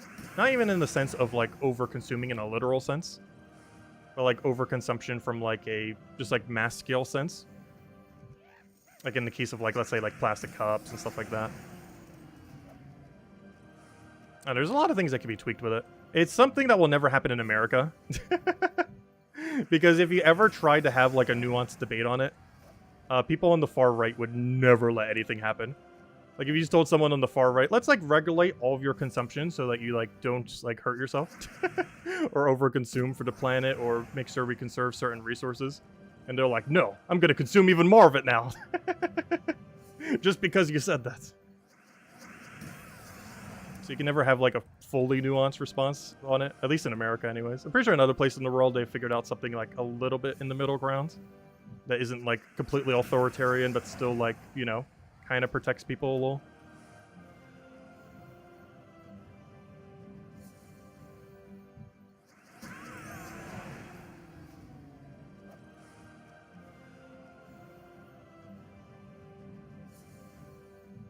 I need to check it later, Anthony. Thanks for the recommendation. Yeah, I need to get more into audiobooks. I just found them to be kind of pricey in the past. But these days, I'd much rather pay a little bit and have it just, like, read to me than to read it myself.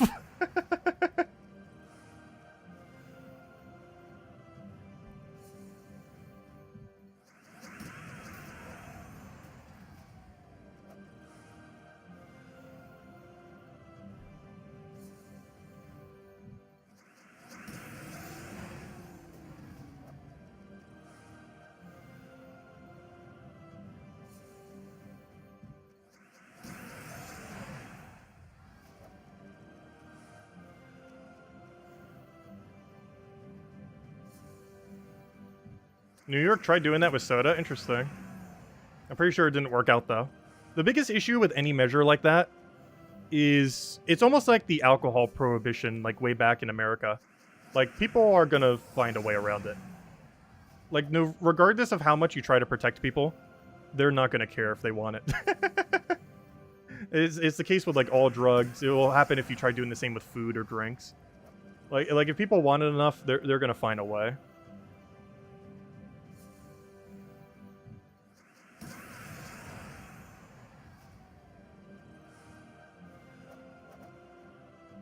Hello, Kinky! Welcome, welcome. Hope all's been well.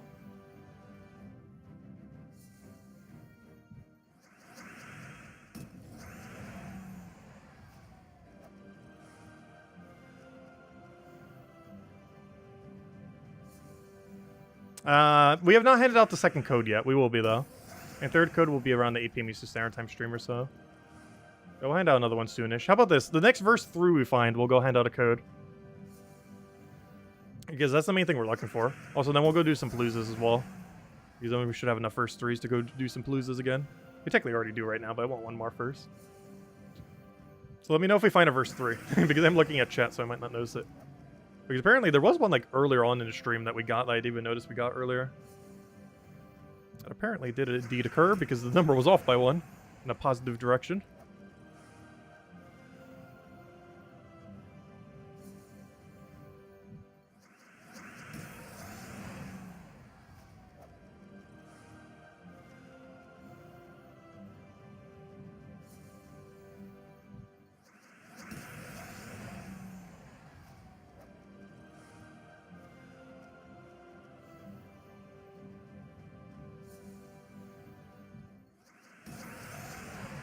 If you have a library card, your library might partner with Libby, so you can rent audiobooks. Oh, can you really? That's cool. The only problem with the library by me is it is not close. It was when I was in school, oddly enough. Though I still barely used it because it was still quite a walk. But it is too far of a location to walk to. And the cost to get there, due to the distance, is literally cheaper just to get the audiobook. And more convenient. So unfortunately, my library is too far away to be viable. Plus, you'd still have to go back there to return it. So if you consider the cost of 2 trips, it is quite literally just cheaper to buy the audiobook. Which is kind of unfortunate. Or even it being free is too expensive. The cost of travel. Or something that is quite literally free is actually too expensive.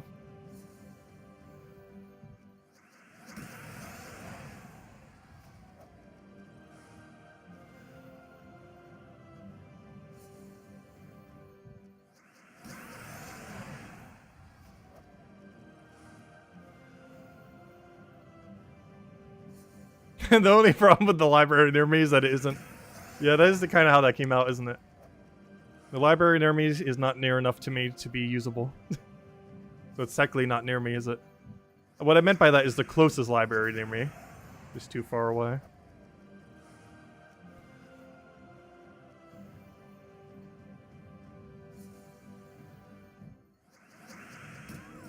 Which is kind of weird because there's like 3 schools within less than a mile from my location. But the closest library is like 10 miles away from that, if not longer. Of course, the school itself has a library, but you know, it's just for the kids there. It's not for anyone to use. It's not like a public library where anyone could just go in.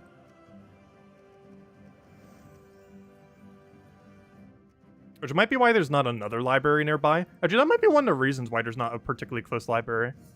Because the school itself, for at least kids, functions as a library. But for adults in my area, due to that, there's not one even remotely close.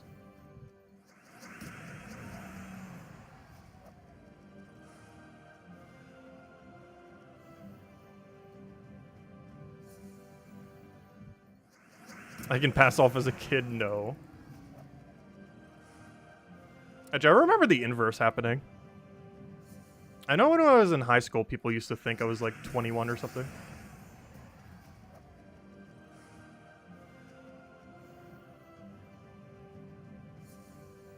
He's around 13 or 14. I looked pretty much like I did when I was 21 to 23.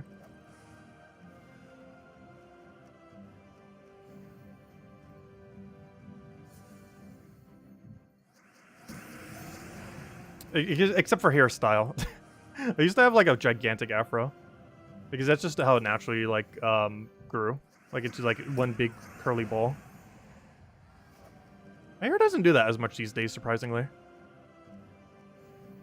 Normally because I don't let it go that long. Like it's still like partially curls, but not as much as it used to naturally.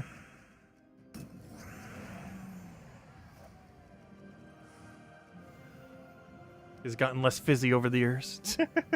It has defizzed itself over a decade. A little over a decade. I think like 15 years at this point.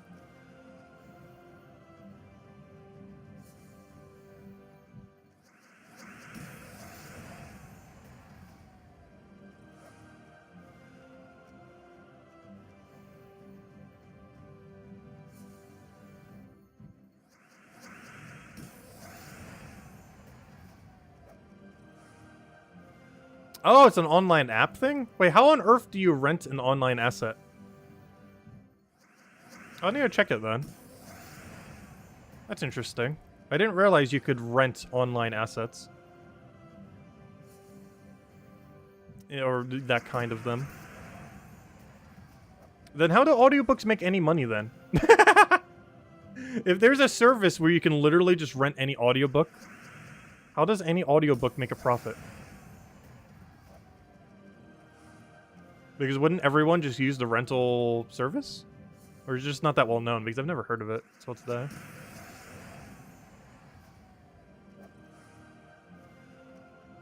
Because audiobooks are generally not something you listen to more than once. And even if you need to, you can just re-rent it again. At least in theory.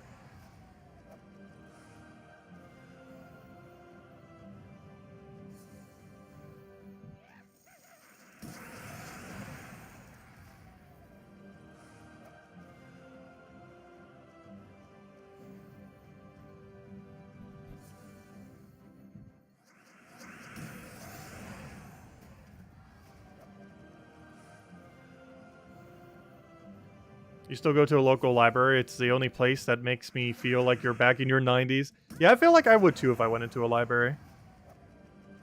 I feel like that's just kind of the atmosphere that they have. The late 90s were actually amazing. And it wasn't just because my childhood was there. I'm pretty sure the time was just actually good. It was like the best time before things started going downhill. Because early 2000s, they started going down. Late 2000s, they went drastically down. By 2020, they went like as far down as they could possibly go. And it hasn't really gone up since then. Just stagnant or down. And I think it had to do with like a lot of the world events that happened around the time, but also just the culture in general. Because of course, I think the biggest 3 events within that time, at least that affected America, but it also affected other countries, some of them, was like 9/11 in 2001. Then like the crash in like 2008, 2009, and then like obviously the pandemic in 2020. Like those were probably like the 3 biggest contributing factors, though obviously not the only thing that happened in those 2 decades that would have caused such a thing. Or probably like the biggest 3 that were like the ones that would be pointed at to cause such a thing.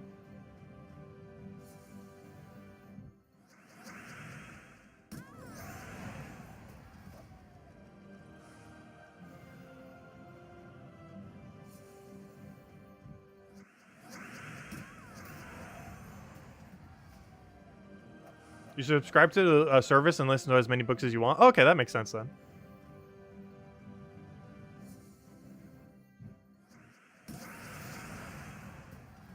I might need to do that sometime soon. I haven't really been listening to many audiobooks lately. Or at all. Documentaries and other things like that, but not necessarily audiobooks.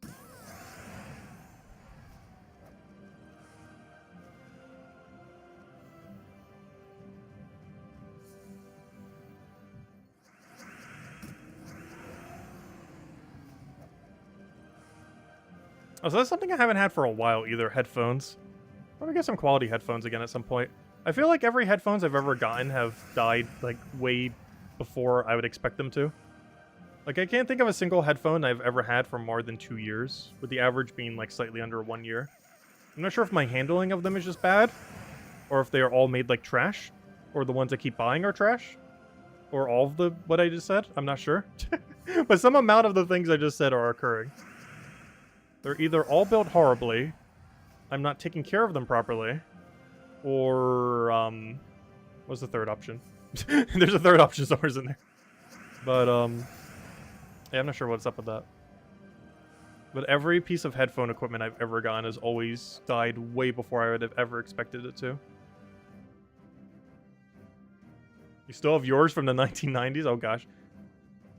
Though they might have been built with 1990s quality, though. I feel like the average product is meant to break more these days compared to in the past.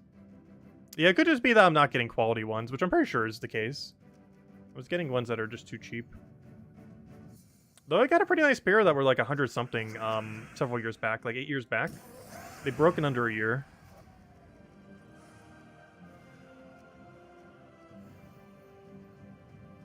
And I mean quite physically broke.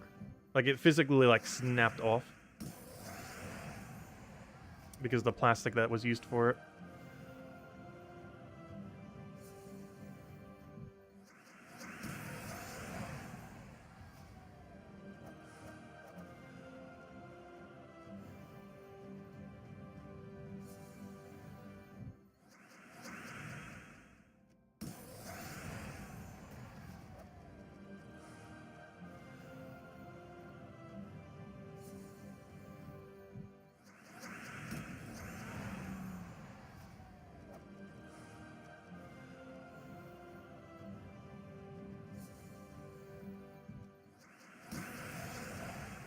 So have we found a verse 3 yet? I'll hand out a code when we do.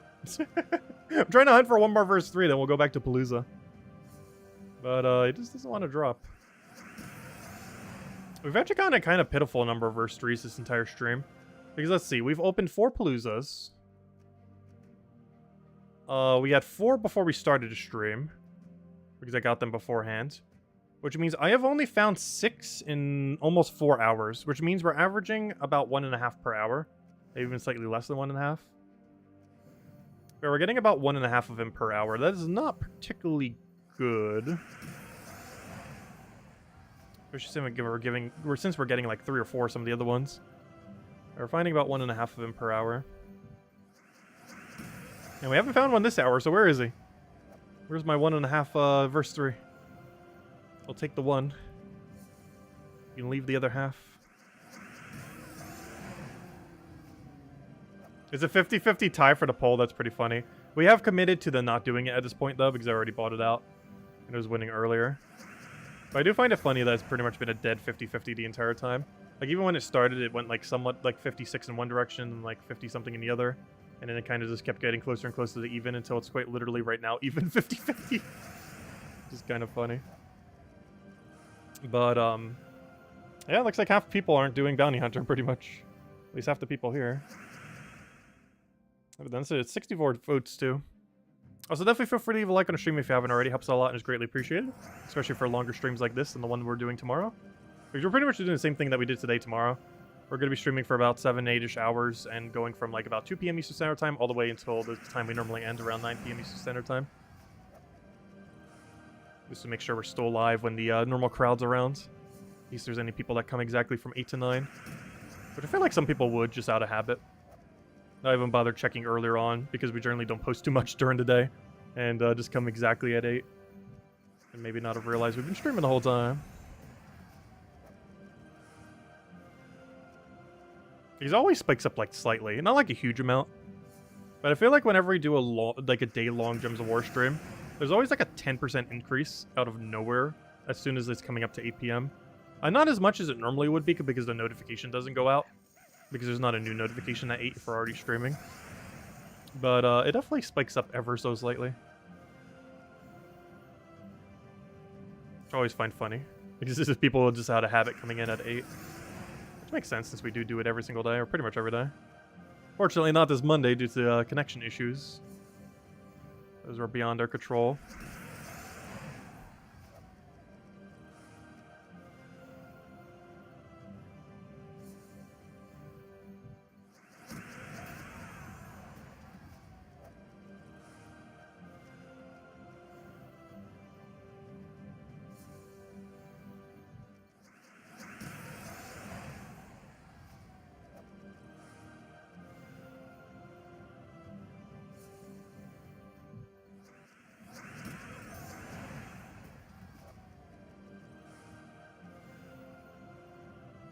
So far, you're at 320 Volkeys and 32 Epic Volkeys. Nice. Actually, my number wasn't updated since we did the other Paloozas, did we? Probably go update it. We're gonna do that right now. Then we'll update it again after we do a few more Paloozas soon. We will as soon as we find a verse 3. Trying to find one. Well, let me go update my numbers real quick. Here's where we're at. Because the numbers that's below me or next to me right now are not our actual numbers. Our actual numbers are the following. 6 for the Epic Volkey. Look at that, so much higher. But yeah, let me go fix the number next to us. So that's 6, and the other one is we start at 1,300, which means we're at 73, which isn't that much higher, but there we go. So we're not even at 100 keys yet. And we're planning to try to do 1,000. Though we do have a lot of Paloozas backed up, and that number's gonna spike up when we start doing them. Hey, there it is. Okay, redeem code time. Speaking of which, let's go start doing them. Perfect timing. Look at that. Alright, let's go hand out our second code. We'll have the third one around 8. When the 8th crowd gets around. But yeah, let's go run some Paloozas now. As I said, we'd do it at 3. First, I'm gonna go get the code because I will forget to do so and won't be able to for doing the thing. But here you go, the second code, and we'll have another 3 tomorrow, as well as another one a little bit later stream. But there you go. There's a redeem code. Use on gemsawar.com underneath the game code section. Your invite code will be found in your settings menu. Whatever game says in the bottom left corner right over here is where you put in. Redeem code's right over there in chat. Copy paste random numbers and letters starting with almost looks like John, but John John without a E, though the E's still there. You know, that word. Jonwe with all the rest. Anyways, and to give same alert as always, 2 charge maps, 1 gem key, 200 souls, and 2,500 gold. Where is it? It's not in my mail. Why is it not here? I was gonna click on it real quick since the other one's not here. Anyways, oh, so we have 21 pity keys. Which technically means we are at 100. If you count pity. Though it's about to be a natural hundreds because let's go start doing some Paloozas. So we currently have, what, 7 spare sets of Palooza right now, I believe? Where's our Palooza at? We currently have, yep, 7 sets. We'll go around like 2 or 3 right now, though. Maybe like 3. Oh yeah, before I do, let me go restart the game. I did this last time, I'm going to do the same right now. Just to make sure we don't have any extra residual lag that wants to get in our way. Where's my Steam launcher? There it is. Right, there we go. Loading, loading, loading. Loading, loading. Loaded. Wait. I need to move that over. There we go. Okay, so, where were we? Let's go do a Palooza. Hey, we also got 18 million souls. When have we had 20 million? I'll have to be back there. I think we had 20 million in the past. Oh yeah, there's the redeem code. Same loot as always. 2 charge maps, 1 gem key, 200 souls, and 2,500 gold. Enjoy, everyone. Anyways, okay, let's go do this. Oh yeah, it's not Valentine's Day yet, is it? Oh yeah, what day does Valentine's Day fall this year? I have no plans for it. It is Tuesday. I don't feel like I ever do anything for Valentine's Day. I feel like it's a holiday most people don't really celebrate. Unless they have like a spouse or something. We'll go this.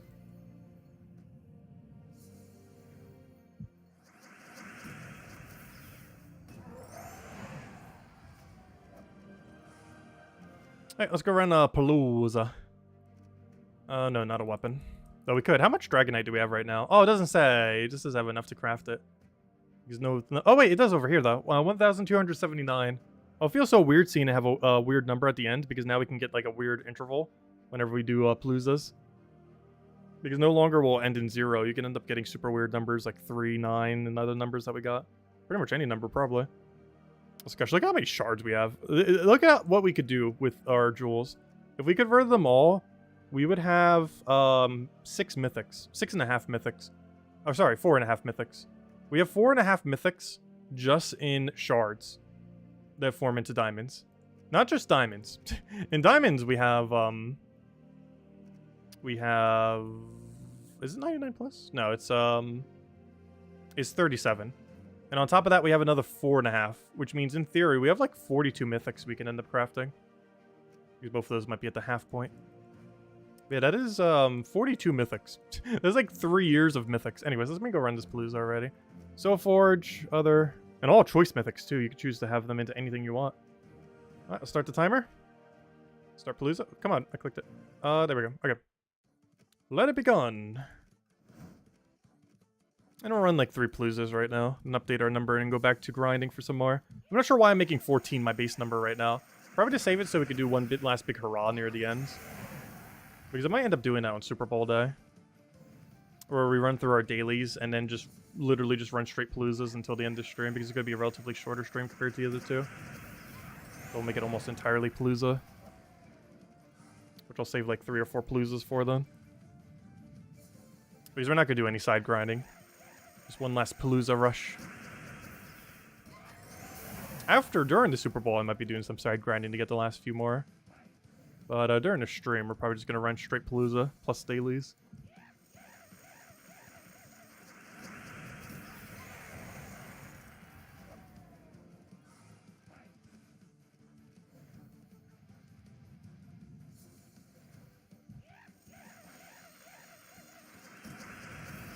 I never did get caffeine earlier. I need to go do that after this Palooza. Probably should have done it before this Palooza. I'm gonna grab some tea. Just need something. Sugar, drink, food. Goodness, maybe we'll even get the cookies. Our substance shall be cookies. Because honestly, I don't have anything I can quickly grab other than maybe like a yogurt or something. That I can grab within like under a minute.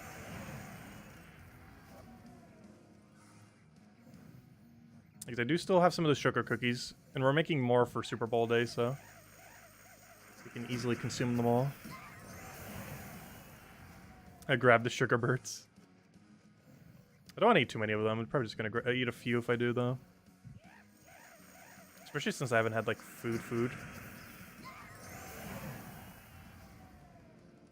I don't really have much in the house right now that would qualify as, like, quick food. Almost all of it requires at least several minutes of preparation.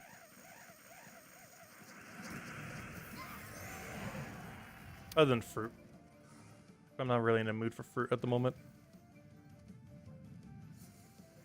Also, I didn't pick up bananas earlier. Probably should have. I did get apples, though. Apples and pears this time.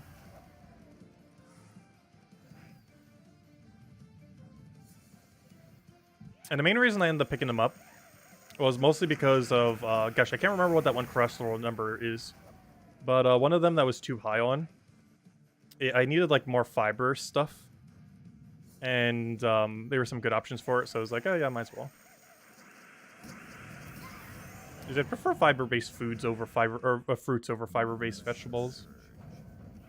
Because there aren't too many, like, super high-fiber vegetables that I really eat. Or is there a lot of high-fiber fruits that I tend to like?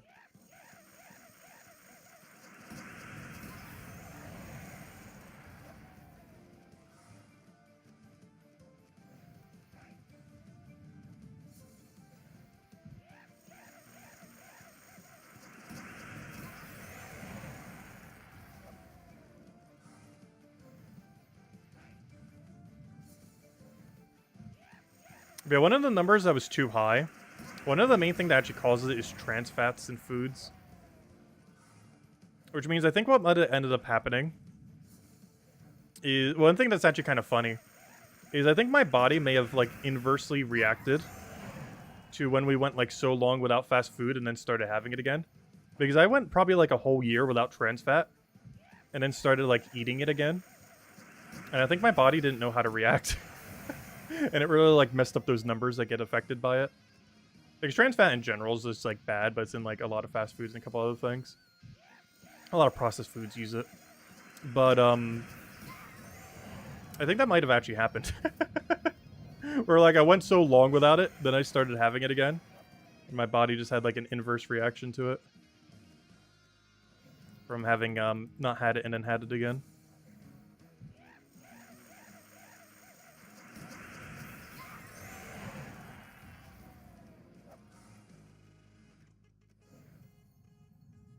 Yeah, no problem for the code, everyone. That's a bit of a delayed reaction on my part, but there we go. If anyone still wants to claim it, it's right up there. And we'll have one more in about 2 hours from now, technically 2.5. We'll end out at, like, the standard 8 p.m. Eastern Standard Time stream time. We're not separating the stream, it's just going to be one big long stream. We're still, like, saving at least one code for around that time for anyone who comes around the normal time lurking. For our normally scheduled program. And of course tomorrow we'll repeat it all and do the same. Have 3 codes, do a bunch of Vault grind, and have a bit of fun. And talk about whatever random thing that comes in mind. I'm so bad at making chit chat though. Like, if it wasn't for this YouTube channel, I would probably speak less than 1,000 words per year. Obviously, we do more than that in one single stream.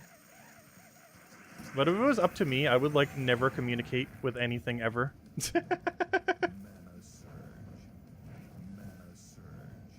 Let's see.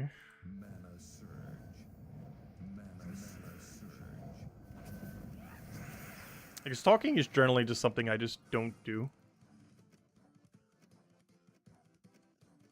Like, I'm so introverted that, I can go, like, months, probably even years without it and be, like, fine. Like, eventually I'd want to see, like, some people, like, occasionally. But otherwise, I'd be fine with it for, like, a indefinite amount of time. Which is why the pandemic probably didn't, like, affect me, like, barely at all. Because I pretty much lived my life like it's already pandemic. Actually, I even put a mask back on, for yesterday when I went to the doctor's office. I haven't actually worn a mask in about a year. But the only reason I specifically did there is I figured people might be sicker generally at a doctor's office. It's kind of funny because the person who was seeing me actually made mention of it. It was kind of funny. Because she was making a joke about some people come to her, like, wondering, like, oh, we're sick with, like, this, and this. And she was, like, making a joke about them not wearing a mask or something. Can't remember the exact line, but it was really funny in the context of the conversation.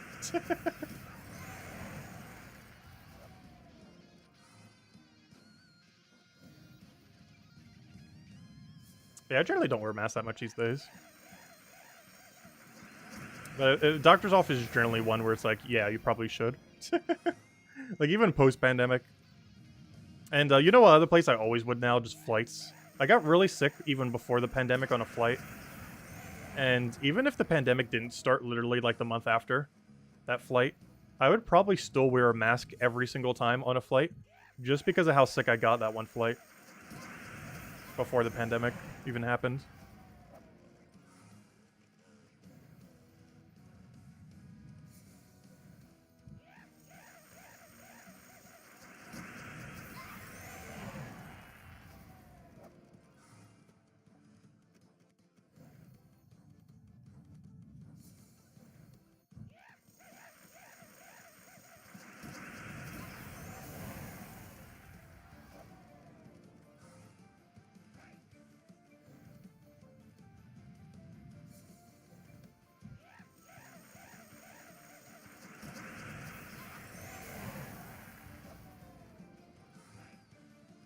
We're halfway down through this Palooza. Hopefully we can end up getting a Dragonite Gnome at the end. I think we only did that once or twice now, which is actually kind of surprising. We could have easily done it on every single one, but we would have to have held for too long. And it's just not worth sacrificing that much loot. If we can find it in the last 3 minutes, it's kind of worth it. If we can find it in the last minute like we did that one time, it's super worth it. But if we find it at, like, the, 5-minute mark, 10-minute mark, and there's still, like, half the time left, it's just not worth it. Oh, Tyrion, what did you mention? Bandcamp stream? What do you mean by Bandcamp stream? What, all the Bandcamp stories?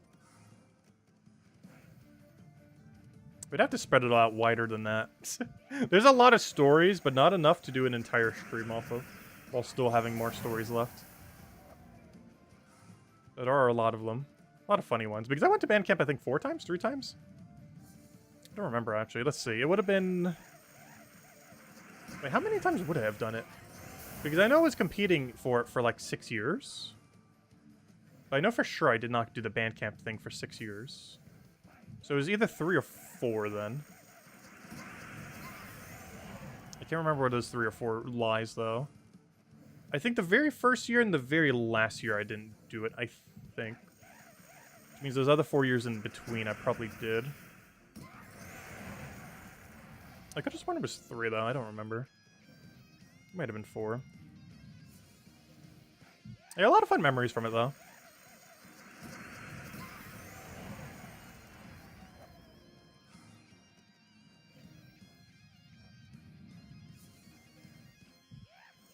I spread it wider. Not like that. Gosh, why is our chat so dirty? I feel like for how PG my streams are, I have, like, one of the dirtiest chats. I think most streams in general kind of do, at some point. But, Most of them are like people who are not PG on stream. Like, we are pretty PG. Yeah, I still feel like it always gravitates towards it. Chat is fine. I know, you guys are great. I just find it rather strange. You blame Lester. Lester's definitely a contributor. Though not the only factor. Actually, Lester hasn't even been here all day. I don't think he has. Unless I didn't see him. In which case, sorry. I don't think he has, though. Unless he's been lurking. Now, normally he makes his presence very known. He's not someone who will just lurk. You will know when he is here.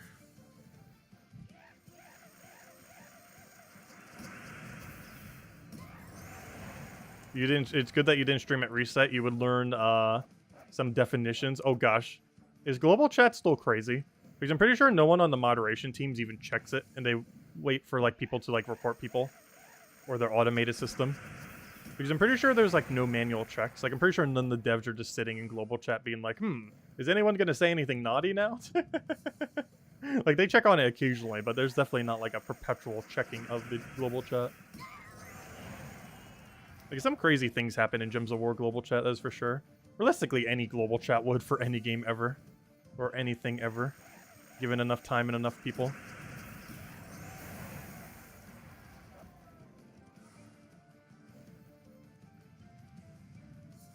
Oh, you meant the YouTube stream at reset. Wait, how? We weren't even streaming at the time.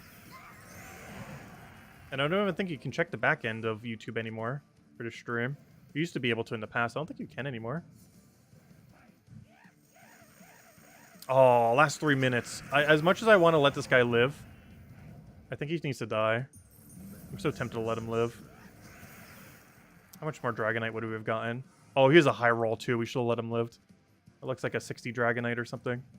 Based on that roll. Maybe we'll find another one next 2 minutes. Yeah, if we find them in the last 3 minutes, I think we just have to let them live. He should have lived. I was just concerned we'd pass up too much loot. Like, look at that. We would have passed up a vault key. Would have passed up all this glory and souls. Maybe a few more vault keys.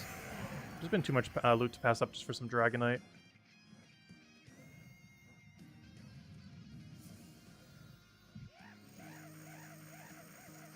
Oh! Yeah, I technically did have a stream up. Because I still had to stream from earlier. Wait, what kind of conversations did you guys have at 2 a.m. on the stream then?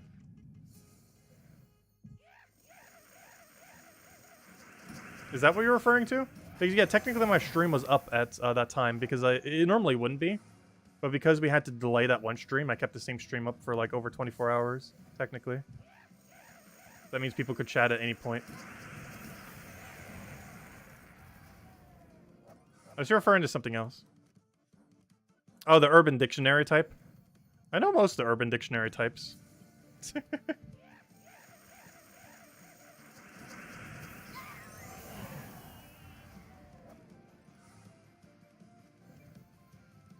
Oh, on the crisp streams.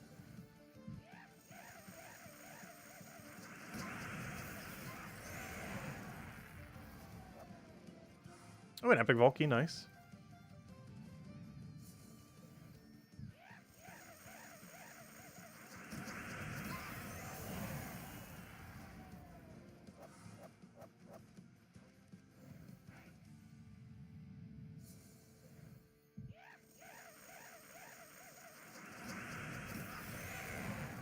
Okay, good. We got one in the last minute. Perfect. This is exactly what we want to see. Well, exactly what we want to see. Oh, I shouldn't have done that. There was a small chance we could have double skulled from Sky. Which would have been really bad. Because he would have died. Alright, we gotta let him live for 30 seconds. Stop putting sexual slang in the chat, though.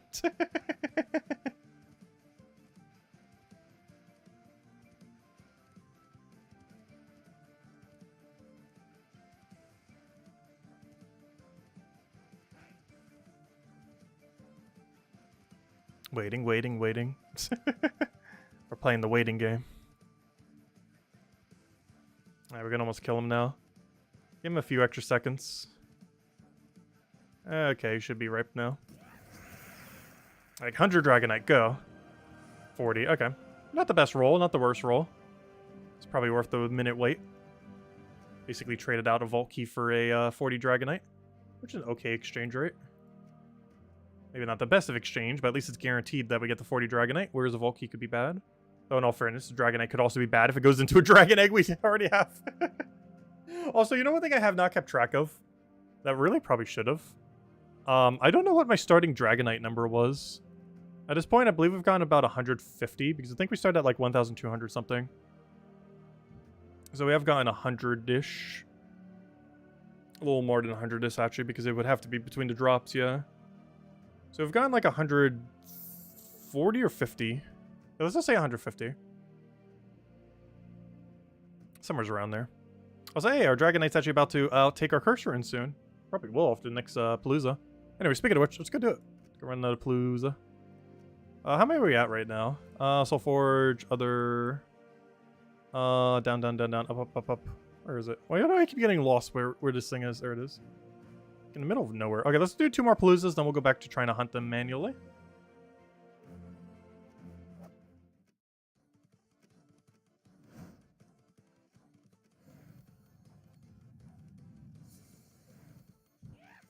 How can you tell if a gnome is a high or low roll?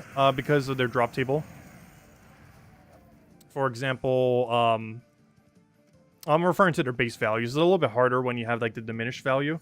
But when you're seeing the full bulk of their value, they only have set number of drops that they can have. So you can tell if it's a bigger roll or lower roll. For example, Soul Gnome is always 1,000, 2,500, or 5,000 when it's giving the full value. Glory is always 200, 500, 1,000. Dragonite Gnome, I don't know what all of its values are, but it ranges from like 20 to 100 or so. So anything like under 50 is kind of like the lower end. Because we've seen a 60 earlier, and I know it goes higher than that. Aside from that, what other things did I want to mention? Some of them are harder to tell, like for example, Standard Gnome, where like the keys are all the higher rolls, as well as gems and like a few others. It's weirder with it because it's not a numerical value; it's like a different resource value. It's a little bit different than the other ones that are just numerically easier to tell. I stopped, go get food. Oh no, I'm not going to be eating on stream, though I did meant to go get caffeine, and I forgot to do so. So thank you, Anthony. I will remember to do that in 14 minutes, hopefully. Because I do need to go get something to drink, at least, if nothing else. I do have water here, but I need caffeine. Something either sugary or caffeine-y. And it is both. Honestly, I'm pretty sure the sugar in the Arizona tea gets you up more than the caffeine that is within it. I am pretty sure. Why would anyone do Bounty Hunter? Oh no, some people are still doing it. It's pretty much half and half. Though skipping it seems to be a little bit higher. Ever so slightly. Which is probably one of the first Bounty Hunter weeks where that would ever be the case. I'm pretty sure if we pulled this on any other Bounty Hunter week that has ever happened, there would have been more people doing it than not doing it. But this might be the first time ever where there are more people not doing the Vault event than... not doing... definitely do the Vault event. I mean, not doing the Bounty Hunter event, comparatively. Which is kind of funny, because the main reason they delayed this is because of all the crowns, or, you know, during the Kingdom Pass. But if the only event we had right now was a Kingdom Pass, it would take less time than how much time is going to be consumed by the Vault event. I mean, by the Bounty Hunter event, I mean. Because over the course of the 3 days, you would not have to go out of your way at all. And it would consume about 30 minutes total of your drops, approximately. 10 minutes per day, approximately. Probably even less than that.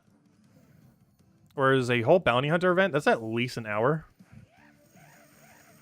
Plus you have to go out of your way for it. It's not even like you're doing the thing that you would have been still doing. You would have to go to a non-Vault key dropping location for a whole hour, if not more.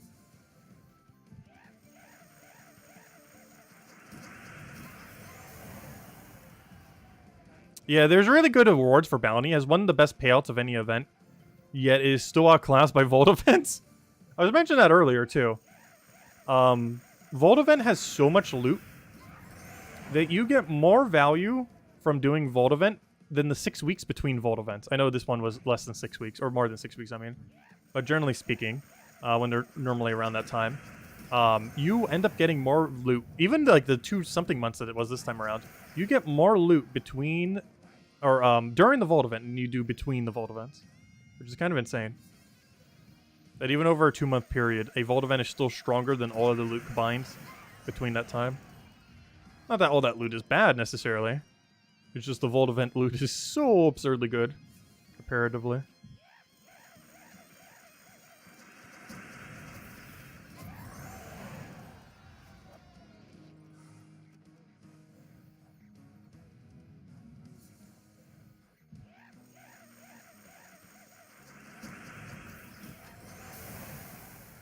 I'll try to set the caffeine alert in 12 minutes, thank you. I'll remember this time. If anything, I need to remember to drink water, too. It's kind of hard while Paloozing so quick. But the only thing that is slightly unfortunate about Palooza, I find it really relaxing when we're doing, like, the Dust Devil one-shot thing. But gosh, you have to be, like, so focused when you're doing, a Palooza. Because every several seconds wasted is a whole battle worth of time. Especially if you don't count loading screens. Of course, the loading screens are there. But if you ignored the loading screen, if you wasted even like 2 seconds, you just wasted an entire battle. Pretty much.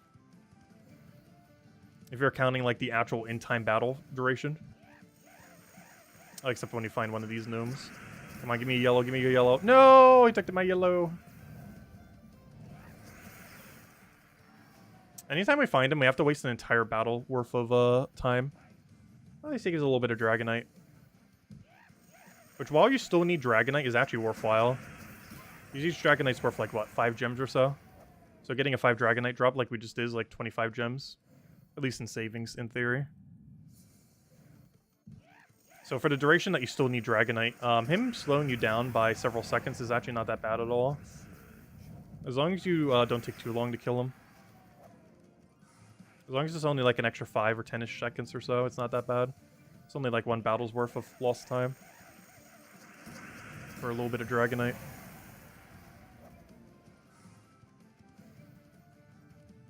Which technically is another nerf to Paloozas.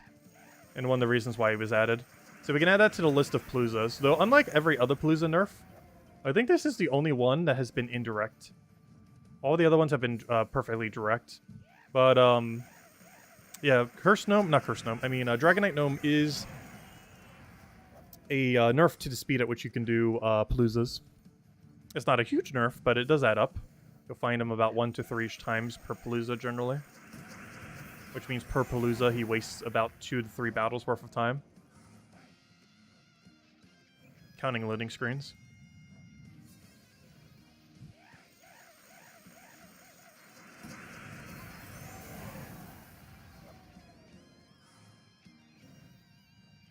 Which isn't that bad, but, you know, it's still a small nerf.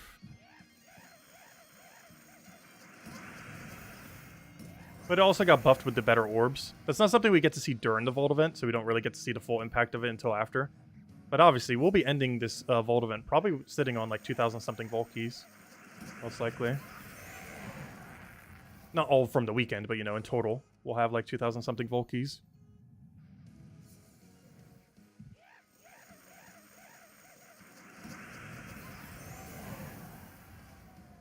Realistically, based on the numbers we were running earlier, we should have about 700 by the end of this... I was almost going to say end of this stream. By the end of this weekend, we should have about 700 Vault keys from the event. Based on the math we did earlier. With the Super Bowl being the main thing getting in the way. I'm still going to be grinding during the Super Bowl. It's not on stream. Oh, so it might look like our number's only like 100 right next to us. It is quite a bit higher than that. But not by much. We do have some 4 Paloozas still in reserve. So it's like an hour, we're getting almost like another 100, at least another 80-ish.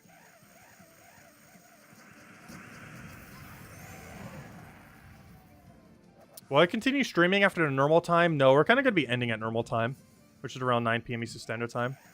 We're going to do the same thing tomorrow, where we're starting around 2 and going until 9 Eastern Standard Time. Which means we're starting about we're starting about 6 hours earlier than we normally do. But ending around the same time we normally do. It's pretty much the game plan for today and tomorrow. Start way earlier, but end around the same time. Sunday will not be like that, though, because of Super Bowl. But basically, tomorrow we're streaming from like 2 to 9 Eastern Standard Time, which is what we did today. And then on Super Bowl day, we're probably just streaming for like an hour around noon. And then I'm enjoying Super Bowl. Obviously, it's not starting that early, but, you know, getting all the food and everything. It's not going to instantaneously happen.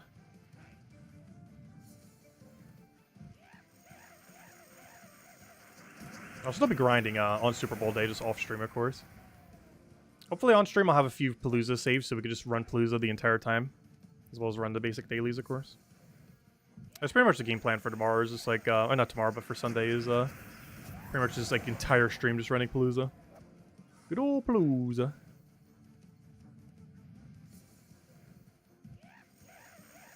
For that, we'll need to make sure we keep some reserve, which is why I've kind of been lingering around 14. Because that would leave us 4 Paloozas to run for Sunday if we want to. I think I'll run like 3 or 4 for that day, so do want to keep about that many on reserve. Whereas between today and tomorrow, we'll probably be able to run almost a dozen Paloozas. That's something I actually never keep track of, oddly enough. Is the actual numerical number of Paloozas we've ran. So far this stream, it has been 4 and now 6, I believe. He's counted 2 that we just did and the one that we're doing right now. That'll end up coming out to 6 currently. Of course, we're still going for a little bit. Which means by the end of the day, we would have hit like 8 to 10. That seems like about what we'd do then. 10 Paloozas today, 10 Paloozas tomorrow. Obviously, we have to grind for them all. So that takes more than just that amount of time. Because if we only had to do 10, that would take like 2.5 to 3 hours. Probably closer to 3 hours. If I haven't actually grind for them, it takes like double that time, if not longer. Which is why, despite doing a 7-hour stream, we're likely to only have 10. Yet, despite that, we could probably do that within 3 hours if we already had them all. The other 4 hours is actually grinding for them. And doing the other dailies, because we still have, we haven't done our dungeons yet or anything either. And those do quick enough loot that we will still do them. Unlike Bounty Hunter, which we skipped, I will still be doing, like, the gem daily. I think there's, like, a D daily, because it just takes, like, a few seconds. Plus, they still have gnome chances. You still have a capability of getting gnomes on that fight. Unlike something like Bounty Hunter, where there's a 0% chance to get gnomes. I wonder if they're ever going to adjust that. Because that would give definitely a lot more incentive. Because we'd probably still do Bounty Hunter if we were getting the loot of Bounty Hunter on top of the loot of just finding gnomes. Because then it would be a worthwhile exchange. Also, one funny thing about streams like this, I always find it funny when our viewer number becomes our like number on the stream. Because that generally doesn't happen on a normal stream. Because, you know, normally the viewer number is way higher than the like number. But because of people rotating over the course of several hours, the like number generally gets up to the viewer number at some point. Or always does. It's only a matter of time. It's always kind of funny when that happens. There we go. 4 double 40s. Got a 40-40.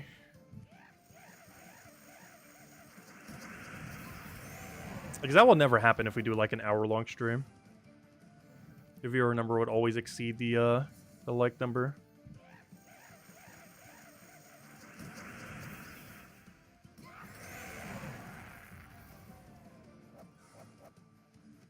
Yeah, in 3 minutes, I need to go remember to go get some caffeine. So I'm going to go get a drink right after this. Drink some water. Mostly to dilate all of the, or dilute all the, dilate, wrong word. To dilute all of the sugar in there. We get some water to balance it out. Not to deliberately put in it, but, you know, drink side by side. Which I generally don't do that. Like, if I want to dilute a drink that is too powerful, I don't put water in it. Instead, I drink the drink and then drink the water separately. Do any of you guys do that too? Like, if anything is ever too strong, like let's say lemonade or just some kind of drink you randomly picked up to try or something similar. Because instead of putting water to dilute it, I would instead drink both of them separately. Where I would drink the thing that is way too concentrated and then drink some water to balance it. I wouldn't simply put the water in the thing that is too concentrated. I would drink them both separately. I think I do that mostly to preserve the intended intent of the drink, while still having the water to balance out if it's too strong. Because that way you still have the exact concentration of what the drink intended, but then still have water to balance it out if it is too much. That's my thought process behind it.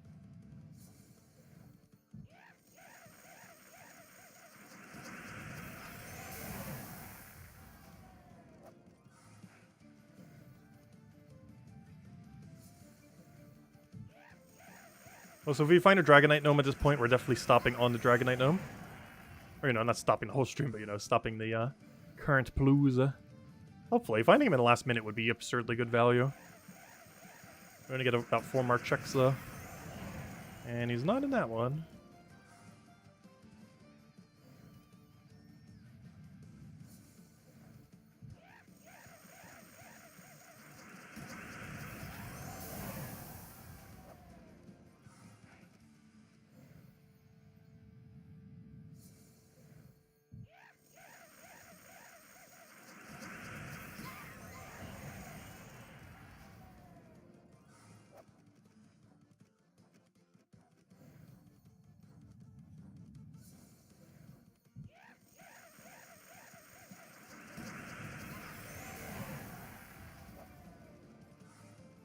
Alright, it's either this one or next one. If this one's super good looking, we'll take it.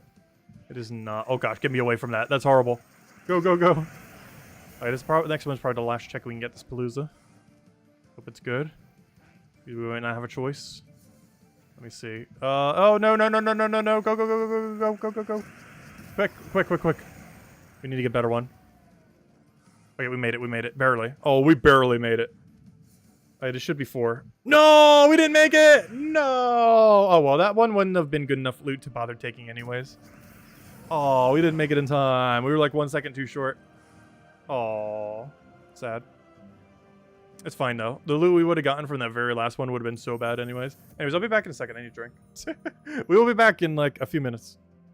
1 moment. Oi. Share stream.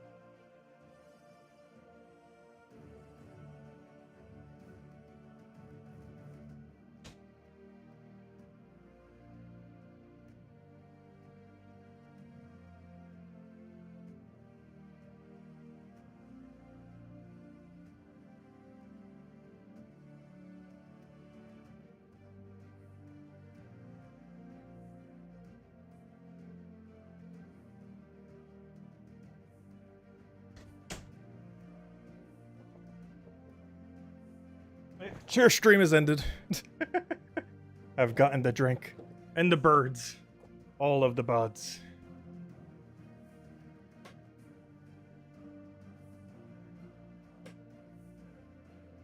Trying to organize slightly. Keyword on the slightly. The table has been getting messier and messier. It's not like a gigantic mess yet, but as I keep adding more things to it, it keeps getting more overflowed with things on it. Oh, so I got the bird cookies. Though after a couple days, they are starting to get quite a bit harder. Need those nice soft ones right when they come out of the oven. Fortunately, only so many can come out that way. Unless you bake them very slowly over and over again.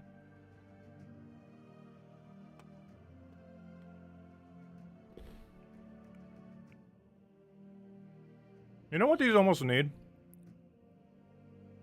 They need like chocolate chips in them. The sugar cookies.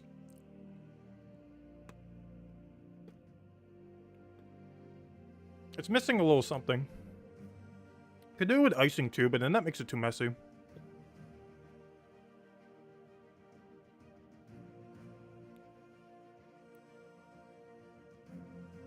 Yeah, they're still so good though. I don't know why.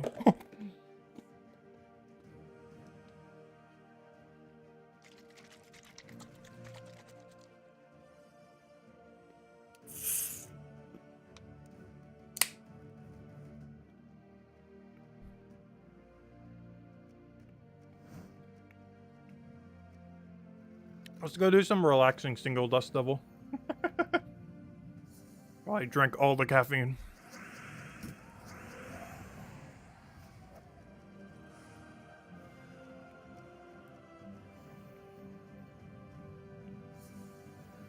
It's missing Jimmy's. I actually do have Jimmy's in the house.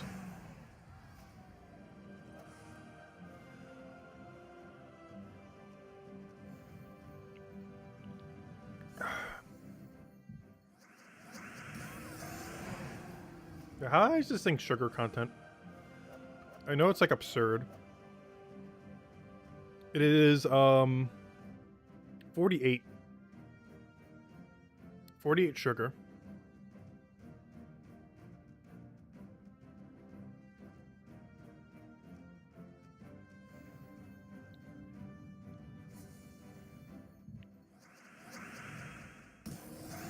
I'm still surprised to see that the first ingredient is probably like green tea or something. Because it's probably sugar. It sure tastes like it's sugar. Let's see, ingredients. Yeah, the tea is the primary ingredient. Of course, corn syrup's in there, gosh. What is corn syrup not in these days? Imagine if no food... Like, imagine if overnight there was a law that was passed that banned corn syrup. What would happen? You know how many products just randomly use corn syrup? Either as a primary or pretty primary ingredient, or literally as like, or at least like to some degree at all. It is a very high number of products. Or these processed products anyways. Absurdly, absurdly high.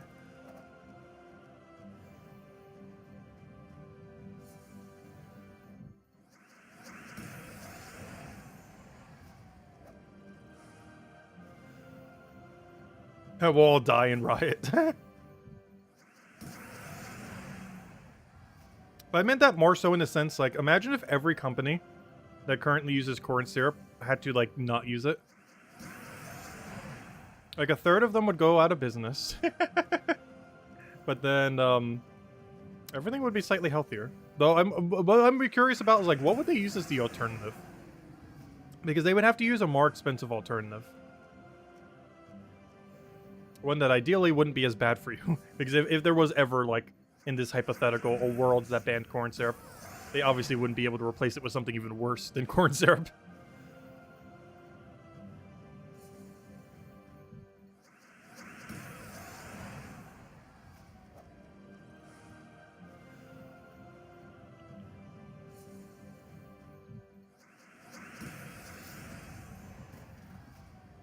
I know, it would never, ever, ever, ever, ever happen.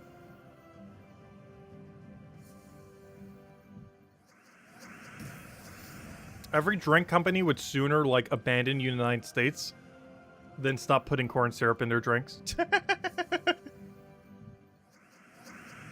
They would literally flee the entire country in every possible way before they would stop putting corn syrup in it.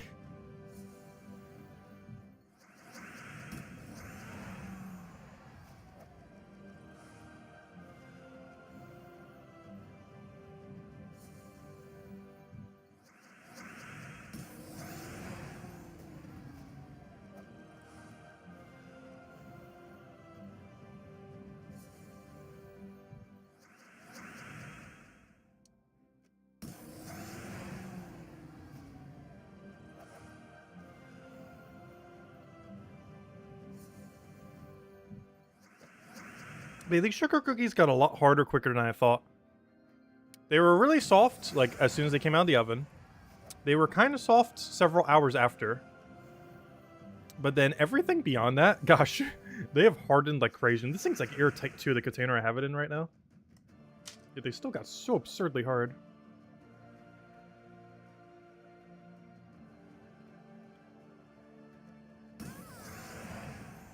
Also, I do eat the smallest segment first normally. I eat his legs. No, he's just gonna fly away now. See, I don't always eat the head first. Because generally I do it based on... Anytime I eat a weird shaped cookie, I normally eat it in order of smallest protruding segment. So in this case, it was its legs. Then it would probably be its head because of its beak.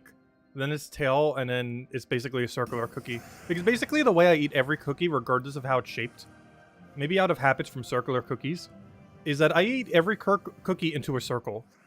If that makes any sense. So any of like the smallest segments go first, and then like any of the bigger ones are kind of protruding. And basically the way I eat any cookie is like near the end, it'll look like a circle. Like an actual circular cookie. Which kind of almost defeats the point of making it into a shape to begin with. But out of habit, I always do that when I'm consuming a non-circular shaped cookie. It doesn't matter what shape it is, it always ends up as a circle at some point in consumption.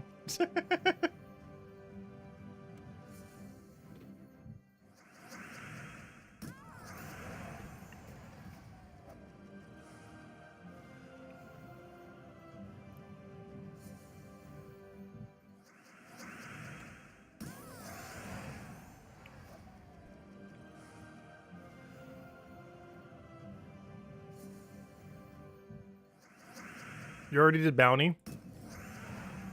Because the vault... Yeah, if you looked at Terran's World, I'm not sure if it's been updated yet, but Terran's World actually said that it was supposed to be this next weekend, which really confused me because there should be no Vault event next weekend.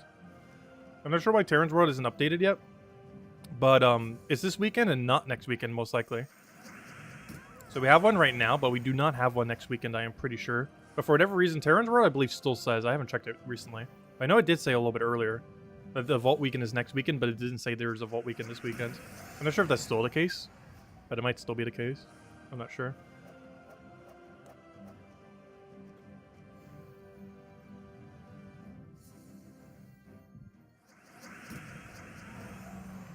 But the devs mentioned a little over a month ago that the first weekend after the Kingdom event was going to be Bounty Hunter. I mean, was going to be not Bounty Hunter. I mean, was going to be Vault event.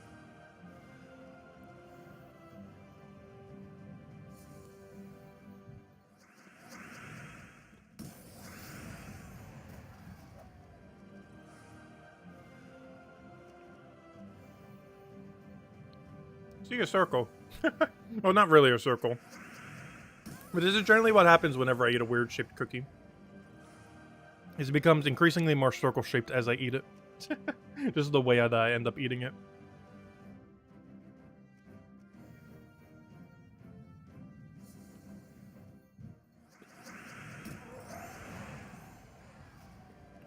I'm not even trying to do it that way. It just kind of happens.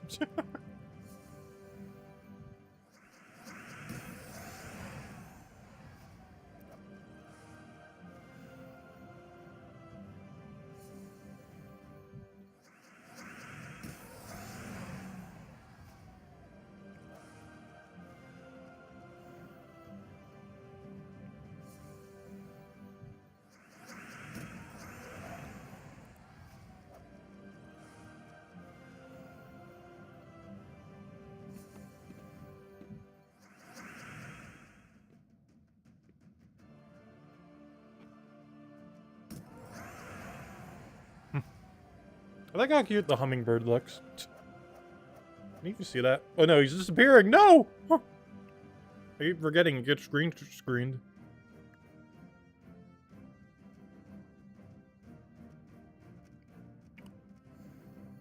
Because I'm surprised how well its beak actually comes out. It's actually like really noticeable.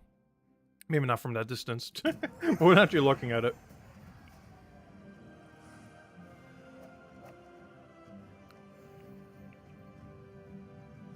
Do you notice it increased in the demon gnomes in the Vault weekends? I don't know, seems about the same. I feel like I've maybe been seeing slightly more in Palooza. But as far as outside of Palooza, they all look like the same ratios. I'm pretty sure in Palooza is as well. Like, it does seem like ever so slightly higher, but it could just be purely coincidence. Like, it's definitely not by a large margin, if it even is at all.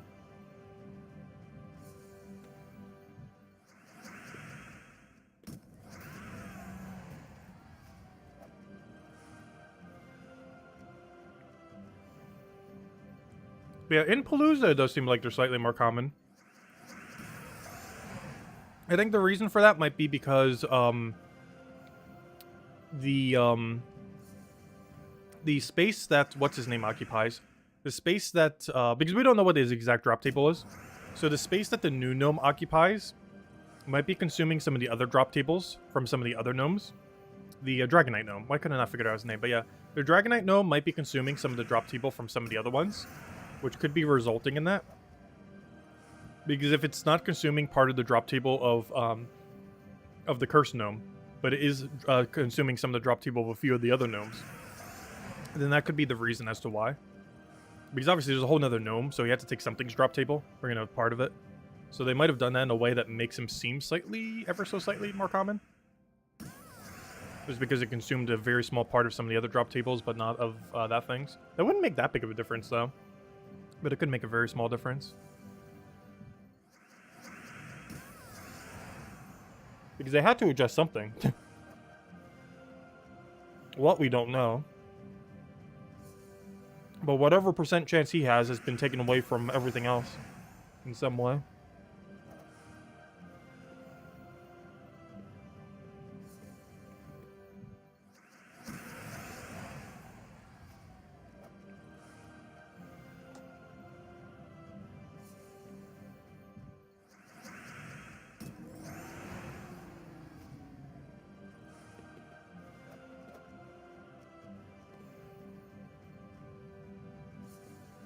You're burning shards since the new gnomes.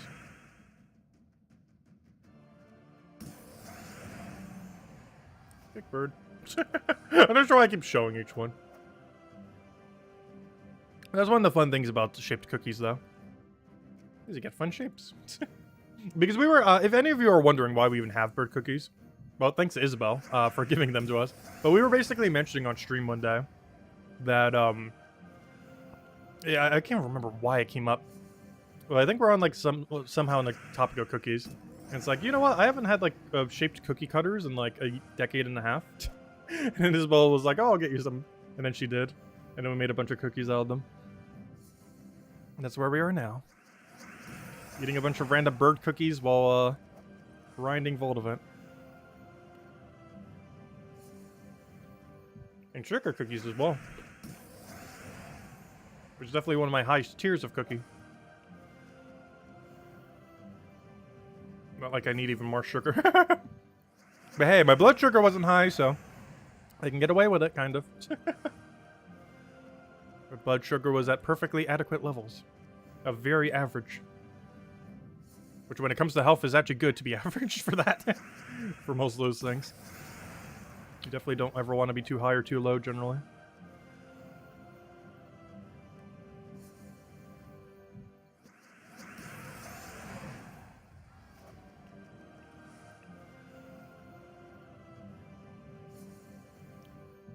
Yes, I'm giving all of you guys the bird on stream. One big vertical bird.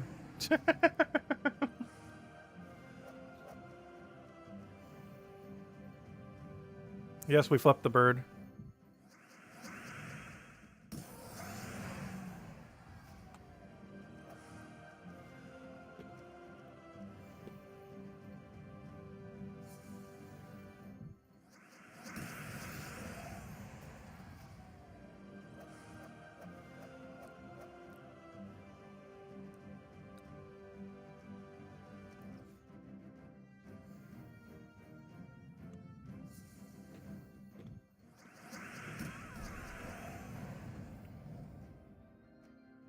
Oh no.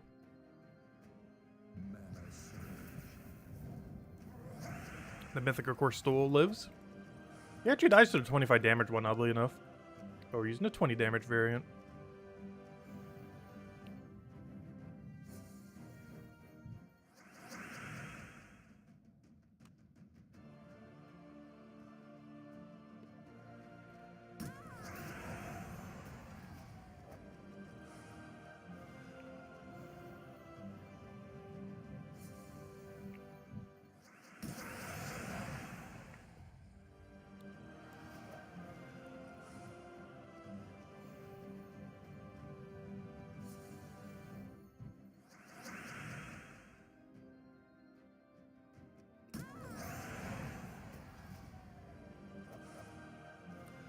Blood sugar changes though when you eat and don't go for a while. I technically do both. There's some days I don't eat for over 24 hours. And then there's also other days where we eat a lot. This is way too much. I think by the end it kind of balances out.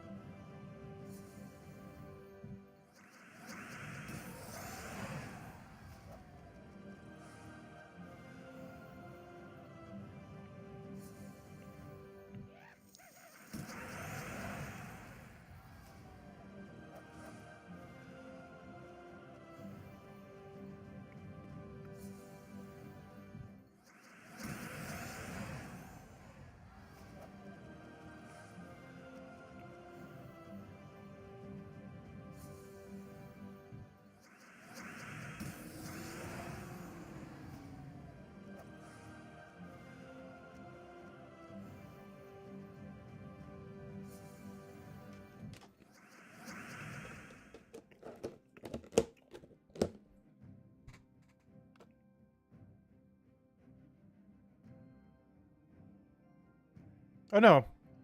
And I'm out of tea already. Should have grabbed the second one. Oh, the backup plan is water.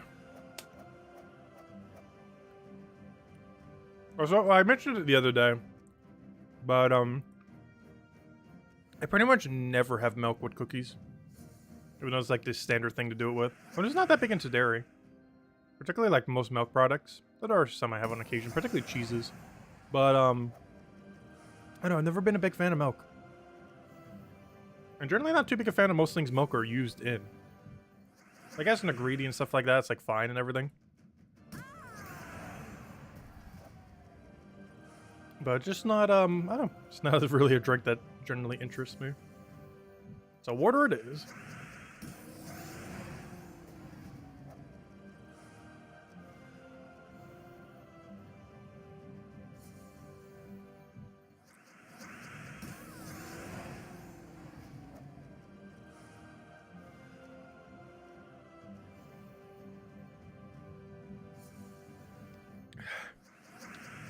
I almost took it all out in one go.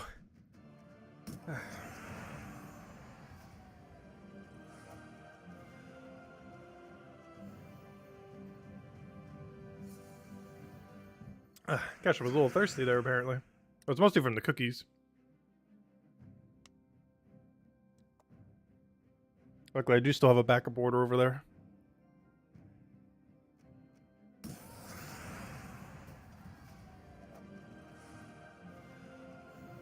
In case of emergencies, grab water. You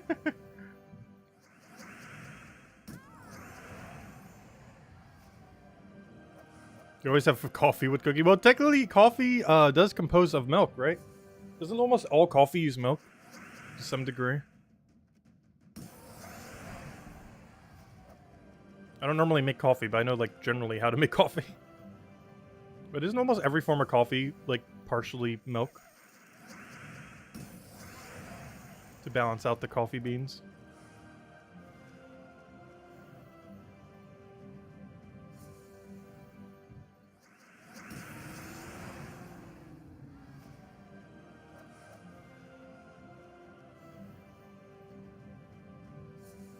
Because pure coffee sounds even worse than coffee with milk.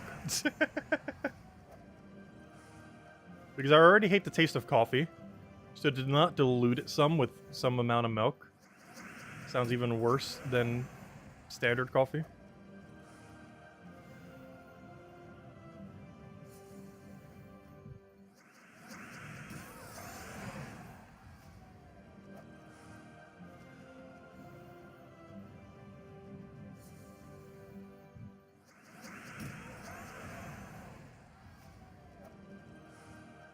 Because that's the closest I've ever come to, like, thinking coffee was kind of average. Was when there was so much milk in it, and it was very few, little bit of, like, the coffee beans itself. It was like, this is, like, not good, but it's more bearable.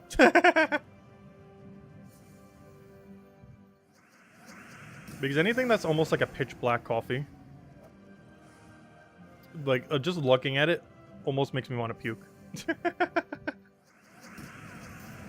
Because I know what like standard coffee looks like, and for it to be that concentrated, in my brain it just tastes so awful.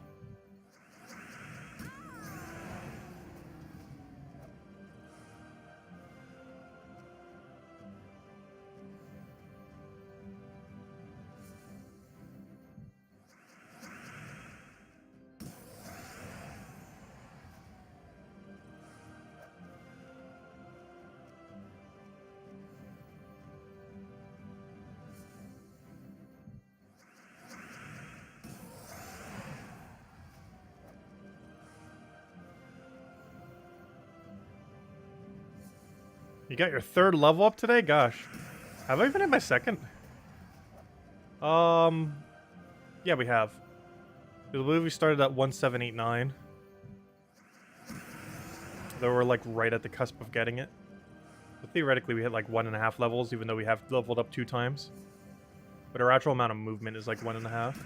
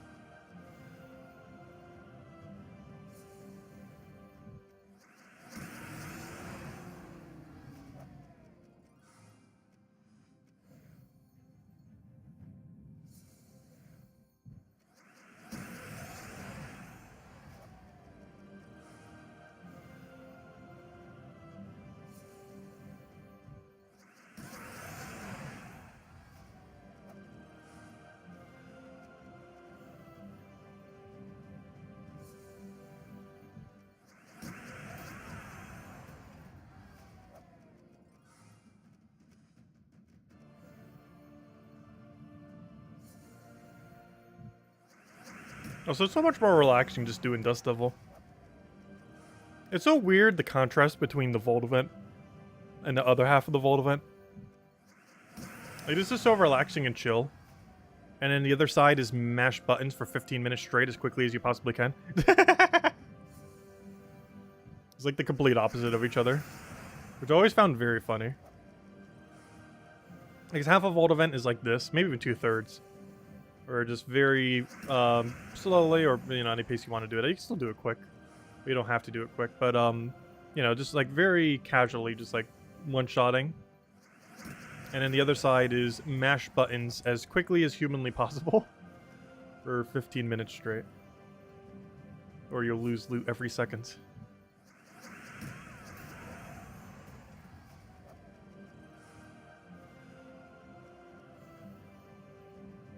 You haven't seen a Dragonite Gnome yet? I have not seen one in the wild yet. I did off stream on Monday night when we weren't streaming. But as far as during this event, I have not seen a single Dragonite Gnome in the wild. We've seen several from Paloozas already. We've already seen a little over a dozen, 2 dozen. But as far as specifically in the wild, we have not seen one yet.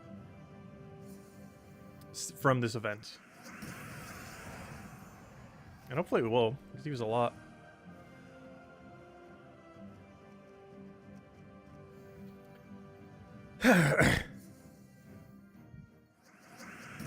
Oh, so our number still looks so low, our key number.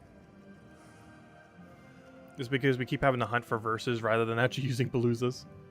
I don't think we're hitting 1,000, though. In all fairness, I don't think there was ever a chance we were going to hit 1,000.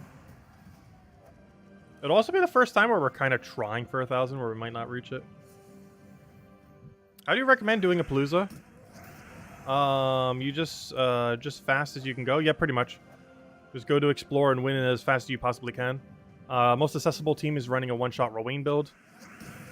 Most expensive team is running Sister Superior Iron Hawk. Or sorry, running 2 times Iron Hawk with Sister Superior plus Dust Devil. Is the super quick method. It's the one we were running earlier. But generally one of those 2. Or some kind of in-between team if you want to build something different. But Rowan is cheap and accessible enough and works, so... You like mix it up a little bit compared to Rowan. But Rowan's perfectly fine. We're mostly just looking for anything to like instantly win turn 1, turn 2. And the quicker options, the better.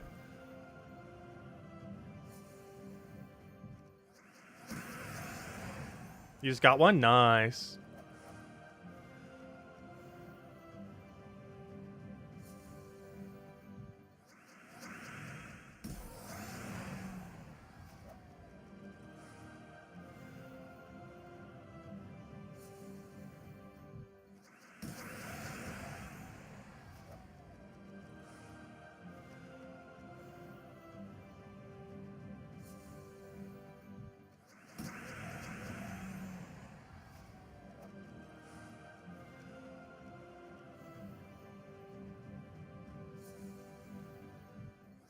So we'll probably go for about 2 more hours then. And in 1 hour, we'll start shifting over to standard 8 p.m. Eastern Standard Time stream mode. We'll probably clear out some of the dailies and then go into a little bit more Vault grinds. Because we are skipping the Bounty Hunter event. We'll still let the poll keep going till the end though. We are all ultimately skipping it.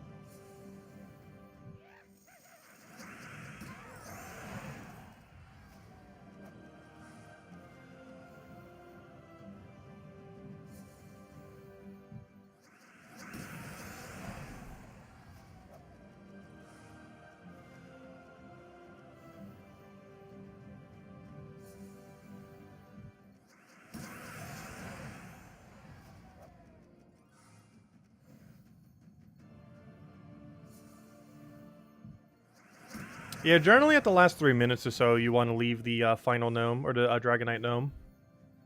You can do it even earlier than that, but the longer you leave them there, the less loot you get. Always a bit of a liability. Because that's multiple vault keys. Like, every minute you leave them there, that's like a minimum 1 vault key you could have had. As well as some other loot. So you generally only want to do it, like, right at the end.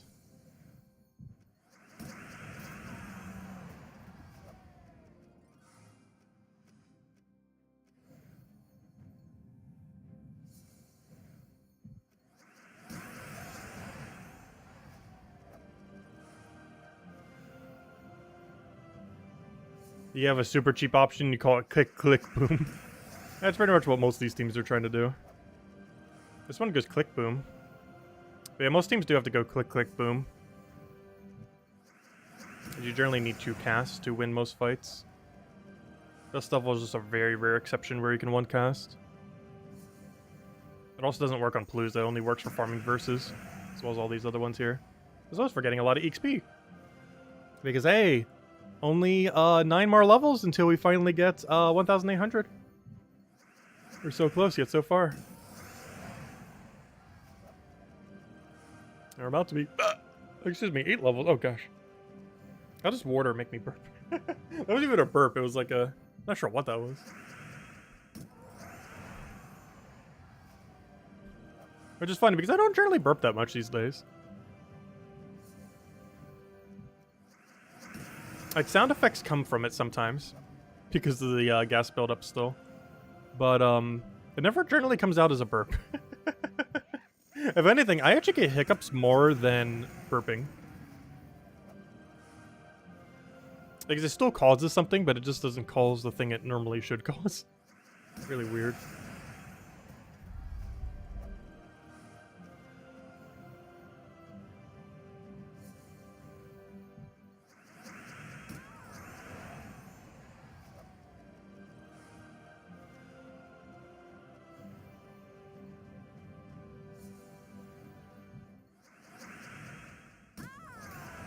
They're doing O'Shea's Tome, Bombot, Cedric, and Aturian with Merchant class. Interesting. It's been a while since I've seen Bombot. Double Bombot was a really funny meta team for some amount of time. It eventually stopped getting used when there was enough revives around that it wasn't really that viable anymore. But Dumble Bombot actually does still work. Where you go Bombot, get an extra turn, ideally. Bombot again, boom, dead. There's not really any situations where it's particularly needed in the current state of game. That's an alternative form of like Rowan, stuff like that. Particularly Guard's Avatar. It's actually very similar to Guard's Avatar, except with the extra turn chance. There are actually situations where Bombot is stronger than Guard's Avatar, which is kind of funny. It's very situational though. The biggest issue in Bombot, and the reason it's kind of fallen off the meta, though it's still usable, you only get to do it once. So if what you needed it to do didn't fully happen, you're kind of out of luck. Like if they have high spell reduction, or if they have a way to survive. Like for example, if you're doing it on the gnomes, the Dragonite Gnome could potentially out durability it, because you only ever get to do it once. But its biggest benefit is basically a Guard's Avatar cast that does mana accumulation. So it's a very low mana cost Guard's Avatar cast that could potentially give you an extra turn, which is where the biggest value from it comes from. It's essentially just a common version of Guard's Avatar, but one-time use only, but with some mana accumulation chance, an extra turn chance. Which means, in theory, there are some casts where he's stronger than Guard's Avatar. On average, Guard's Avatar is still stronger, but the best Bombot cast you can get is stronger than the best Guard's Avatar cast you can get. Also because Guard's Avatar is 100% consistent, whereas Bombot is very fluctuating in what it ultimately ends up doing.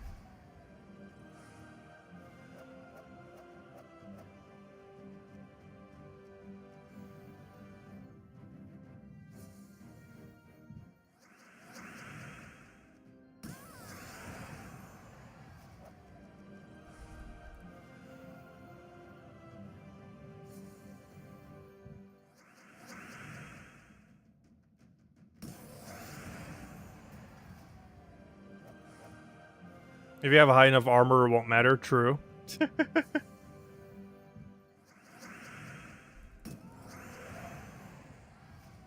And what is Bombot's ratio? I actually forget what it even is off the top of my head. I know he has one. Last I recall, it comes out to almost what Guard has, ultimately. Isn't that actually the exact same one that he has? Just with like slightly more damage or something? I don't remember. But he does it for like a way lower mana cost, which is one of his biggest benefits. Especially with a half mana start from mech hero class. Which is pretty much the only way that ends up getting used. It's kind of like a Tina 9000, that pretty much any composition it ever gets used in ends up using it with mech class.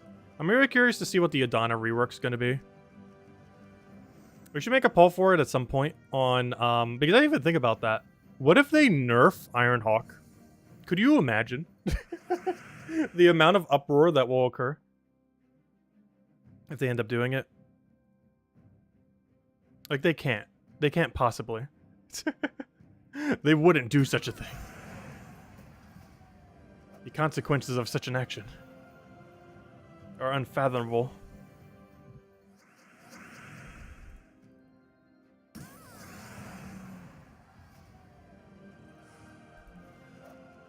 So George is in the Vault event now, all you can. No, there's alternatives to Dust Devil Ultra Kill. The problem is they're all slower. We'll see what happens.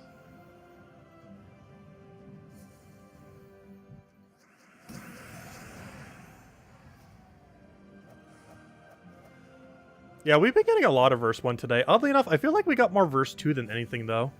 Which used to be our lowest, but it's not anymore because it keeps giving us a billion of them for some reason. I'm not sure why, but as of recently, it just keeps flooding us with verse 2. Despite it at one point being our absolute lowest. And then just never wanted to stop giving it to us, which is so strange. Yeah, they do that sometimes.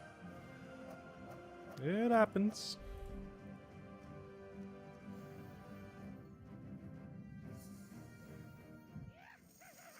Oh, we got a gnome. The normal gnome. He has a proper name, but he's basically just normal gnome at this point. Oh, it is a 2-to-1 ratio. Okay, so he has the same ratio as Guard then. Just with the extra explosion, the much lower mana cost. And I believe he actually has a slightly higher base damage than Guard. But the trade-off to that... Oh, you know what the difference is? I believe Bombot gets his full magic for his explosion. Whereas I believe Guard's Avatar is half his magic or something like that. Which I think is where some of that damage difference comes in from. Because I could have sworn Bombot has a higher single cast.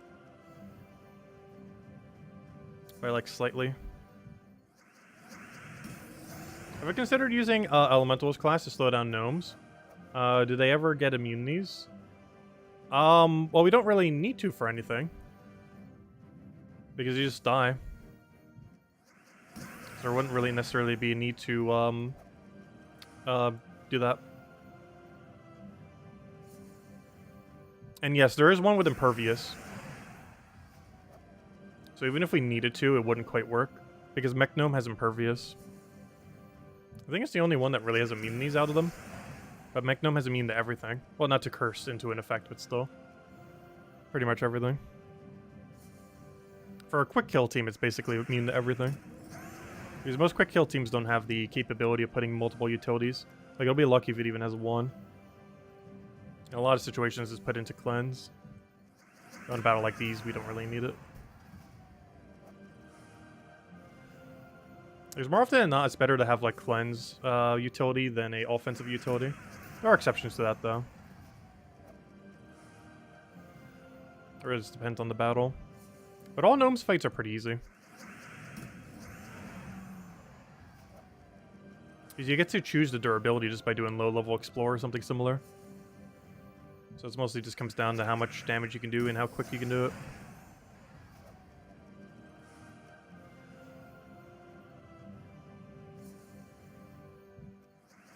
And some people farm it at a slightly higher level with like Phoenicia and Diamantia. Not both of them together, but you know, those two types of teams.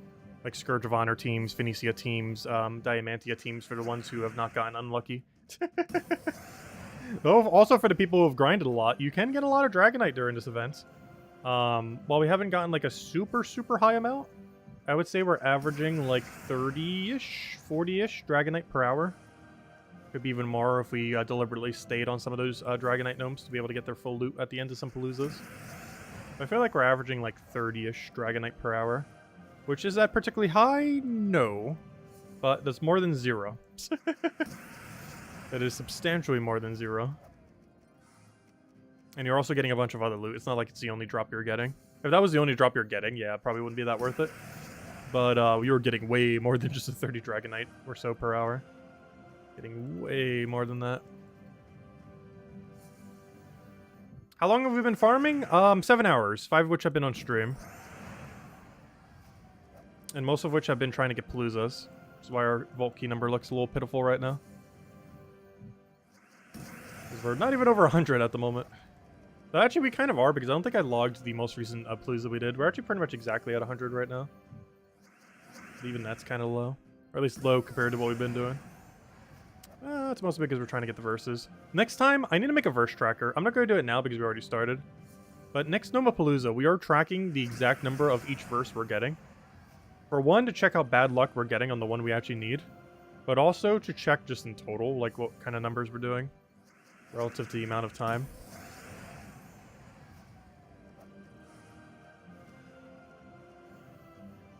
Because I've never really played like ultra close attention to the exact numerical breakdown. I've always seen like the estimates of it.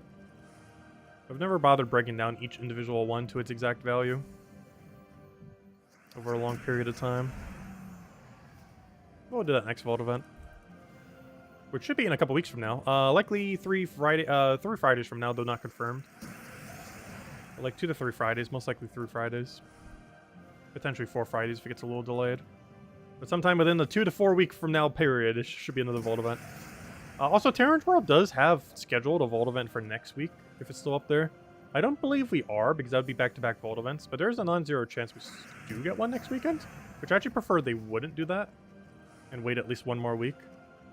Because I'd rather Vault events not be like every single weekend. Otherwise, we'll never have any free weekends. Like, you gotta put at least like a week buffer between them. Like, I wouldn't mind getting that much loot. But, I don't know, back-to-back Vault weekend just seems a little much. I don't think that's ultimately what they're doing. They are going to be getting 3 over the next 6 weeks. It's more so a matter of when for the other ones.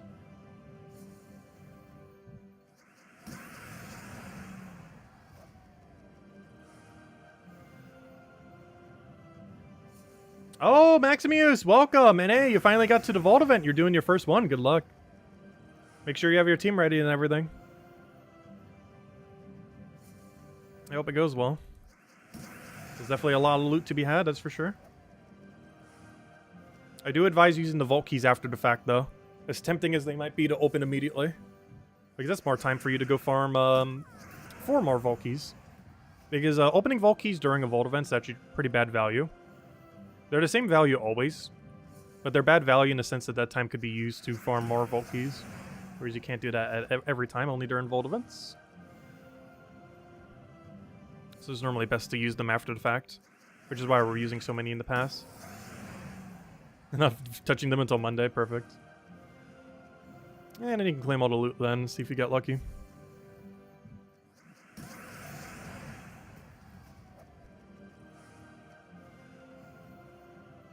But yeah, we actually have a recording of our first ever Gnome-a-Palooza. It was a lot of fun. Though that was also on the day where it was broken beyond all belief. So that's not a good representation of what an average Palooza is. As that was before they nerfed anything. That was the day pre a billion nerfs. Though even to this day, after 1,500 nerfs, realistically I think like 5 nerfs. I think it's like 4 or 5. But even after that many nerfs, it is still like 10 times stronger than it was before it ever existed. Which is kind of insane. Like, vault events prior to Palooza was like maybe a dozen. 20 if you like super grinded a weekend. Now you can easily do hundreds. Like, it's literally measured in hundreds. You don't even measure it in like a single or double digit number anymore. It's pretty much like triple digit plus.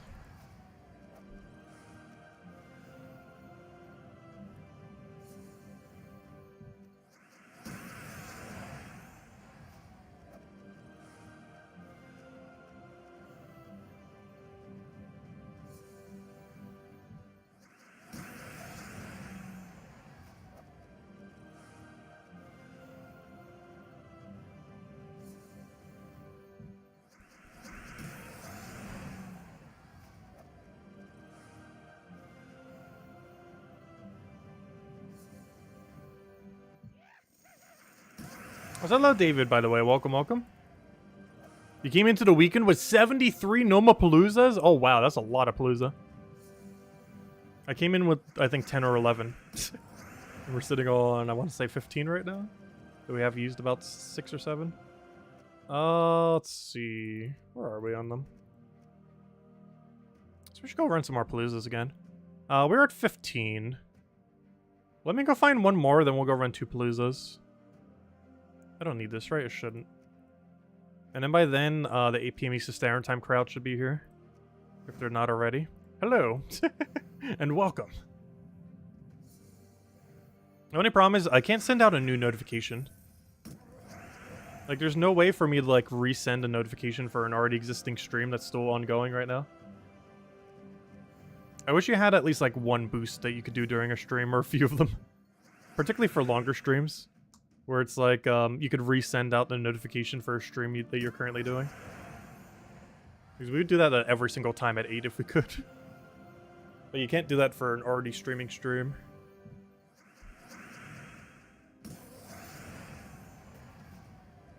You're missing one verse. Oh no!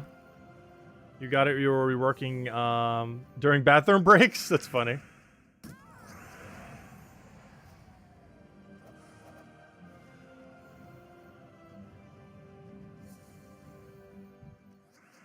Yeah, they drop a lot more frequently during the event. You can get a full set in about an hour or less. Normally multiple sets within an hour. The biggest issue with getting multiple in an hour is more so getting the one that you have the lowest of. Because you can easily hit like about a dozen or so verses in an hour. The problem is those dozen or so verses are not guaranteed to be the actual numbers you need. Which can lead to some being way more inflated numerically than the others.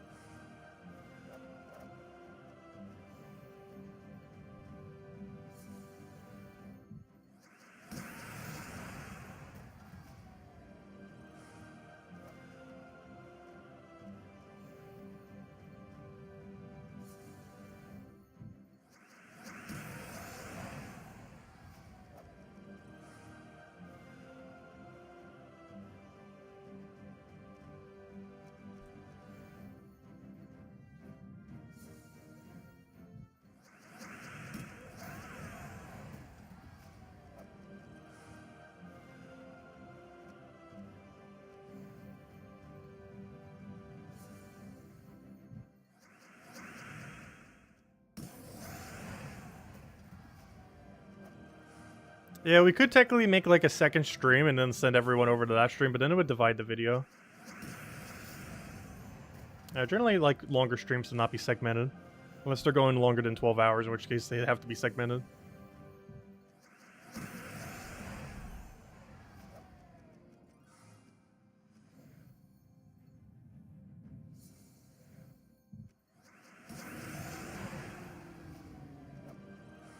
It's been a while that we've streamed a game for more than 12 hours in a day, though.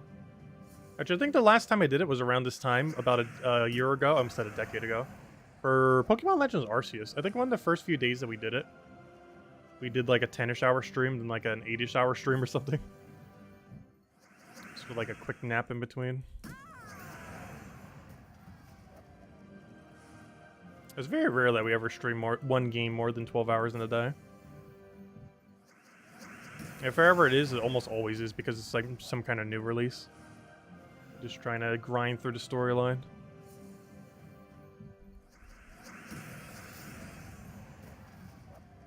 Because I generally like to do the storyline of any given game in like a short duration. Hey, when it gets like extremely elongated. Because I'd rather have it done within like a few days than do it over like a month or a couple weeks or something. Because then by then you miss like all the plot points.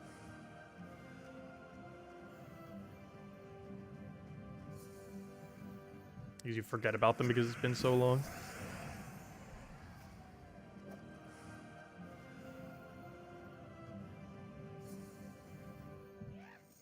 Ah, well, there's another verse. Not the one we're looking for. At least not anymore, gosh. Back in my day, we needed verse 2s. Nowadays, it's just a gigantic pile of paper. That is doing absolutely nothing in our inventory.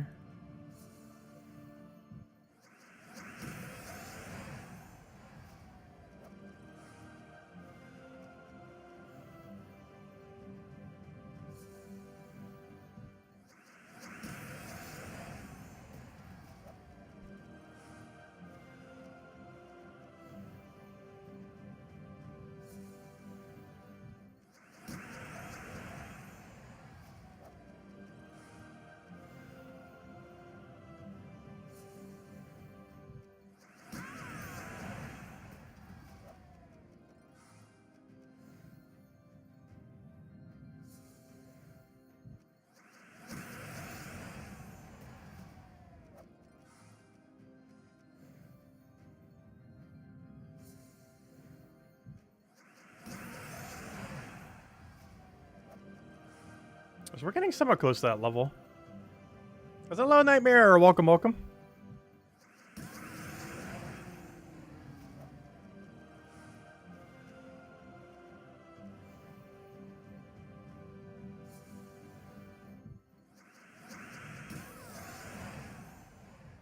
I want to find one more verse 3 so we can go run like 2 Paloozas. It just doesn't want to drop.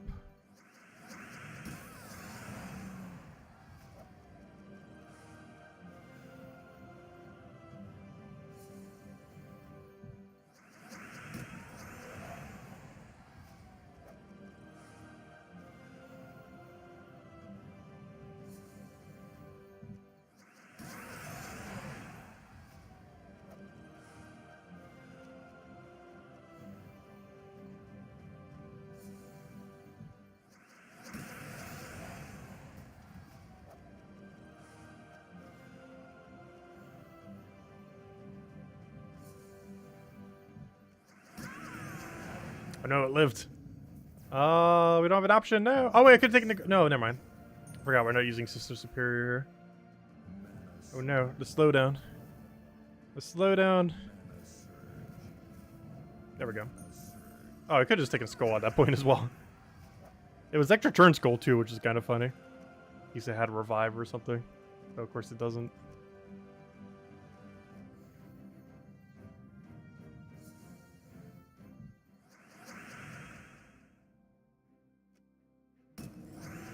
Hello, Bill. Welcome, welcome. Yeah, we handed out 2 codes so far this stream. We'll be handing out the 3rd around the 8 p.m. Eastern Standard Time crowd time, which apparently seems to already be now, because some people seem to be rolling in from there. But yeah, I'll be handing it around like maybe 8:10, 8:20, you know, around normal stream time. We're also going to be transitioning then to do a little bit more towards the daily system and then run some Paloozas. And then end it on a few Palooza. At around the normal time we normally end at.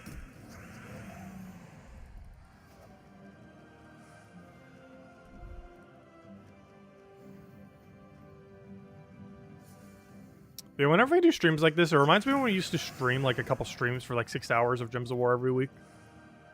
We eventually stopped doing that.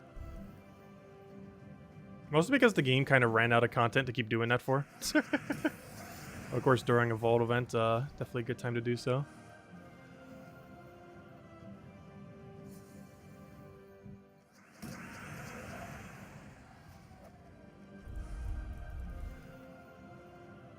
Because as you keep progressing in the game, you run out of things to do as far as like main goals.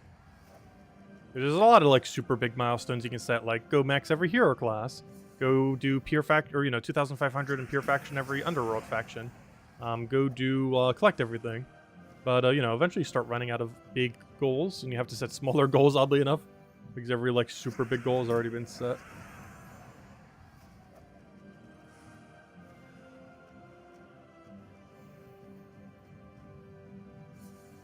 Right now, our goal is get more Vault keys so we can get more of those newer orbs so we can actually go upgrade all the mythics. Because one of the main reasons why we're doing this, well, there are a lot of upgrades. We'll get like the pet upgrades, the Doom weapon upgrades. I would say the main incentive of why we want a lot of Vault keys to open the orbs, to try to get the new orbs, is almost entirely to upgrade all the mythics. This was something that was originally deemed impossible by the current structure of the game. To such a degree they even mentioned they knew it was impossible.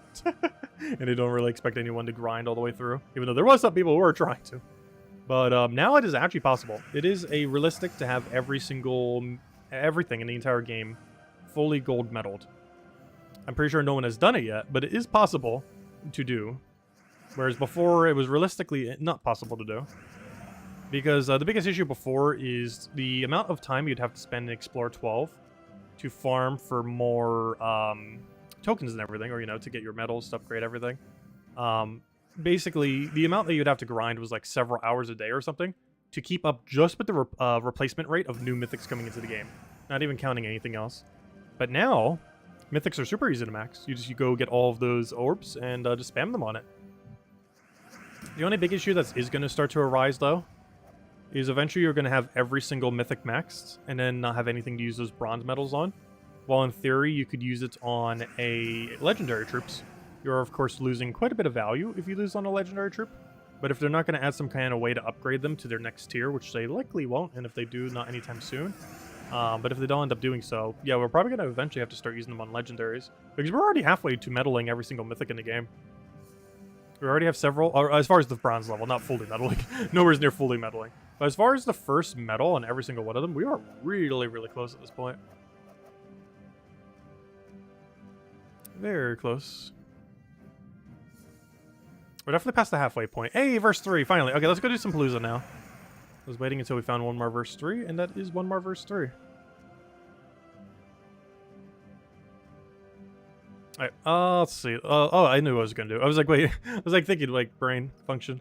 But what I was going to do is switch over to double Iron Hawk, so we have this for the first fight. And then let's go run 2 Paloozas. Go start clearing out the daily. And maybe throw some more Palooza after that, then. We can restart the game as soon as we get to that point, though.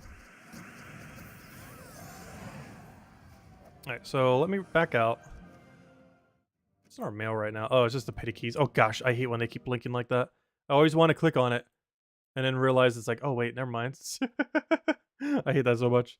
Let's see. I wish you could like mark it as red or something. Let's get back into here. Move that over there.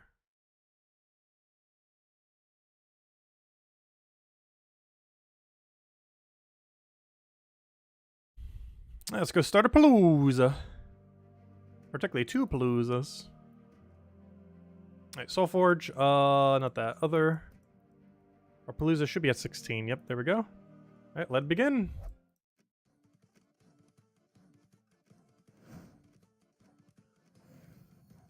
Or I should say, continue. We've been going for quite some time. Hey, look at that. Curse Gnome immediately. Not that we really need him, but there we go. Oh wait, did I forget to move the screen back up? Oh no, it is. It's just a delay on the other computer. Oh yeah, how delayed is stream? Maybe actually test that. Because on my other computer, it was still blue after like 35 seconds later. But the other computer also lags a bit. So it might not actually be that delayed. Because otherwise, that's like a 35-second delay.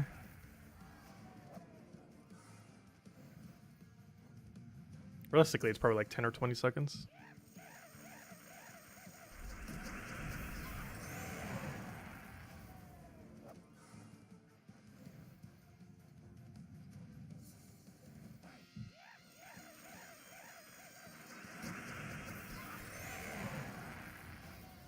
Oh, you know why it might be even further behind? We have dropped 0.4% of frames this stream, which is 2,322 frames. It might actually be behind that many frames plus our standard delay. I didn't think about that because I never bothered refreshing the other thing. So anyone who's been here the entire time without updating at all would probably be about that many frames behind. And given that we're streaming at 30 frames per second, that would come out to... oh, maybe not then. Because that's over a minute. Right? Yeah, it's over a minute of dropped frames. That means it would be way more than 35 seconds behind.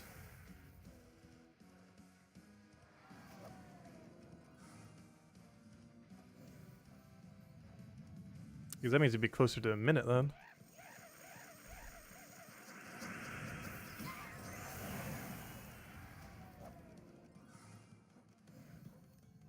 But would also be closer to not a minute if you click refresh after at any point.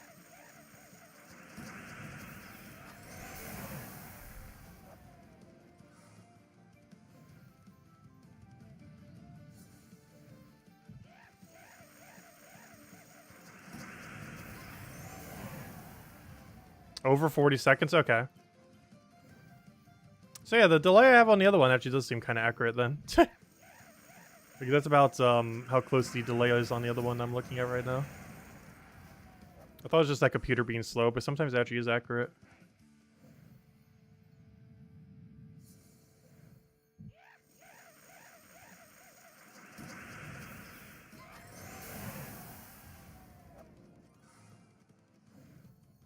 I feel like it also starts to get more and more delay if we do a longer stream. Like, the amount of delay on a 1-hour stream by the end compared to a delay on, like, a 10-hour stream by the end is vastly different. With the 10-hour one obviously having a slightly higher delay. Because if there's ever any buffering or anything similar to that, it sometimes builds up delay. And that slowly builds up over the course of a stream to be, and it might only be a second here or there, but it starts to add up to a much bigger number over a long period of time.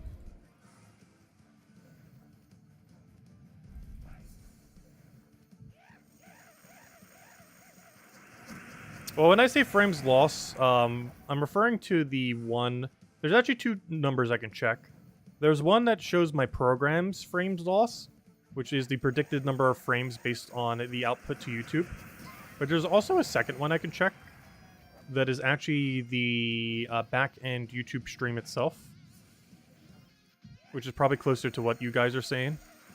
And that one can also give me an option for how many frames are dropped. The only bad one about that one, and why I trust the one that the program says more, is the one on YouTube's backend, I think puts into account the actual computer you're running it on. And the computer we're running on is a bit slower, so it's naturally going to drop more frames. Because that computer will always show more dropped frames than how many my program actually says that has been happened. Or is the one that the program says is generally more accurate?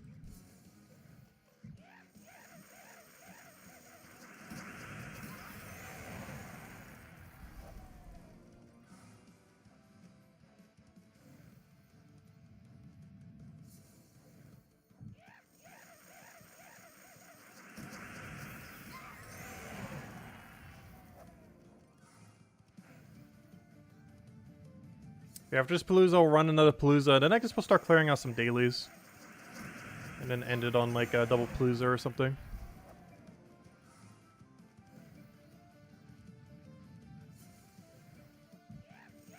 Did you refresh for test 2? Because having the page completely refreshed and making sure it's live could make the buffer a little bit less. If it was like fully refreshed and make sure it's all the way there. One other way that's actually kind of useful is not only refreshing, but bring the spread bar of where you can see the stream.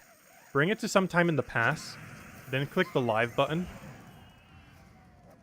And this generally gives you a more accurate live than the default live. Because sometimes the default live puts you like an extra minute back. I mean, not a minute, I mean an extra for like a few seconds back.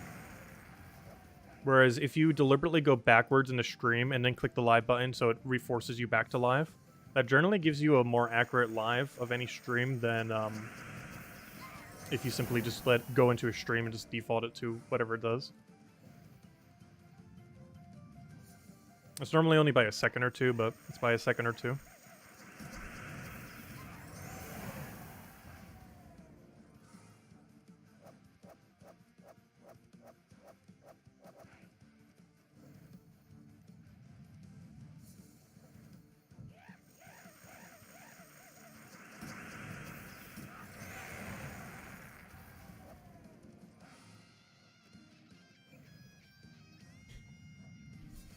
Oh, he's now under 10 seconds? Okay, that's what I would expect from the stream. Under 10 seconds is pretty much where it's always at. And that's with no delay on. There's just like the natural delay that it has. The main reason for that is I have it on like a latency setting that gives it like an ever so slight delay. Because if I had it in like purely real time, my connection would eventually just not be able to keep up. Because for whatever reason, the Surface I have has great download speed, but a horrifically bad upload speed. Because even if, like, the stable 5 that we have right now, like the 5 to 6 upload speed, it's not particularly high. Like, it's not low. Like that 0 point something we had earlier, like that 0.0 something that we had on Monday. Like, that's ultra slow. Like, that's unusable slow. But, like, 5's not slow. But it's also not fast.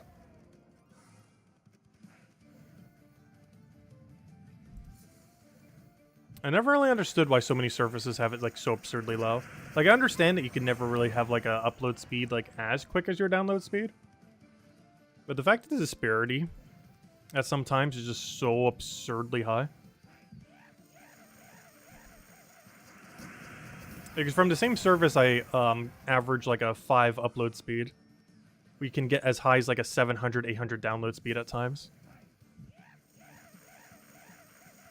Which means there's an over 100 times margin of difference between the upload speed and download speed.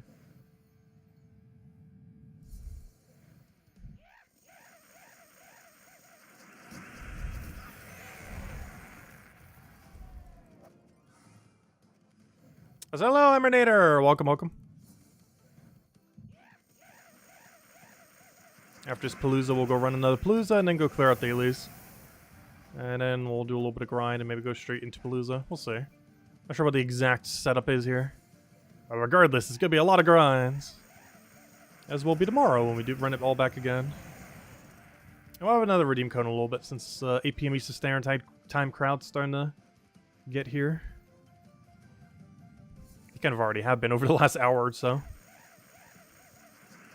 If anyone has any questions or anything you want me to go over, do let me know as well. I guess I'll still be here for about another hour or so.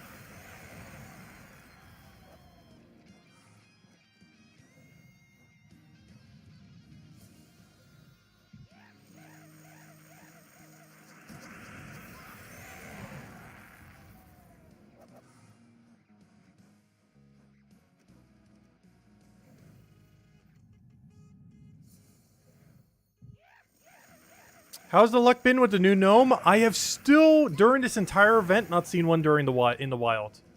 Obviously, we found them in Paloozas. That's almost impossible not to find one in a Palooza. However, I have not, during this entire day, found one in the wild. The first one and only one we ever found was on Monday when we weren't even streaming. I posted a screenshot on the community page on our channel. But, yeah, I have not found a single one in the wild all stream. Obviously, we found them, like, during Paloozas, like, they're all over the place. But I think this Palooza we haven't seen one, oddly enough. But, yeah, we've seen one almost every Palooza, if not multiple. As far as the wild ones, we have not seen a single wild one, even with, like, the 3 times boost that it has right now. How many, Paloozas have we used so far? I want to say around 8-ish? Also, the current number on screen, I think, is missing, like, 2 of them. And about to be a 3rd, as we're about to run another one after this one. And then we'll go update the number. Because we're about to shoot up to, like, 160, I want to say. Somewhere around there. As soon as we update the number. It's just I generally go like a 2 Palooza, 3 Palooza before I update it. Just so we're not constantly updating it every single time. Did I miss eating of the sugar cookie birds? Oh yeah, we were eating of the sugar cookie birds. We still have 3 left, but I don't want to eat too many more, so I put them away for later. So I am making more for Super Bowl Day. I gotta make those last 3 last all of tomorrow. Or tonight if I get hungry.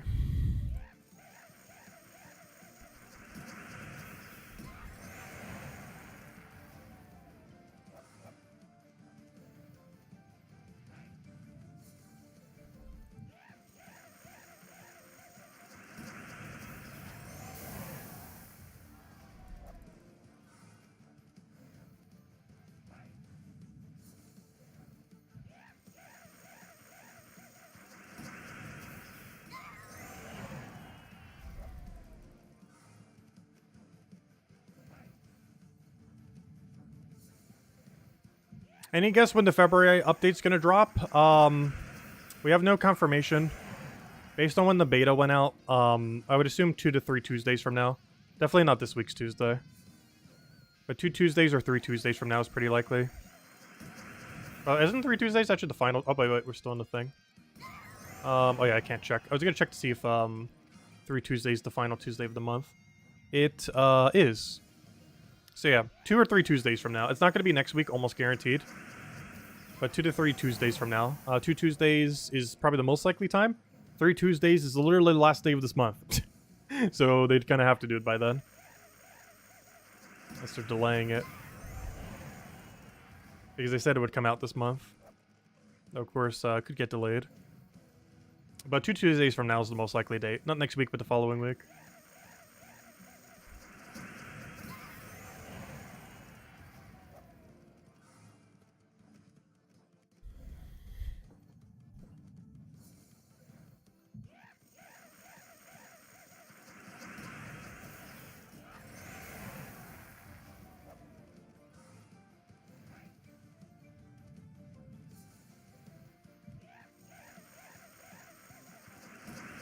Game feels like it's running slow. Yeah, are you referring to yours or mine?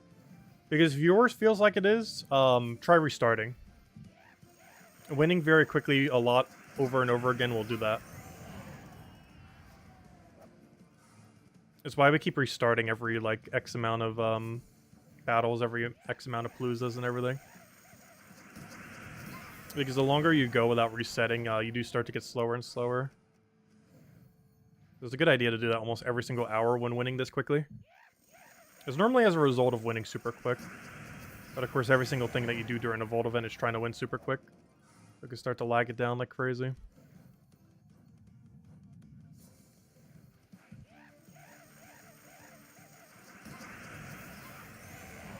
Hey, come on, give me a good gnome. I don't think we've seen a Dragonite Gnome this set, oddly enough. It's as many as like 3 or 4 in some. Oh, this one. Okay, let's go very quick. We can squeeze one more in there. Come on, 10 seconds. Go, go, go, go. Alright, we made it. Alright, now we wait, and let's just hope it's good. It is... Hey! Look at that luck!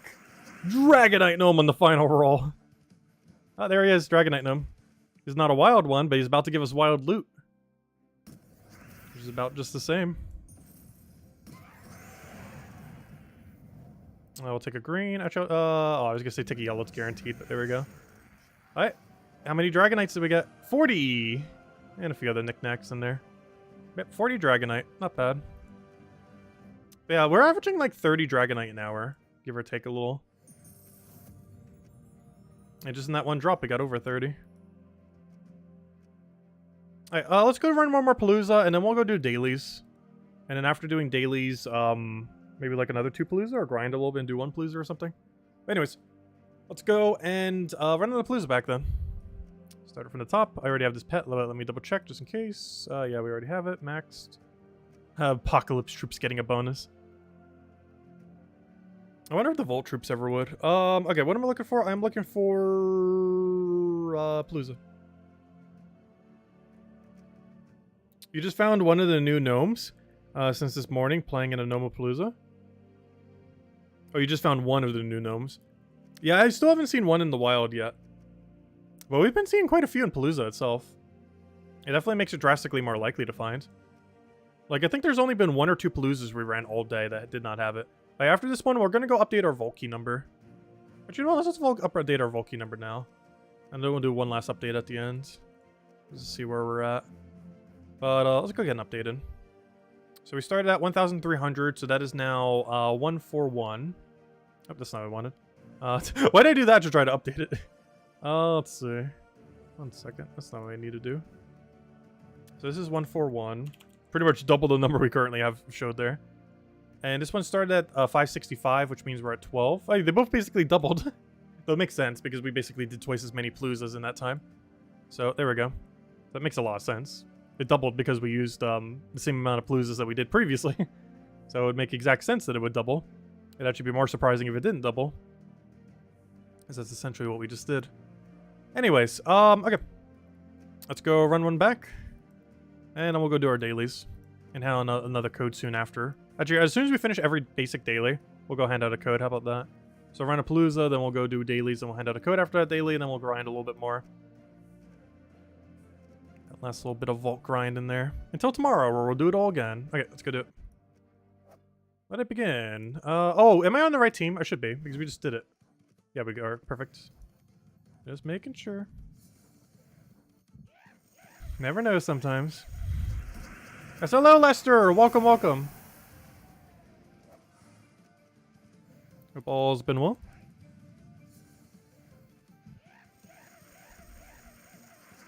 When in Palooza, does it make a difference which kingdom? No. The only difference with kingdom is the trait stones you get when you're in a Palooza. It also matters what difficulty you're on, so make sure you're on difficulty level 1. If you're using a team like this.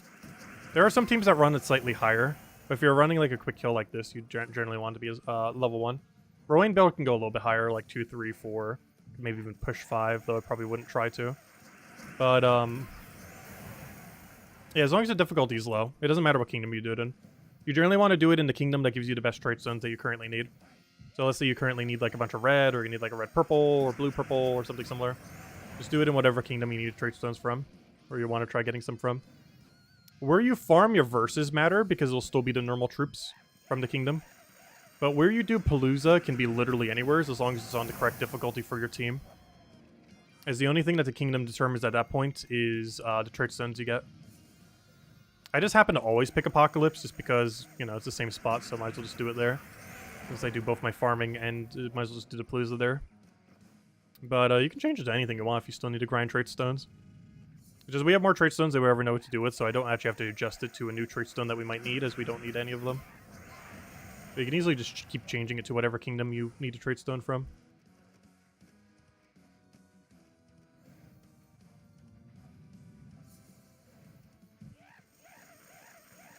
Hey, wait, you have access to the Apocalypse Kingdom? It's kind of weird. I believe it's the only pet for a kingdom that does not actually exist. It's a kingdom bonus for a kingdom that doesn't exist. Because if I'm not mistaken, I don't think there's any other one. Well, maybe Primal. Did Primal get one as well? Primal might be the only other exception, but I believe Apocalypse and Primal both have a kingdom pet, even though neither of them actually have a kingdom. But Vault troops don't have that, oddly enough. Like, Vault is like in a kingdom category, but does not have a kingdom pet. It might at some point, though. Though realistically, there's never any point in using multiple gnome troops on a team. Other than Cedric, there's pretty much no point in using any of them on your team. Even Cedric's very situational. And even if you're using multiple Cedric, that doesn't count as different troops, so the bonus wouldn't even apply. I have 2 Dragonite Gnomes so far this set. Please, please, no. Don't do it, don't do it, don't even think about it, thank you. He's left a skull there for us. Taking the yellow and killing him would have also worked. But getting instant kill also works.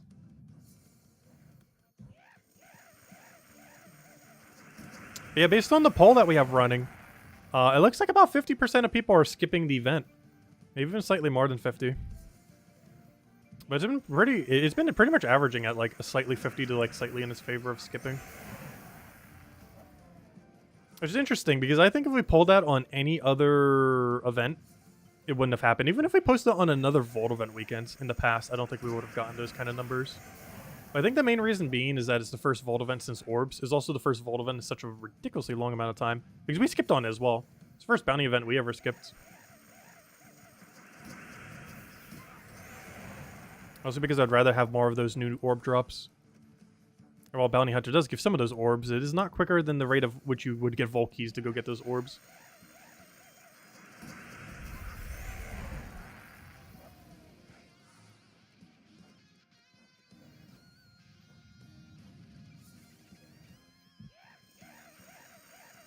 Wait, am I not recognizing what? Oh no. Wait, what am I not recognizing?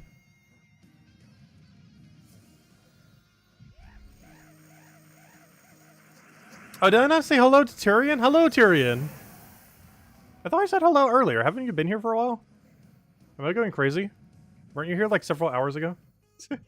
He wants a fresh hello? Well, hello, Tyrion! Or should I go down and do a fresh hello for everyone? We'll be here a while if we do the entire list that we currently have in chat. Also, which probably aren't even here anymore. Though they might be lurking.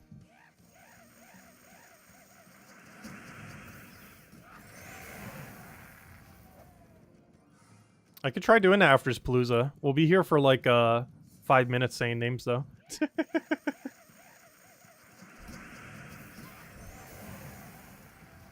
I can't do it until after 10 minutes though. Also, that's gonna be so hard for me to keep track of who I have and have not said hello to. Like, we'll probably say hello to someone like 7 times.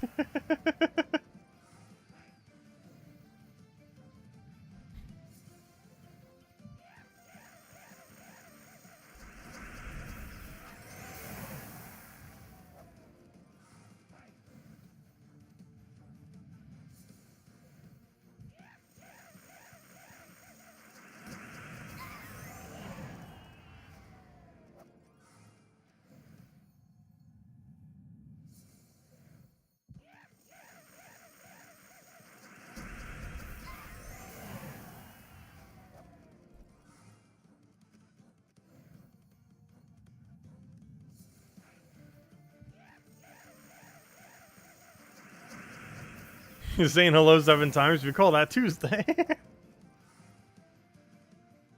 I don't think I've ever said hello to someone accidentally 7 times. I think the most I've ever said hello to the same person is 4 times in one stream. And it's normally in longer streams like this. Or I cannot remember who was here like 5 hours ago. Like, I know some people who were here 5 hours ago, but definitely not everyone.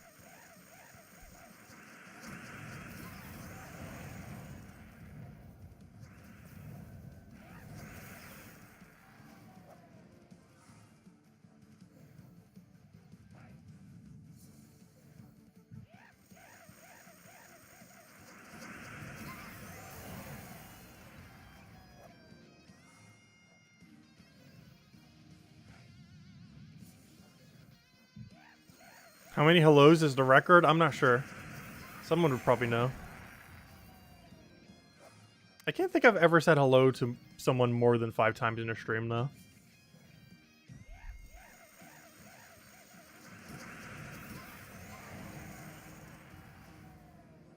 There was one stream... Yeah, I'm pretty sure there are a couple streams I've never said hello to anyone. And I'm pretty sure it was a Guild Wars stream, if I had to guess. Because if I don't immediately say hello to everyone, like, within the first minute of a Guild Wars stream, it's not happening. Like, it is literally just not happening due to the amount of concentration.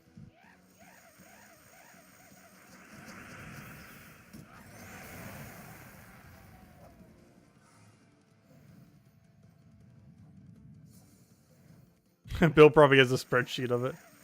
Yeah, it was a Guild Wars stream. Yeah, I thought so. Because that's realistically the only time it could ever happen.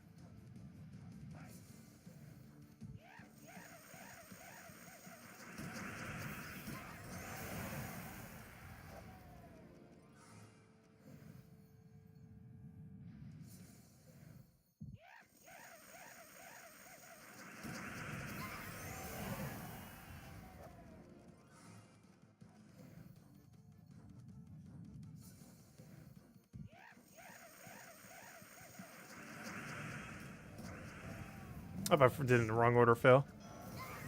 I haven't done that too many times this stream.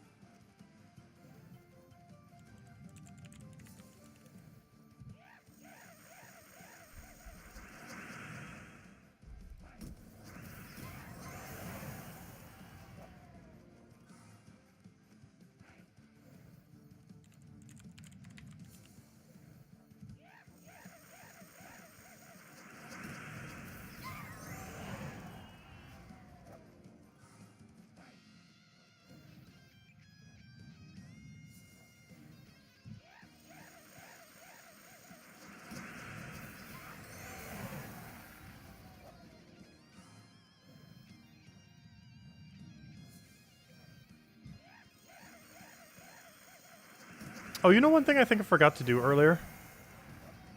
Let me actually check. Are we disconnected from global chat?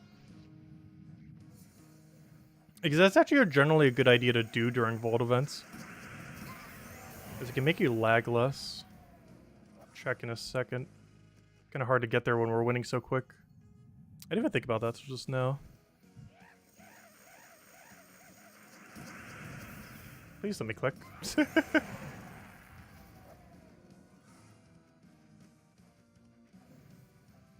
You generally want to do that at the beginning of Vault events if you're not planning to chat in global chat. It's generally not too big a deal, but any amount of less lag you can have is always good. And having global chat completely disabled can help.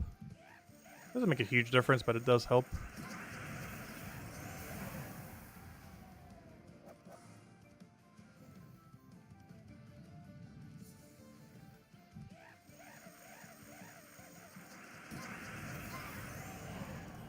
Well, that's why I meant by disabling the global chat. Like, literally disable just completely the entirety of chat. Because having any of that open, even your guild chat, lags it. But when I said global chat, I meant all the chats.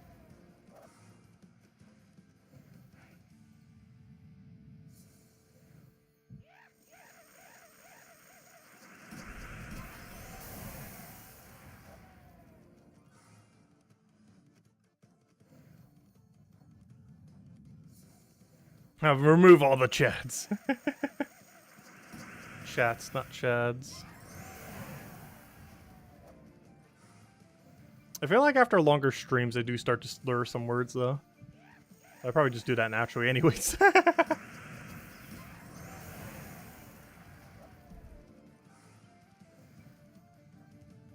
Probably.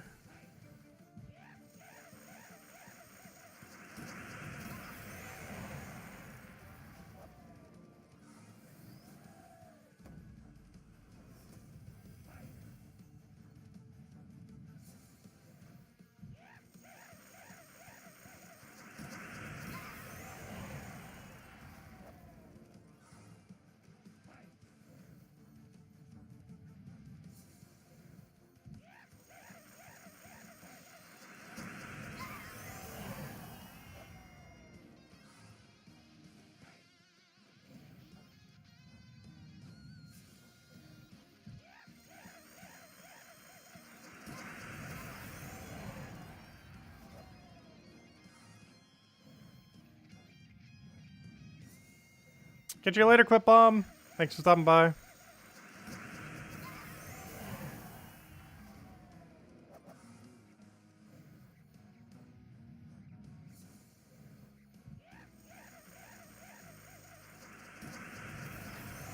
Oh, you said just kidding.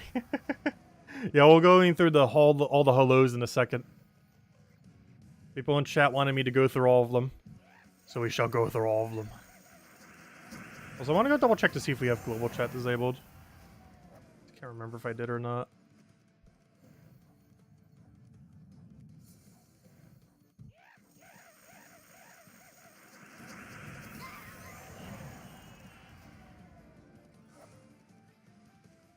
Oh, come on, let me click.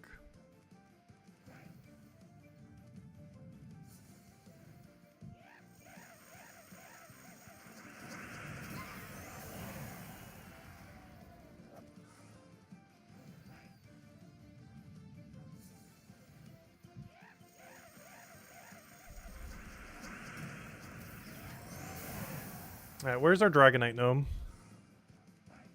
Come on, last minute Dragonite Gnome again. We found on the very last battle the previous one, which was insanely good.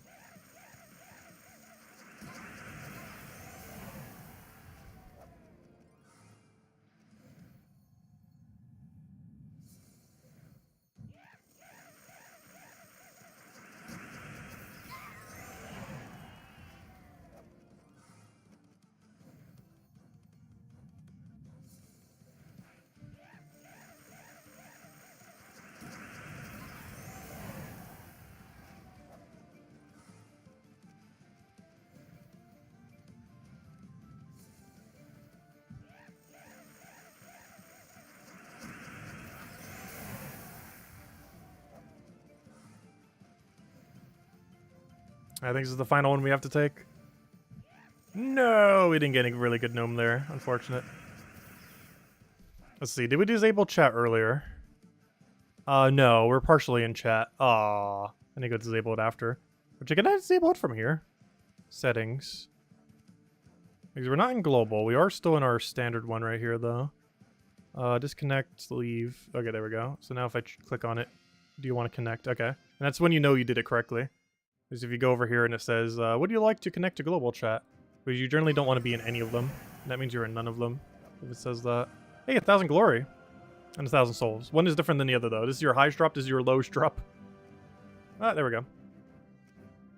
Anyways, let's go do some casual Dust Devil grind. And then say hello to everyone. And by hello to everyone, I mean hello to everyone. Because we're going down the whole list. Alright, let's see. Let me go get our other Dust Devil team. Alright, where should I even do this from? Can I disable the poll? At least on this one. Now we're starting all the way from the top. Okay, let me move this over so I can actually see it. I want to have it so I can scroll it from here. And move that over there. Okay.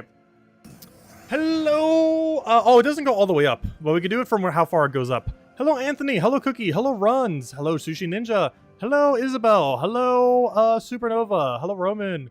Hello, Logic Slayer. Hello, Tyrion. Hello, Cookie. Hello, Genki. Who's probably not here anymore. Most of these names probably aren't. Hello, Supernova. Hello, Presumed. Hello, hello, Lester. Hello, Easy Breezy. Hello, Cookie. Hello, Barif. Hello. Gosh, how far back are we even right now? Hello, a lot of the same people. Hello, Gerudo. Hello, Imperial. Hello, Maximus. Oh yeah, how did your first vault of go, Maximus? I don't think I saw the chat where you mentioned. Are you even still here?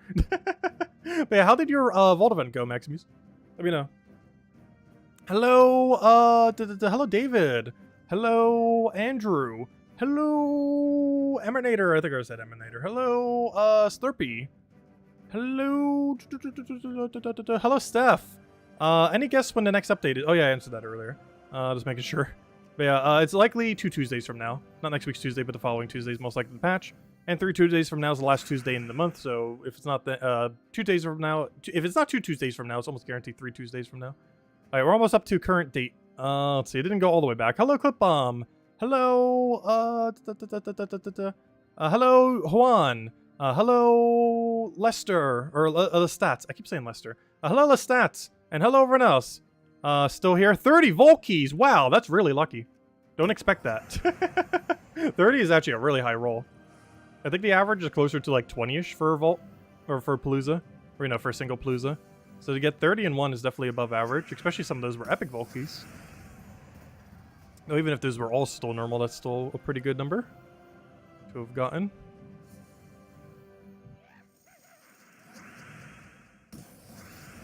Oh no, he had extra durability. And I don't have a good kill option. Oh, because we're using the 20 damage team. I was gonna say, you should have died. We're using the 20 damage variant right now. And it is one of the tankier gnomes. Not as tanky as the new one, the Dragonite Gnome, but still kind of tanky. Anyways, hello all the people here normally at 8 p.m. Eastern Standard Times. Welcome, welcome. So, I guess we'll go clear out some dailies then. Clear out all the dailies, hand out a redeem code, and then maybe run like a Palooza or two. I think we'll end it there then, after we do that. So let's go do that. Alright, first things first. What's our mail? Just, yeah, the 30 pity keys. The 30 pity. Alright, let's start by taking out Adventure Board. So the only thing good on Adventure Board is a handful of gems, though gnomes do still appear here, so they're pretty good value. Anything good on Adventure Board is still worth taking during an event like this. Excuse me. Even though we were polling on if people should skip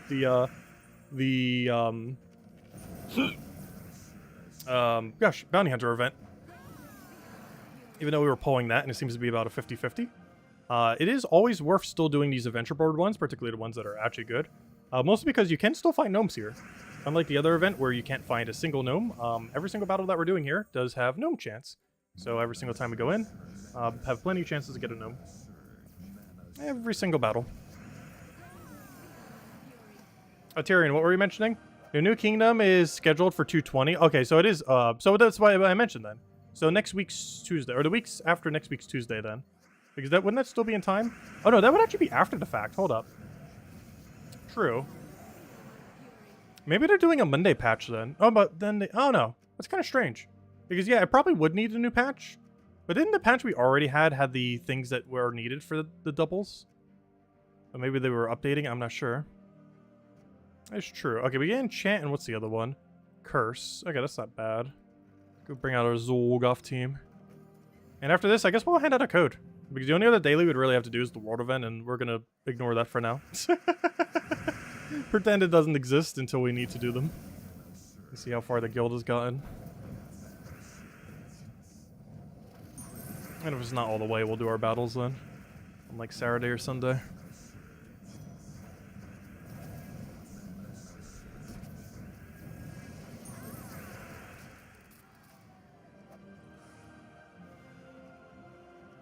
That one down, 2 to go.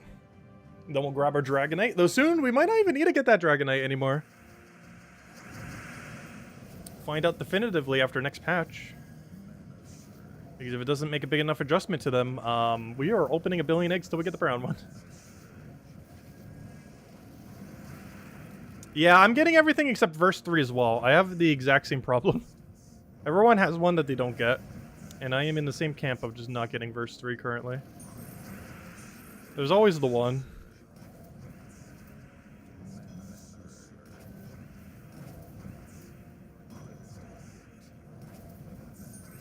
Oh, good, he didn't get his mana drain. We even got that little mana drain gem on him, which is kind of convenient. Oh, why did I do that instead of just hitting him with a skull? I've already won. Here, have a skull. Yes, hello, Zik. Welcome, welcome. I'll take out this one. And that'll be all the dailies then, which doesn't take long at all.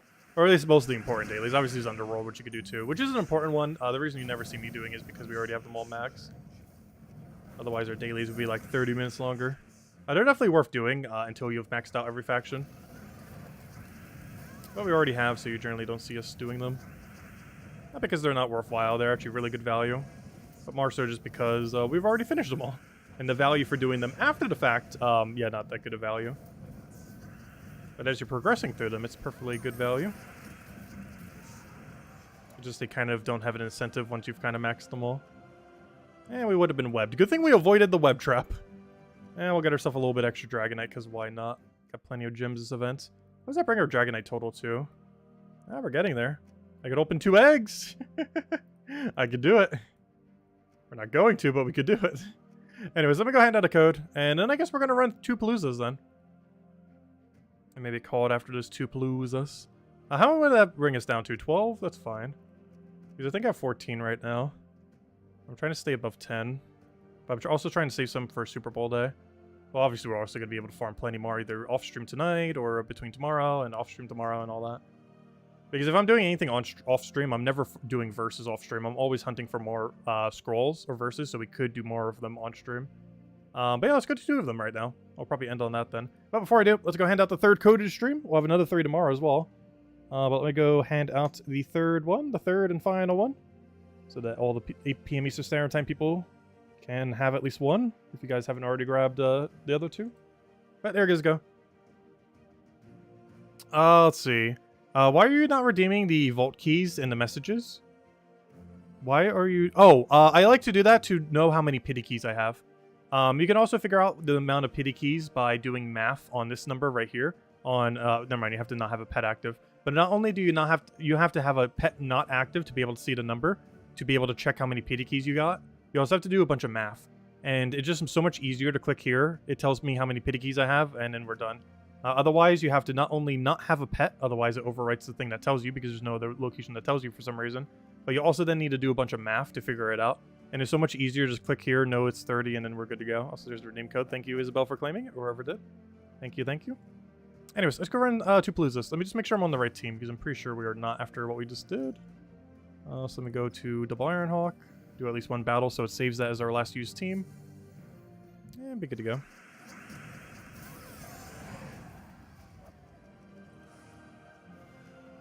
Alright, let's go do it. Alright, I'm looking for games. I'm looking for Soulforge. I'm looking for other. I am looking for Gnome-a-Palooza. Let's go run 2 last Paloozas right here. Oh, wait. Oh, no. That's weird. I clicked on it. You saw the click, too. It's because I, like, drag-clicked. There we go. Alright, we'll do this one more, and then we'll probably call it there.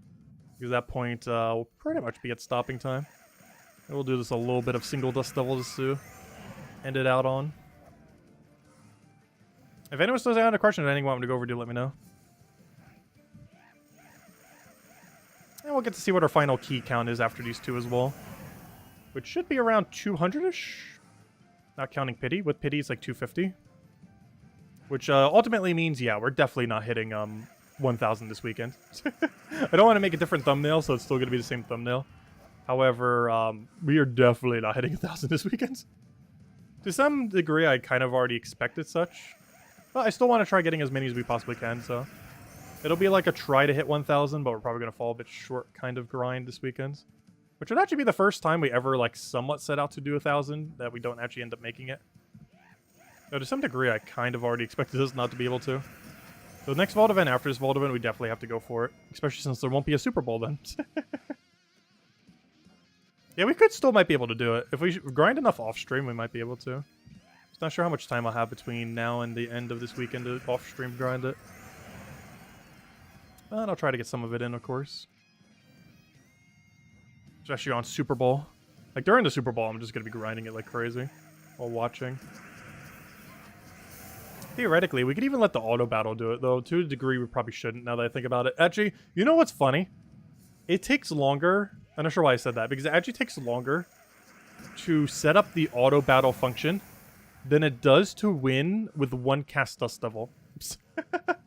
Which, the main reason for that is even though it's the same amount of clicks, doing 1 click Dust Devil is the same click location every time. Whereas, even though it's the same amount of clicks to do auto battle, it is a different like, the location where you have to click for the second one is different. And because of that, it is actually quicker to win with 1 cast Dust Devil than it is to set up auto battle. Which is kind of sad. It just shows how long it takes to set up auto battle in this game. That you can actually win a fight before you even click the auto battle button. It takes that long to actually set up auto battle. You have to do it every fight rather than it just being automatic.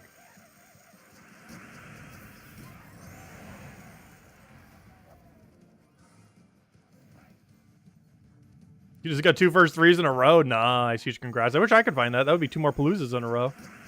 Because you eventually reach a point where 3 of them are super high and 1 of them is super low. So every single time you end up getting a verse of that one, it's basically a new Palooza. And for now, that would be 3s for us. For every 3 we ever get is basically a Palooza. It's because every other number's so many. I think there's like a 20 margin on our second lowest at this point.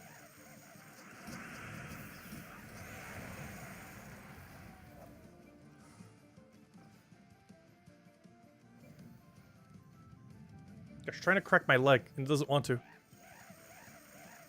It feels like it needs to be cracked, but it won't actually crack. Let's see. Some stretching could fix that. We have been sitting here a while. Sitting here for technically almost 8 hours. Obviously not all of that was on stream. Okay, you know what? I'm actually going to do the skip method. I almost never do this. This is Explore 1. Perfect. Okay. See, I'm learning. Okay, there we go. I got it. Leg's better now. Yeah, we've been sitting here for like 8 hours other than when I got that drink. 2 hours before the stream and the 6 hours we've been doing.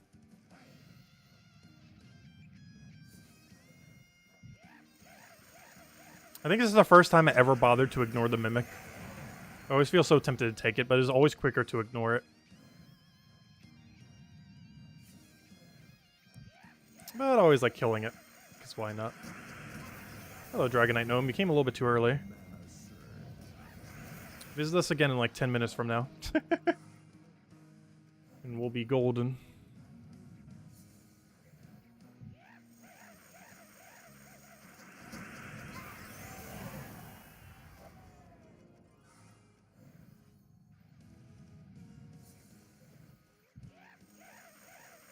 Oh, so I still find it strange that there's still no way to see the timer in battle. There's so many timers in this game that make no sense where to... I think the 2 most egregious of them... There's basically 3 instances of it that I would say are the most egregious. The first is Palooza, which is probably the most obvious, especially as we're doing a Palooza. For whatever reason, of course, there's a big Palooza timer on the main menu, you know, whenever you're on the map screen. Which is, you know, a location you would maybe think is viewed a lot. Like if you're going and passing through that screen. So it might seem like an okay place to have like a timer for the global buff. But when you're actually farming, you're pretty much never visiting that screen. I mean, the entire duration, you have no clue how much time is left on your Palooza unless you're like physically keeping track of it. Like that's what the timer's for, of course. And that Dragonite Gnome. Fortunately, he's not dead. But the other 2 that are really bad for it is the match timer. For whatever reason, on the conclusion of a battle, nowheres doesn't have the timer of how long the battle takes. This number is tracked, and it's actually shown to you in the settings menu. If I click that settings menu right now, when the battle isn't already ended, which, you know, is almost never because we're just like instantly winning the battle. But if we click on that, we will see the amount of time that we've been in the battle. And the problem with that is you don't see this on the final screen. So right there, you barely see it. I think it showed like 2 seconds or 3 seconds. That shows us, you know, how long our battle took. But you cannot see that on the final win screen. You know, the actual location where you'd want to know, like, maybe how long has this battle taken. Which apparently 7 seconds. It might be counting the loading screen. But, oh, it's counting all those traits and everything when they zoom in. But, yeah, like right there we can see that that was 7 seconds from when it's rendered into the final blow. But there's no way on the end card to see that, which is the location you'd actually want to see it. The third timer, or more so lack thereof of timer, which I still don't understand to this day, is if you ever check the logs on the upcoming events and everything, it has a timer for like all the upcoming events, current events that are currently ongoing and that are about to end. And for whatever reason, to this day, there's one that has no timer, and it is new Mythics. For whatever reason, new Mythics do not include a timer. For example, did you know that the new Mythic is no longer in drop table, or at least not the exclusive one? Well, it had no timer, so you really had no way of knowing it was today, other than the fact that it runs in the same cycle every single time. But, you know, newer players might not have known that, you know, the Mythic would have ended today. Because despite how long Mythics have existed, like, what, 6 years at this point? 7? Whatever it is. They have never actually added a timer to how long the duration of the Mythic is on that menu. Every other thing has a timer for it. For whatever reason, Mythics do not, and still don't, and never have. And at this point, maybe never will. There's like the 3 timers, or I guess the third one's technically a lack thereof, that just make absolutely no sense at all.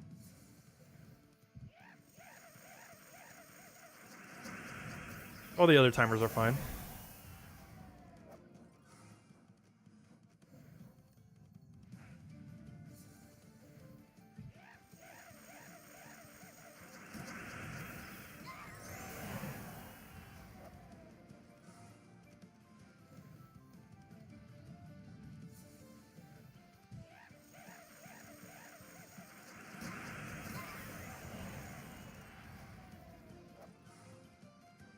It's like a casino, no clocks in a casino. It doesn't even work anymore. Like, I understand the point of why casinos have no clocks. But isn't that kind of pointless because everyone has a phone?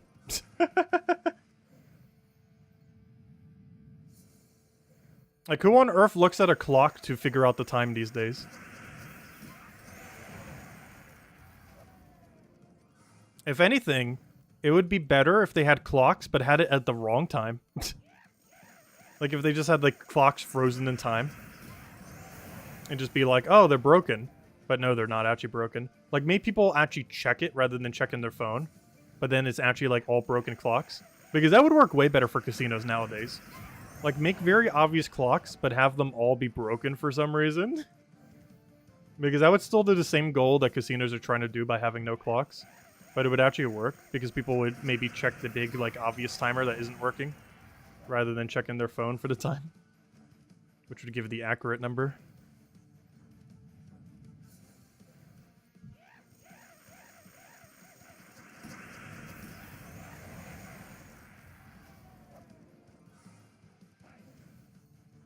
Like, I'm pretty sure there is no law against them having inaccurate clocks. Like, clocks that move slower, or clocks that just, like, magically stop working. Because they could have really manipulative clocks. Though people would catch on pretty quickly. And there'd probably be a lawsuit over it. But they could. It is technically, I believe, not currently legal. Though if a bunch of casinos started doing it, it would very quickly become illegal. Which is probably why they haven't.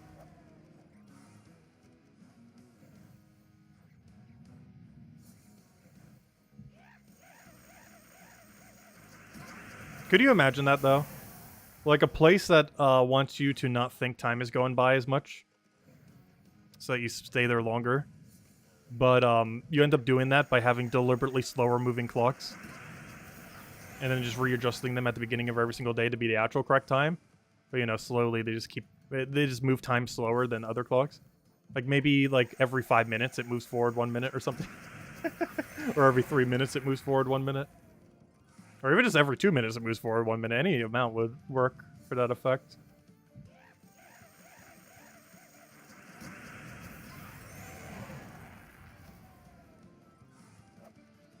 And just have it jump to catch up like every 30 minutes or something. Because that would kind of work.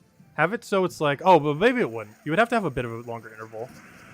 But like once every 6 hours, you'd maybe want to adjust it. Like basically have a clock that moves 1 minute every 90 seconds. Or sorry, yeah, 1 minute every 90 seconds. But then every 6 hours, you just have it auto-adjust. And then still have it move like 1 minute every 90 seconds.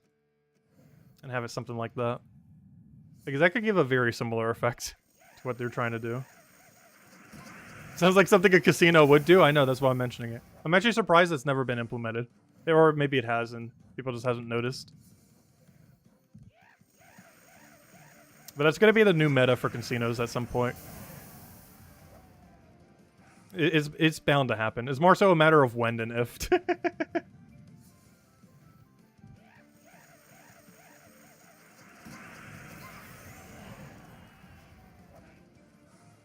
Because not having a clock doesn't work anymore. You have to have inaccurate clocks. Very obvious inaccurate clocks. Not that they're not obvious in that they're inaccurate, but obvious that the time is very easy to see. But the time on it is inaccurate, but not easy to tell that's inaccurate.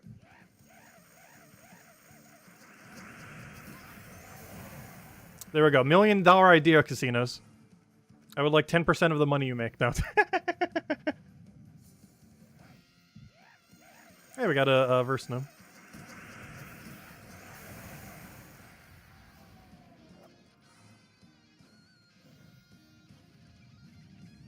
I know, that's what I was saying, because that's how you counter out a smartphone.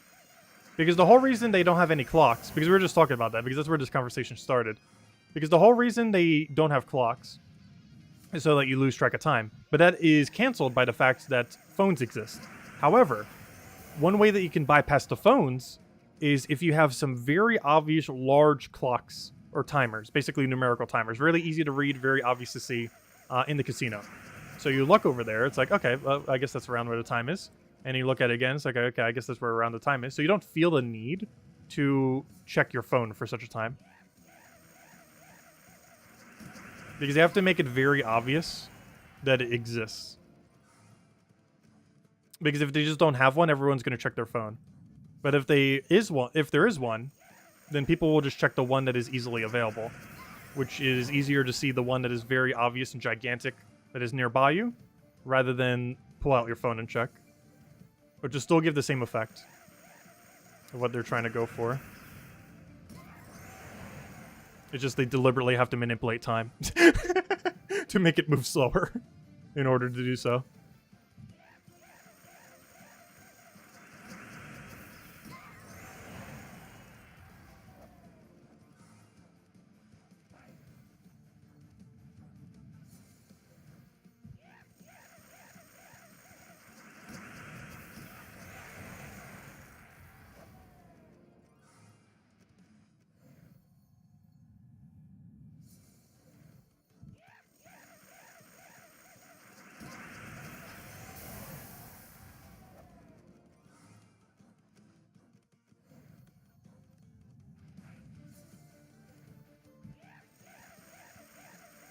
We can get like 2 more fights, I think, in this Palooza. And then we'll go do the last Palooza of the stream. After this one. Okay, can we squeeze in one more? Do we even want to squeeze in one more? Let's see what it is. Oh, no we don't! There it is! Dragonite Gnome. Honestly, that is the third, like, super clutch one at the end that we've gotten this stream. There he is. Okay, this won't kill him. I can cast now. Unless he somehow kills himself. But luckily I don't have score reflex, so that shouldn't be possible. Though we'll find a way. Actually, he could. I should be careful. He actually could. He could run away. Oh, only 20 Dragonite. I did all that for 20 Dragonite. Like, that's more than 0, but it's so close to 0. I think that's the lowest drop he can even give. It's kind of unfortunate. Though, in all fairness, it's the first and only time I've seen him do 20. Though, it's mostly because I haven't seen that many of his drops. Just because we've barely been getting him for his full value. Let's run one more Palooza. That'll be the last Palooza we'll do. Then we'll go update our numbers. We do a little few more chill Dust Devil hits. And call it soon after. Alright, let's go and run back into the Palooza. And see what our yields are. Soul Forge. Other. Click on that. And let it begin. The final Palooza of the stream. Now, no worries. If you want more, we will be doing this all weekends. Oh no, there's still a Mimic there. I forgot. No! Wait. Oh, mistakes have been made. I forgot there's still a Mimic there. Hopefully we don't get a Mimic here. Still got a 2x Mimic on the other one. Well, that's really funny.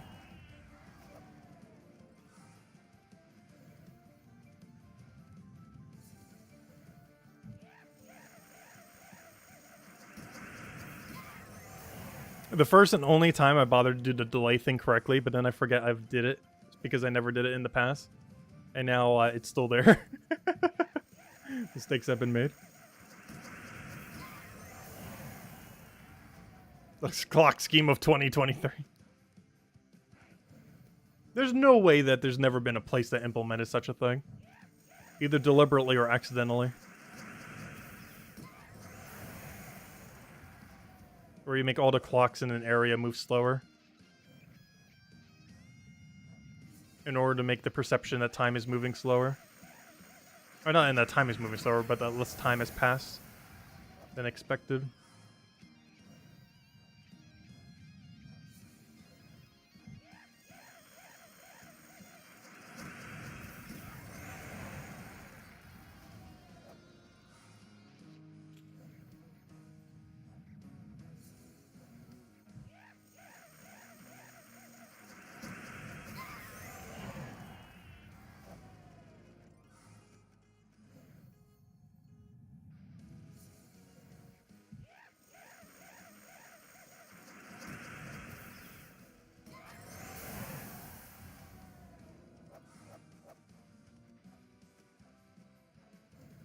Isabel.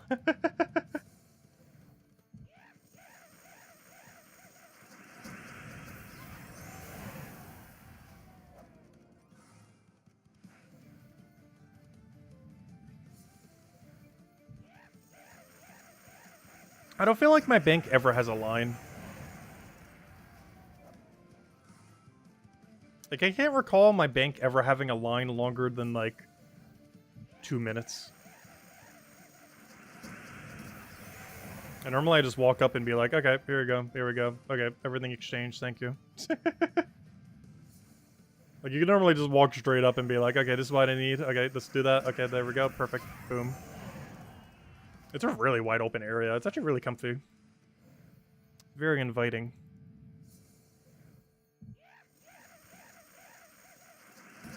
I don't live in a big, busy city, though. That's probably why. I'm pretty sure in somewhere like New York where you're at, I wouldn't be surprised if the banks are packed.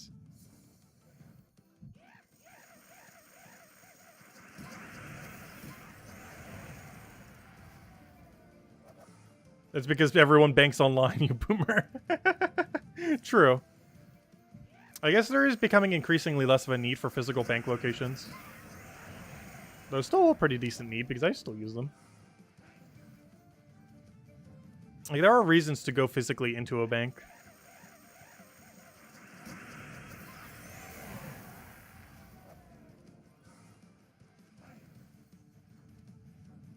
Though I am one of my only friends I know that still uses cash.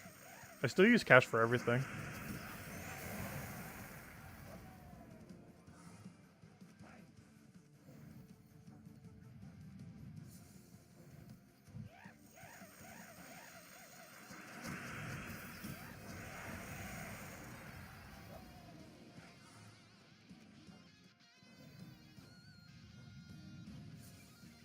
Oh, everything except online stuff, obviously. But, you know, in person, I use cash for everything. Like, Taco Bell the other day, cash. The doctor visit, cash. Though mostly insurance covered it, luckily. What else? Groceries, cash. Though I really hate having to do cash through the, those scan thingies, so I normally go to places that don't have them. Honestly, I'd rather pay like $5 extra and go to a place that actually has a cash register, or, you know, someone running a cash register, than to go to those automated ones. I hate them so much.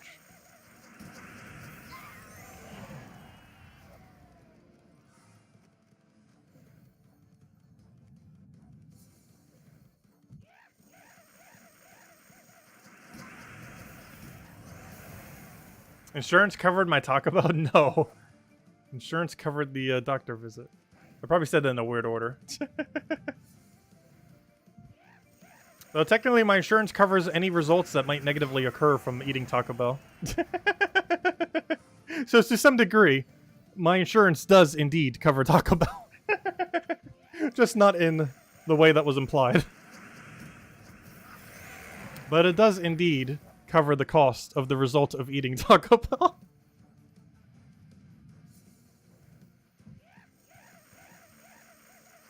Which is kind of funny if you think about it. Anyways, got another one in.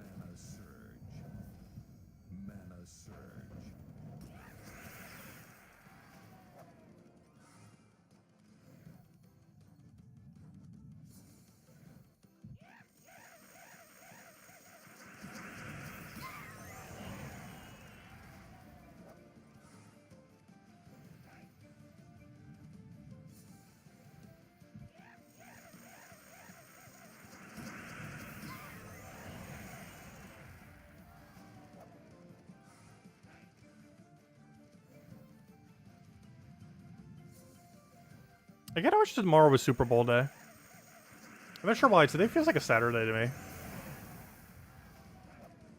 And definitely will once we feel at like this point tomorrow as well. Because we're literally doing like the same thing we did today tomorrow. There's a different day. With a bigger number. And even more loot.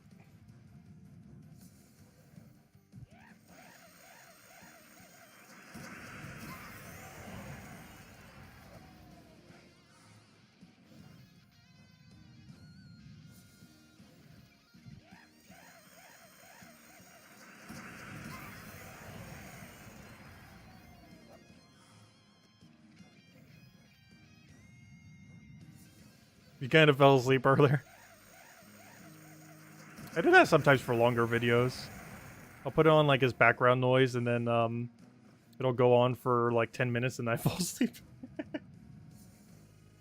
What time am I starting tomorrow? Same time. We're pretty much doing everything the same. We're going to be going from about 2 to 9. 2 p.m. Eastern Standard Time. Which is about 6.5 hours ago. We're going to... Whatever 6.5 hours prior to now tomorrow is. Right at 2 p.m. Eastern Standard Time. Basically a rundown of the stream we just did today. This is the final Palooza we're running for now. But we'll go get our final count. Maybe do a couple little chill dust devil hits. A little bit extra. Maybe see if we can find a verse if we can. That'd be nice.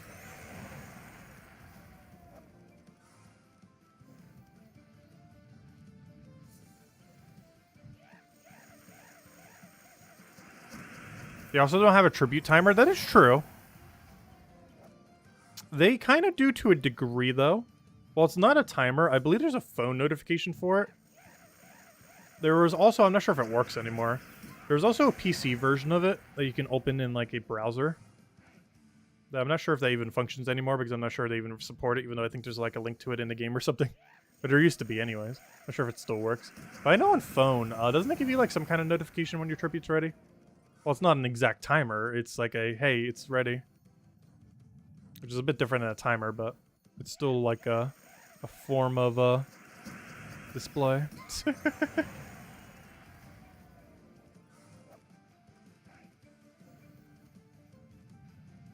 When it works. True. Oh, so hello, George. Welcome, welcome.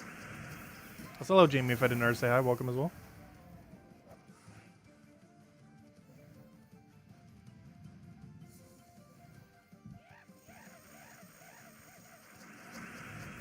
Oh no, let me cast. Also, thank you for the 5 gifted joins, George. Greatly appreciated. Which reminds me, I still need to go update the emojis. Soon, TM. On the long list of soon, TM things. We will eventually go and finally get around to that. Oh, there we go.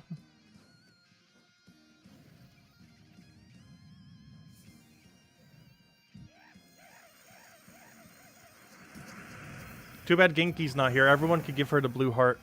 She really hates that one because I made it really quick in Photoshop. But Photoshop doesn't vector the images like Illustrator does.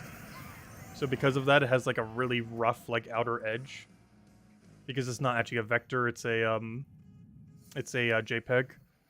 So it's like outer edge got kind of weird. And it annoys her so much, and I love it. We're eventually gonna fix it though.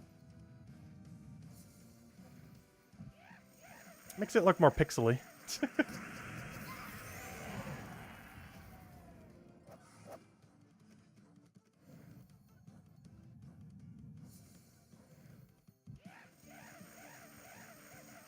Should be a punishment if we don't. I think we have the option, but how many people are joined these days to add like 5 more emojis? Not to mention we could even like change some of the ones we have. Because the amount that you can add is based on how many people have joined and are giving $2 every month. Well, technically some people have other paid options, but I just have the $2 one. I was considering doing other things for it too. I'm just not sure to really add there. Even when we had a Patreon, we didn't really have like a proper functionality for a lot of the extra rewards.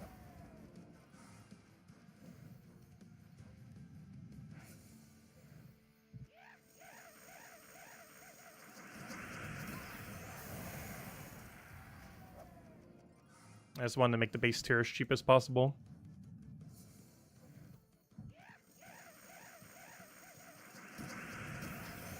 And despite it being like so much cheaper than Twitch, I almost get the same payout. Because the way that Twitches work is they take 50% from it. So if you're giving them $5, the person you're giving the $5 to is receiving $2.50 on Twitch. YouTube's equivalent is 30%. So for example, for the $2 per month, I would end up getting, what's 30% of that? I would get $1.40, which is still $1.10 less per month than what you'd be getting from Twitch, but less of it gets burned. Because on YouTube, the equivalence of how much gets burned is 60 cents. Whereas the amount that gets burned on Twitch, if you ever give people money, is $2.50 each month. Rather than only 60 when we do it through YouTube.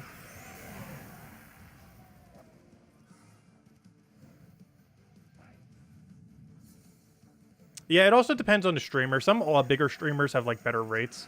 But the average streamer gets 50%.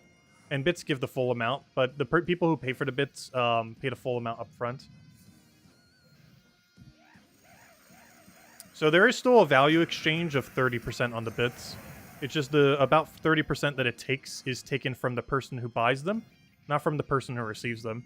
Like, for example, $1 worth of bits, I think, is like $1.40 or something similar. But it's $1 worth of tipping. So the person pays up front the tax that, or not tax, but the, basically, the person who tips pays the percent rather than the streamer itself. On YouTube, it's the other way around. He's like, if you give me $5 on YouTube, I am getting, or let's say a better number, like $10. That's easier to do the math on. Like if someone tips me $10 on YouTube, I get 7 of it. Whereas on bits, if you got $10 in bits on Twitch, you would get $10 received.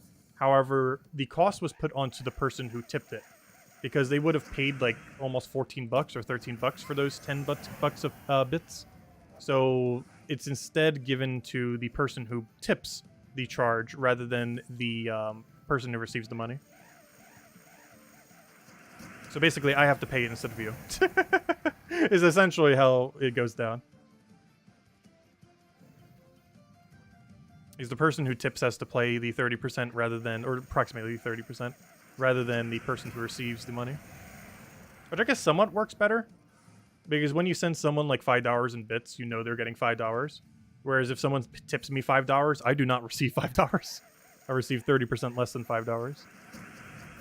And that's before taxes.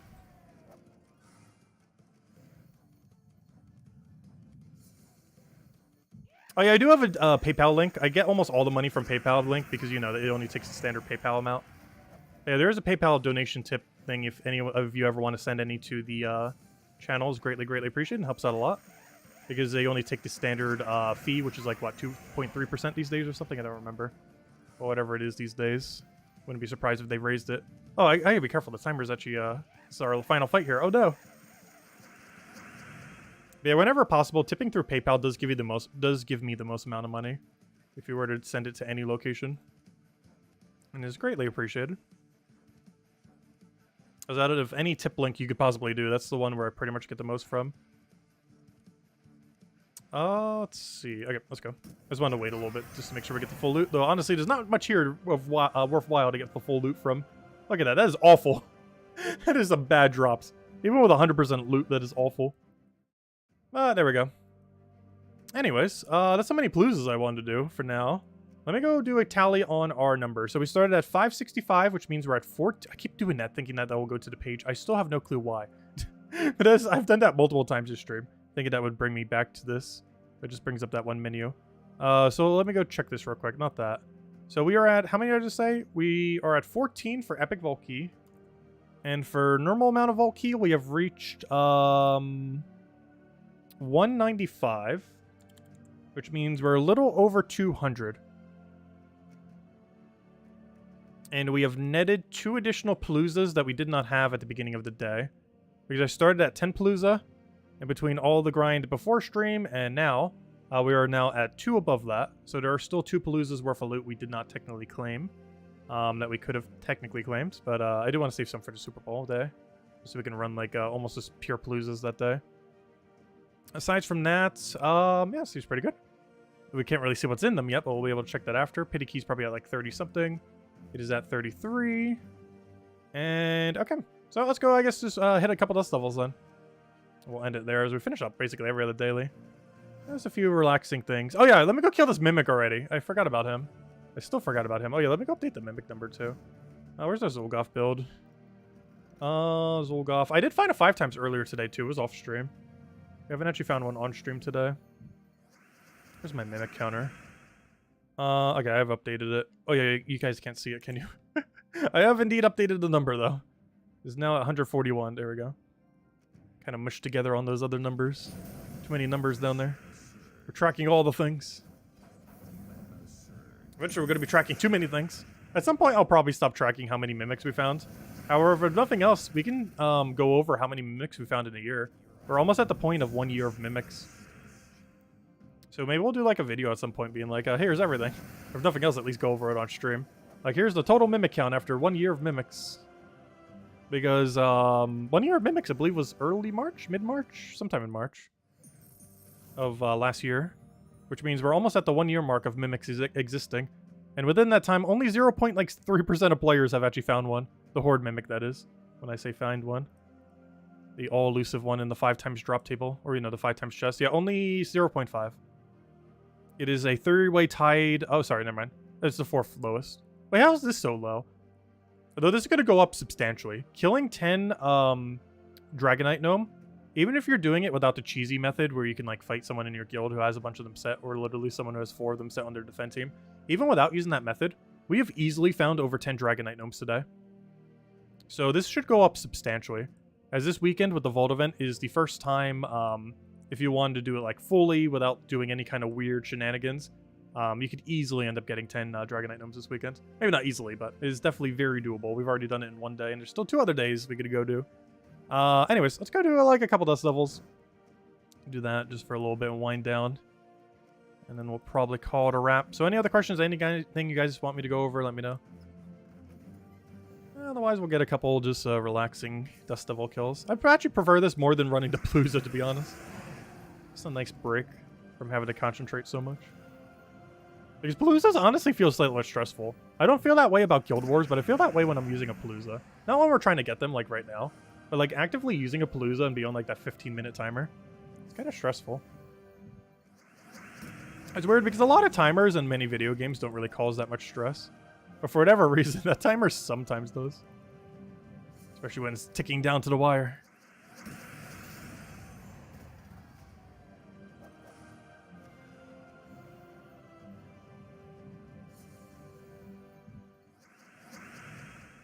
Wait, what have I not done? Oh, I didn't see what the other comment was. Wait, let me go check it the other way. It's so much easier. Wait, what were you referring to, Emanator? Let's see. Oh yeah, I still haven't done it because even though my PayPal is working correctly, for whatever reason, Steam is not recognizing my PayPal right now. And I don't want to have to use my card on it, though I could if I needed to. But, yeah, my PayPal is working perfectly fine right now. Like, I've been using it for other stuff. But for whatever reason, Steam is not recognizing my PayPal, even though all the information is in and everything. It keeps going on, like, an endless loading screen. I don't quite understand why. I thought initially it was because of the connection issue earlier this week. But I've tried a couple times since, and it has not worked a single time. I'm not sure exactly what the deal is with that. Yeah, everything with my PayPal is working. I've already used it a couple times for other things unrelated to Steam. But for whatever reason, specifically on Steam, it's not wanting to work. Disconnect and reconnect it, true. The only problem with that is I forget what my password is. So I'd have to, like, reset my password. Which means I would have to go do that on every single device. So I'd prefer not to do that.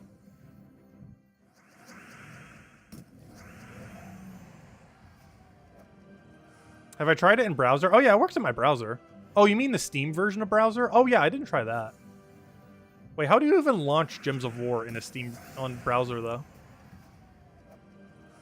Because the thing I have to buy is within the game itself, not in the store page. Because I could buy DLC. Oh wait, I could add funds that way though, duh. Yeah, I could try doing that. That would work. I could log in through a browser and try doing it that way. Through Steam. Like open Steam through browser. Duh, because I could just add the funds. Because I was going to say, I can't actually buy the thing in-game through there. But I could add funds that way.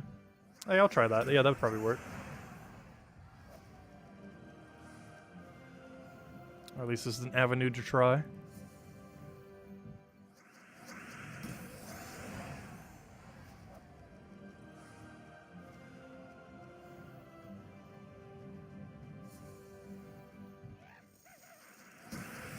Come on, let's see one more verse gnome. Ideally one we need, like 3. Or our first wild Dragonite gnome. We still haven't seen one yet, surprisingly. We've been streaming for 7 hours and haven't gotten a single wild Dragonite. All of our Dragonite have been from Paloozas. And the only one wild Dragonite we've seen was off stream on Monday. But despite the 3 times buff that we have, I still have not found him this weekend, somehow. Not sure how. He's out there somewhere.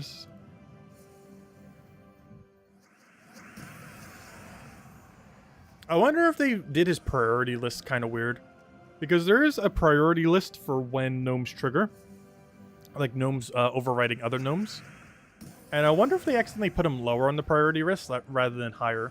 Because generally how rare drops work in most game, if you're only going to get one roll, is it'll give you, if you get multiple rolls at once, but it is coded to only give you one roll, it'll generally, the developers will make it in a way where the rarest percent roll will be the one that you actually get. So if you rolled something that's like a 1%, a 5%, and a 10%, but it can only give you one drop, generally they make it so it'll give you the 1% one, the rarest one. I wonder if they put it in a, they put it somewhere within that table that actually makes it a lower priority than the ones that have a higher chance. Because that would make its chance even lower. Because let's say hypothetically, these aren't the actual rates, but let's say it's like a 1% chance to get a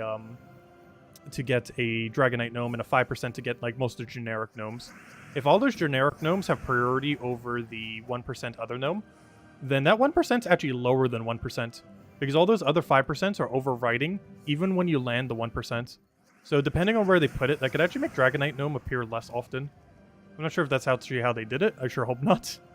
But it is a mistake they could have made that there's a non-zero chance that is the case. Sure feels like it. Not sure if that actually is the case. Because the right way would be to make sure that all the lower rarity ones, like let's say like Pet Gnome and Dragonite Gnome and Cursed Gnome, to have priority over all the other gnomes. So if they were to trigger simultaneously, the rarer one would be the one that triggers. Same as verse gnomes, for example, those verses. Otherwise, the percent of the lower drops will block the percent of the already lowered other thing, or because you're blocking it with all the other percents.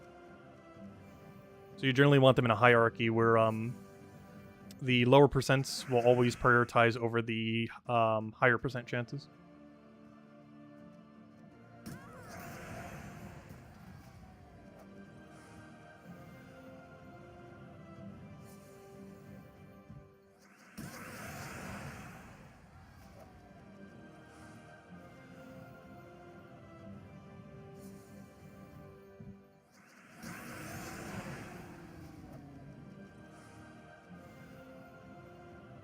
Does anyone else have any other questions? Any other anythings? After one more juicy drop, I think we might call it for tonight. As we have been going for 7 hours, almost 7 hours. Pretty much 7 hours. Yeah, we'll do the same tomorrow.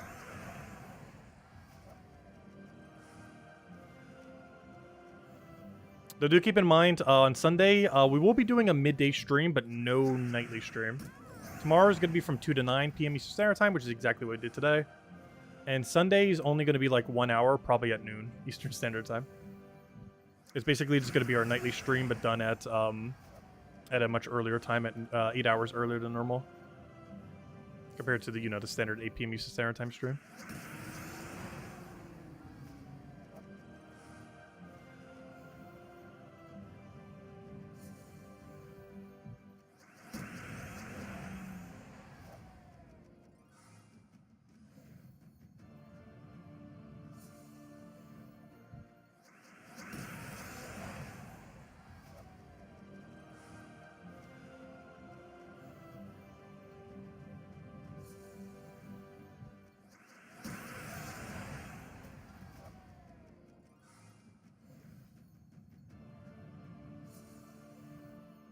Come on, where's our last little bit of drop? I want something. We can't end on a nothing. It was like verse 3, or a gnome that drops us like something not disappointing. Or it is any gnome at this point. Ideally a better one. Who knows, maybe we'll end on the Dragonite Gnome.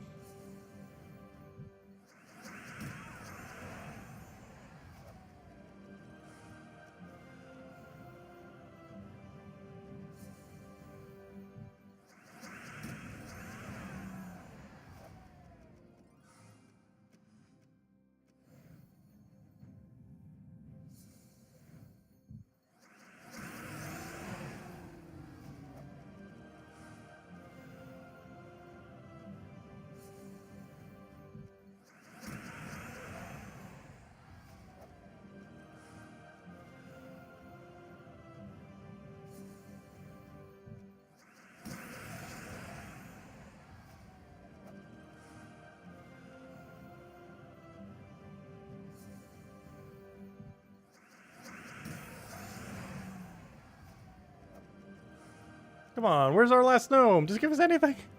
How do we not get one?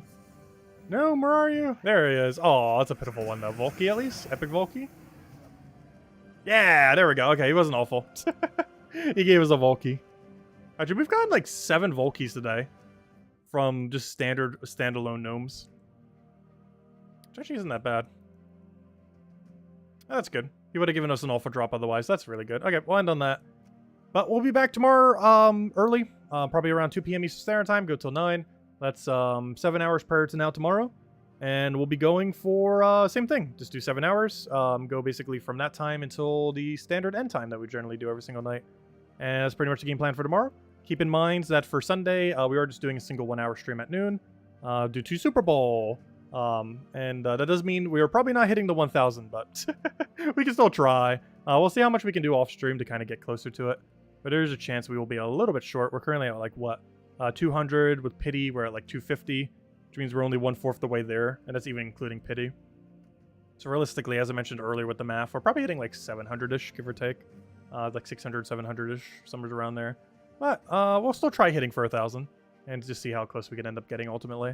But anyways, guys, I hope you all have a wonderful weekend. Still plenty of time. It's only been 1 day of the 3-day grind, so if you still have time the other 2 days this weekend, highly advise farming Gems of War as much as you can, as the loot is very strong during this time. Even just 200 keys, like that's not as much as we might have wanted, but gosh, 200 Volkies is still a lot of loot. That is a super, super large amount of loot. The amount of stuff we get from it between orbs, gems, keys, other things, gem keys itself as well. It's just so much good stuff. Which unfortunately you don't really get to see fully during a vault event, because right now it just looks like, oh, we're just getting like a bunch of like various random loot and just like the occasional vault keys, but you don't really get to fully see the loot until you start cracking into those vault keys. So it is worth waiting until after the vault event to do so, just to spend the actual vault event grinding for them all. Anyways, guys, I'll catch you guys later. Thank you so much for stopping by, and we'll run it back tomorrow for the same thing. Goodbye, everyone. Thanks for watching. Best of luck.